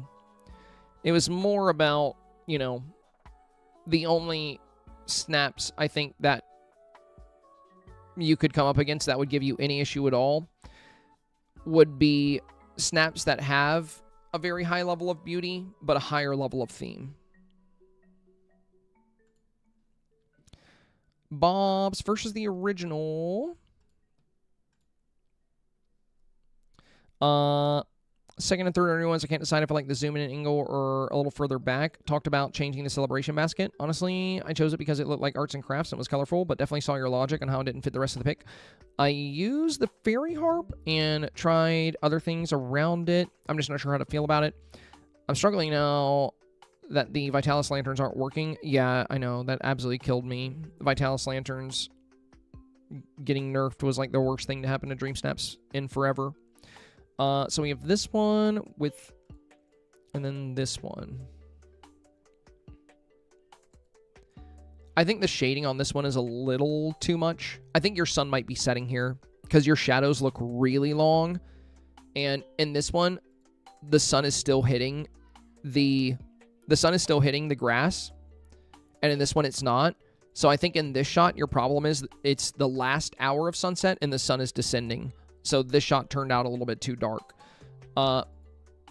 So you could do this closer one, but just, you know, roll back the time an hour and you'll get the good lighting back here as well. But as of right now, I think this is the stronger one. And it does show you, you know, honoring your work and checking out your work. And then we have like the wood and the acorns. Actually, these acorns are part of it. They actually look like they're over here with the snail. And then this was the original. I think this one, I think the final one is the best. And the angle, I like that we can see more of the rainbow here. Like, that adds a really good beauty element. And then we have the aurora. And you have a very clearly defined workshop, which I really like. There's, like, more details in the workspace here. Yeah, and the fairy harp, I think, looks really good here. You could go with this one, but I would definitely reshoot for when the sun isn't dropping down. Because, I mean, you know, we can tell by looking at the grass here that it's definitely getting darker. And it's so easy to... I have that happen all the time when I'm taking my snaps. I'll have the, you know, the sun starts going down and I'm like, why does it look darker? But we have the extended shadow here. It seems a lot longer. And then it's also dark at the base. But yeah, this one's really good. I think this is the best out of the three for sure. Don't spiral. Don't feel like you have to do this one with the time changed. You know, you definitely don't. I think this is more than good enough. I think you have a solid workshop. I think you have a really pretty avatar. You have a good beauty factor here. The rainbows look great. Overall, very strong snap. I would go with this. I think I would stick with this. I think it's a good final submission for sure. Ginger Snap, you said first one is the original. You suggested using the pose to interact with the loot and add the harp behind the crafting station. Okay, so original. Oh, very cool.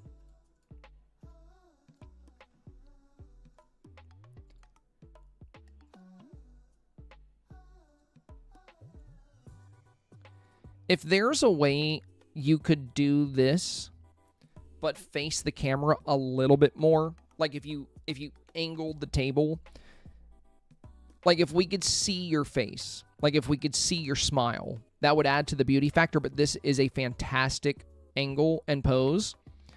I would go for this exact scenario, but I would turn the table away a little bit so the avatar can be kind of looking, you know, not directly towards us, but we could see more of the face, like if you change the angle slightly. But yeah, interacting with the instrument, I think, looks really good. It makes the theme extremely clear. But I would, most of the time, I would avoid these side profile shots.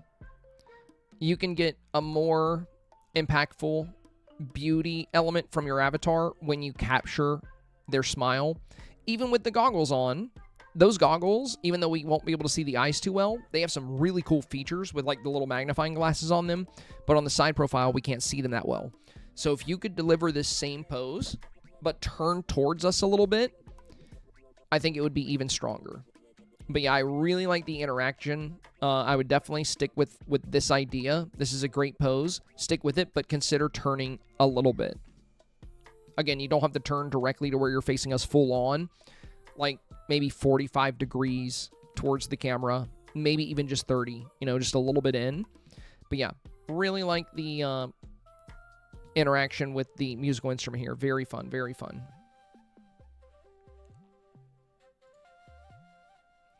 Nanda is next. First pick is the original. Let me this one here. Second and third are the new ones. I didn't specifically get feedback or things I need to change, but I'm wondering if I should change the outfit and lighting for a warmer look.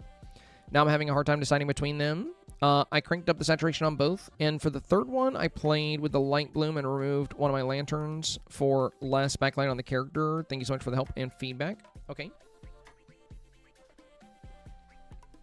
You know, I believe yesterday, Nana, we were talking about simple versus complex. And one of the things that makes this strong is that it is simple.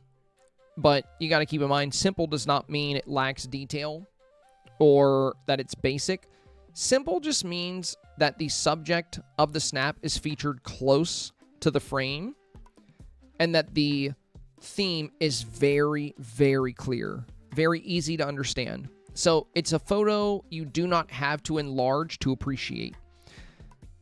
I think a lot of people get confused when I talk about simple versus complex. Complex is a photo you kind of have to enlarge to fully appreciate. You got to take in all the details. Whereas, you know, a photo where a good portion of your backdrop comes up a few feet away from the avatar and the subject is close to the frame and most of the important details are gathered in the immediate area around the frame, that's what makes a dream snap the good type of simple. It's very easy to understand. It's very easy to be, you know, for voters to appreciate. There's other snaps that are beautifully composed and artfully done, but everything is more complex. Everything is further away, and it's almost like telling the voter, you know, you're going to have to enlarge this to understand it. Now, as far as your new scenes here,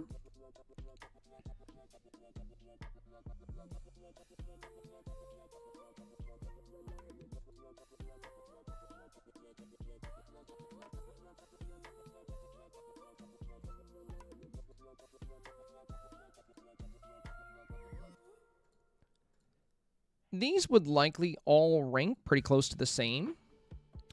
But I do think the third one is my favorite of the three. I do like the outfit change. Personally, you know, for a lot of my snaps, I don't mind using white and gray here and there, but I do tend to avoid it. Since, like, you know, voters tend to really like high saturation and good color diversity. They tend to be very fond of that. White can be really nice. You know, I've seen some beautiful white dream snaps. But I do like the outfit change. I think it works really well with the environment. It has more of an earthy feel, which kind of works for all the earth and pottery that you have around. And also white is like very, very clean in the pottery sense. So I think this just fits the vibe even better. And as far as these two, I kind of like the crispness. You know, we still have like a mild silhouette around the avatar, but we have a little bit less of the light haze around you here. And I like that we can see more of the fireflies and a bit more of the candle wicks. Everything's a bit more defined in this one at the top. So I think this one has the highest beauty factor out of the 3 shots here. But I think this one is the best choice. But I mean, these 3 would likely rank pretty close to the same. With the exception of the outfit change, I think that might actually be an improvement that could, you know, further raise the rank. But yeah, I would go with this one. Saturation's really nice. Lighting is really nice. Color is really nice. Theme is very, very easy to understand. Very present. Lots of beauty elements.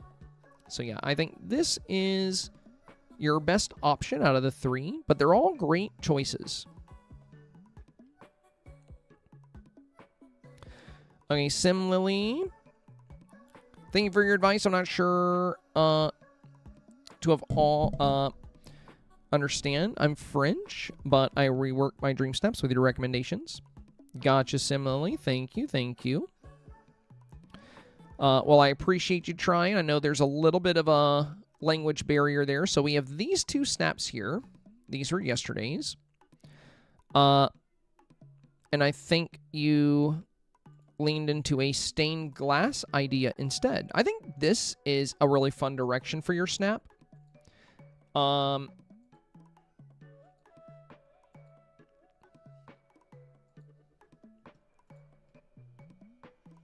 Yeah, I think this was yesterday's. We talked about the ceiling and the floor being the same. So I would likely want to change that. Which it looks like you did. And I do like the light coming into the room.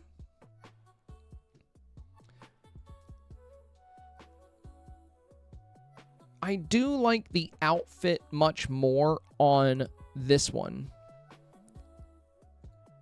The outfit here, like the fedora with the whimsical Alice dress, I don't think it's the most flattering look for the avatar. I think this feels more like an artisan style. And I think going with a stained glass idea is a really unique and fun way to approach the theme. I love that you found a stained glass lamp to interact with.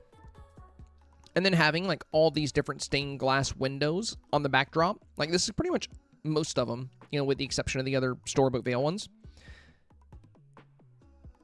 And then even the crafting bench here with the little stained glass lamp on it. And then we have the colorful orbs at the top. Very clever, very clever.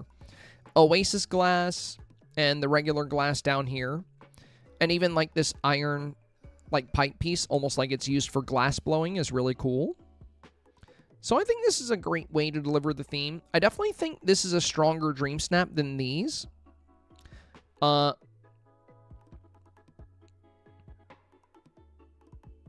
room yesterday, like the ceiling and the floor being the same and being quite different from the walls, and the outfit we're using here, I just don't think have the best beauty factor. But this, I feel like, is a stronger candidate for this challenge. And it gives you a better interaction with the theme. Again, I really like the, you know, the stained glass lamp here. I think that's a really clever idea. Overall, solid changes. I would definitely go with this one out of the 3.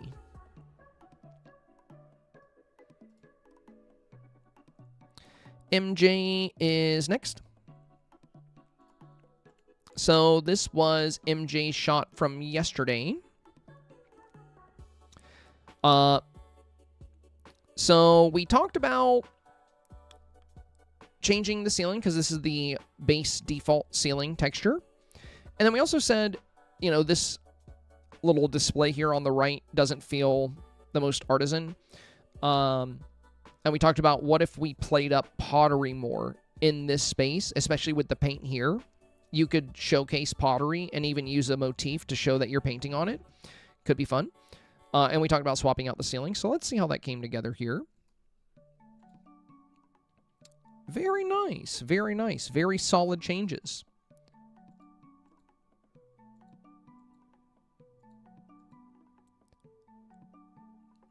The sunlight coming in looks really good.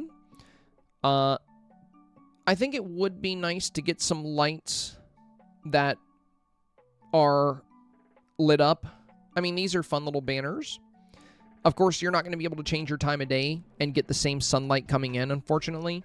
I do love the potted plant up here. And I love that you brought more pottery in. So I think this delivers even more on the theme. I think this is a great step in the right direction. And I do like the... I do like the change in the ceiling texture.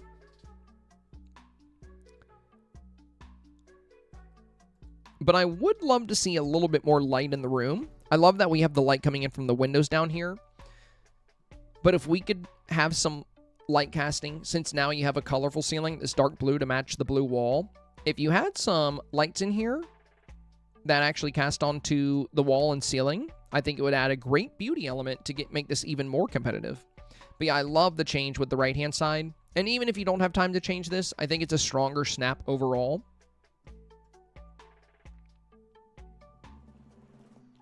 Oh. Am I done? I think I just finished. All right, let's check chat. See if anybody has uploaded a snap after, after we finished them there. Sean Bobby, you might have made that comment a while ago. Sorry, when I review snaps, I'm unable to keep up with chat at the same time. But you said it won't register my table in Dreamsnaps. I don't know what I'm doing wrong. So if you're talking about the Dreamsnaps tags, like the required tags, it depends on the table. Sadly, not every table actually has the table tag.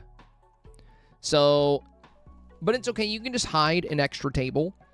Make sure whatever you're using, you're going to need to get it from this section. You have to get it from tables. But there are tables in the game that aren't under this section for whatever reason. It's really weird. But, if it's not registering the one you're using, just add another one. Just grab some other table and throw it in there, and you should be okay. You probably made that comment forever ago. I don't know if you're still here, still having that problem. Ashley said, "Yup, all done." One was submitted after, but they also had their first review today. Okay. Well, I'll take a look at it since it's only one. It's only one. So, let's see. And do you know whose it was? Let me see if I can find it.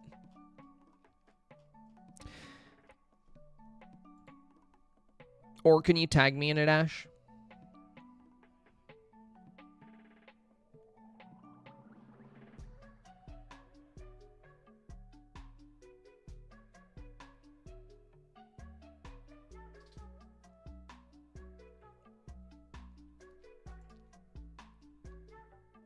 Oh, it was Johnny's. Gotcha. Hope I'm still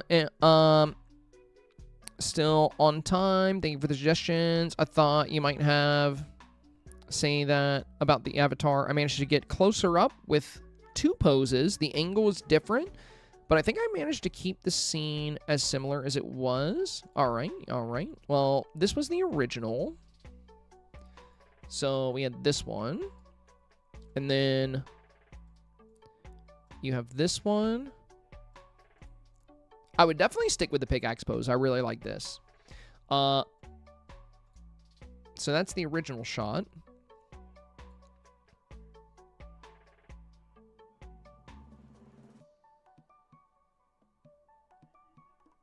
I would recommend boosting the character lighting here. I do like this a lot. I think it's a really good look at the design you have for the avatar. And again, I love the pickaxe pose. I would definitely boost the lighting on him a little bit, though. When you're indoor, I feel like that's going to be a little bit more necessary than usual unless you get like a chandelier right above you. And another thing, in your original shot, I do love how well we can see these crystal floor pieces. So you do still have it like back here. But I would have some around you, like right behind your feet here. I think they look really good. And don't forget, we have the new lava version of this too that you can unlock. So you can also use that if you wanted to. Now,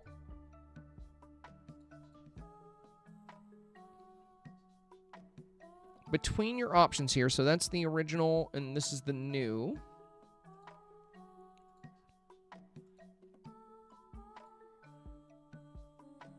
Yeah, I like the smoldering flame down here. And I love that you have a sword right here. Another thing, in addition to character lighting, that you may want to try, Johnny, is you can keep the vignette on. Like, you know, right now you have the default vignette. But I would maybe consider going to like a -22 vignette. That's going to be like half this strong. That way we can see this sword a little bit better and it will stand out a little more. But yeah, overall, I really like this. I think this is strong. There's not a lot of great blacksmith snaps out there, and this one's pretty fun. But one of the most important things about this challenge, or this theme in particular, is you really, really need to showcase that you're making stuff and crafting stuff. So this sword, I think, is going to be very important. I think it's pretty clear that you're a blacksmith. You know, you have the pickaxe. We see the fire. We see the ore. I don't see how voters would have a hard time understanding that, so it should be pretty clear. But still, I think it's going to be very important to make sure that, you know, you're highlighting what you're crafting at this stage. So the sword here is great. I would try to find a way to highlight it even more. If you got the Mulan stuff, there's also the legendary sword, which is on a stand. And that might actually kind of show up over top of you, but like basically it would be in front of you, but posing in front of that with the pickaxe would be kind of cool too. I don't know, it's worth considering. I'll show you what I'm talking about. Of course, you don't have to do this. I have to see how it looks, but I think you can be a good judge of that. It might look good, it might not. I'm talking about this kind of curvy sword, this legendary blade. So it's this guy right here. But, you know, pushing the camera up, you know, you're kind of posing. The male avatar is a good bit taller. But essentially you would be holding your pickaxe like behind this sword, and you can have this like right in your foreground. Could be really cool to show that you just crafted a legendary blade. I don't know, you know, you'd have to try it to see if it looked good, you know. But you can always give it a try if you have that sword. It's from the Majesty Magnolia STARPATH. Could be really cool. I wish I had more time this week. I probably would have ended up doing a blacksmith one because I think that's a really fun approach on the challenge. And I do think I could have done something really neat with that, but I just ended up going with my usual safe route, high beauty factor, since I already had some things made for my YouTube video. And have been very busy with the editing. I'm also working on the script for that new Dreamsnap guide. So I was like, yeah, I'm not going to have time to make a third or fourth snap build because I've already done a few for examples this week. So I just did not really have the time to crank out another one. And it's funny because, like, you know, if we look at my photo gallery, like, I have some good options. Like this one, I think, would be a pretty safe indoor sewing kind of submission. I think this one's really pretty. I think I would be pretty safe with this. And I think I'd be pretty safe with this. I think they're both fun options. I'm still not entirely sure which one I want to submit. I don't know. Oh my god, what is... Oh, I thought Max was humping Donald. That was weird. Okay. Well, there we go, you guys. There we go. I think we're all caught up. I think we're done for the day. I think we got everybody's reviews out of the way. So, if you guys want to know what we're going to be doing tomorrow, well, tomorrow is refresh day. So on refresh day, we're going to take a look at the premium shop. We're going to take a look at the new items. Oh, and before we go, I am going to buy these, so I don't forget. I am going to buy these new this new bundle. I've been seeing some of these in different builds, and it does look really good. So I wasn't going to get it at first, but I think I'm going to get it. So tomorrow we're going to pick up some new premium items, probably, unless I don't like the stuff. We're going to show those, and then we're going to dive right into the Dreamsnap challenge, and probably make some new example scenes. So that way, when I make my Dreamsnap tips video on Thursday, I don't have to make a bunch of scenes and edit an entire video and do an entire stream, because usually I end up really struggling to get all that done. So we got to work on a little bit of it tomorrow. Now, another thing we like to do on Wednesdays is we'll take a look at some of your results. So we're going to be getting results for the Cozy Dream submission. And, if you got 4K, then, we're not going to look too much into your snap. We're more concerned with the snaps that fall short, which, again, Dreamsnaps is more competitive, so good snaps will often fail to get 4K. It happens. It just depends on what you pop up against. I've seen some snaps get 4K that kind of make me scratch my head, like, how did that get there? And then I see other snaps that are beautiful that end up getting 1,500 or 2,500. Ultimately, it comes down to your competition. You can pop up against random selfies, or you can pop up against the best of the best. There's no way to control that. So never be too hard on yourself. The best thing you can do when you don't get 4K is look for ways to improve, look for things we can do even better next time, and continue to become more and more competitive with the scenes you create. So on Wednesdays, if anybody that was hoping for 4K doesn't get 4K, we can take a look at their submission. We can discuss it. We can talk about what we maybe could have done differently. And it gives me more insight for future reviews, because I know, where other snaps have fallen short before. Again, even if a snap is really good, it can still fall short. So sometimes you don't really need to worry too much about improvements, but there's almost always some kind of way to make a snap more competitive. It just depends. But I'm excited to see results for this challenge. I think it was a really neat challenge. There were some really beautiful submissions out there. There's a lot of diversity in these submissions. And I'm very excited to see the results. So, I really like my submission. I mean, I really like it, so it probably won't even do that great. Because usually when I really like my submission, it'll get 4K, but it doesn't do as good as I thought it would. And when I don't give a damn about my submission, and I'm like, I did that in 20 minutes, I don't care, it gets like rank 50. So, what do you do? There's really just no way to know, dude. There's no way to know. It's funny. I mean, some of them that I've been really proud of, they have done what I expected. Like, I really, really, really loved my Cozy Holiday Cheer, and I expected this to do really well, and it did do really well. I figured with all the Christmas villagers, it was a guarantee. But, there's other submissions. Like this one, I didn't expect to do much of anything. I made this in, 30 minutes, and I didn't think it was good at all, and it gets top 100. I'm like, okay. And then for, Rancher's Runway, I thought this was amazing because I had, Pegasus up on a cliff and, a great pose. And I had, a goose and, Pua, and we had such a good farm area, and this gets rank 5,000. I would have thought it would have gotten at least top 1,000, I thought it was really strong. I'm, petting Maximus. I mean, there were great submissions here, too. I still got 4K, but, it was on the lower end, lower than I expected. And meanwhile, stuff like this that I'm like, whatever, it gets a really good rank. So it's really hard to predict where you're going to land. But again, that just comes down to what kind of voters you get and what you pop up against, which are things you can't control. So at the end of the day, the best thing you can do is really play up the theme, really play up the beauty, try to set yourself up for success. Even if you pop up against really good snaps, you have a good chance against them. Ultimately, it'll just come down to somebody's, opinion between two good options. And sometimes it's hard to choose. So make it hard to choose.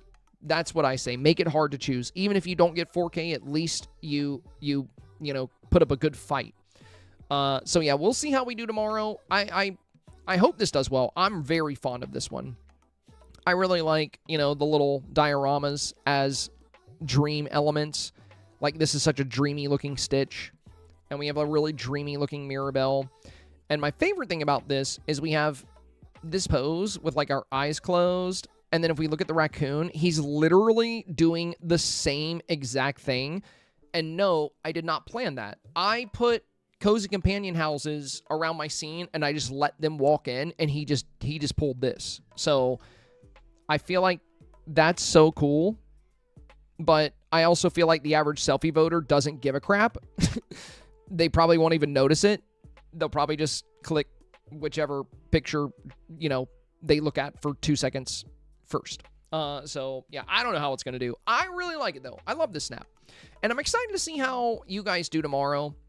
Again, I think this is probably going to be a pretty competitive one, because this theme had a very high beauty factor for almost every type of idea you could do for it. So I think it's going to be a pretty tough one. So we'll see. Anyway, good luck tomorrow, you guys. Good luck. I hope you guys get good results. If there's anything you're missing from the premium shop, don't forget to pick it up tonight. It's all going to be gone tomorrow. So, you know, if you haven't picked up this tulip bundle, I wasn't going to get this, but I think it was actually Nanda's snap where she used it on the sides for the walls of the workshop. I was like, you know, I didn't really want these buildings, but the green walls on like some of these look really good. And the fact that you can put items right on top of them make them pretty good for like little workshop builds and stuff. So yeah, I ended up getting them because of that. Very cool, very cool. And yeah, I was gonna get the windmills regardless. I think it was Jedi Lauren, or was it Jedi Pink? It was one of our 2 Jedis. One of you guys had these windmills in the back of your snap, and it was really pretty. I was like, you know what? I think that's worth getting. So I was just gonna get this, but yeah, then I saw, you know, the walls of these used, and I was like, you know what? That's actually really pretty. I like the green. We don't really have anything with that kind of color, so I got it. So yeah, we'll see what we got tomorrow. I'm sure there's already leaks out there for what's coming. But, you know, we'll make our decision then. All right. Oh, and also, again, Sierra, thank you for the $5 super chat. I know that was a while ago. I don't think I added that to the goal, but we ended up closing out the day with, like, I think 58.69 on the board. So thank you again, you guys. Thank you again. Greatly appreciate the support. Today, we broke another record. So that is now 156 consecutive stream goals. That's crazy. I mean, I stream 5 days a week, so like, how many weeks is that? That's a lot of weeks. It's been a long time since we missed a goal. I feel like we're bound to miss one at some point, but not today, I guess. But thank you so much, you guys. I greatly appreciate it. And big shout out to both Twitch supporters and YouTube channel members. You guys are amazing. Thank you for allowing me to do what I do. And thank you for trusting me with your dream snaps. I appreciate you guys taking the time to send them in and have me check them out. These snap review streams are always busy, but it's really cool to see what everybody's doing. And I am honored to be trusted with your hard work. Very good job on the theme this week. Lots of great ideas. Very excited to see your results for tomorrow as well. All right. As always, you guys, stay safe, stay awesome, and stay healthy. I will catch you for the refresh day. We'll dive into the new theme, and we'll take a look at some results. Have a wonderful night. See you tomorrow. Ta-ta.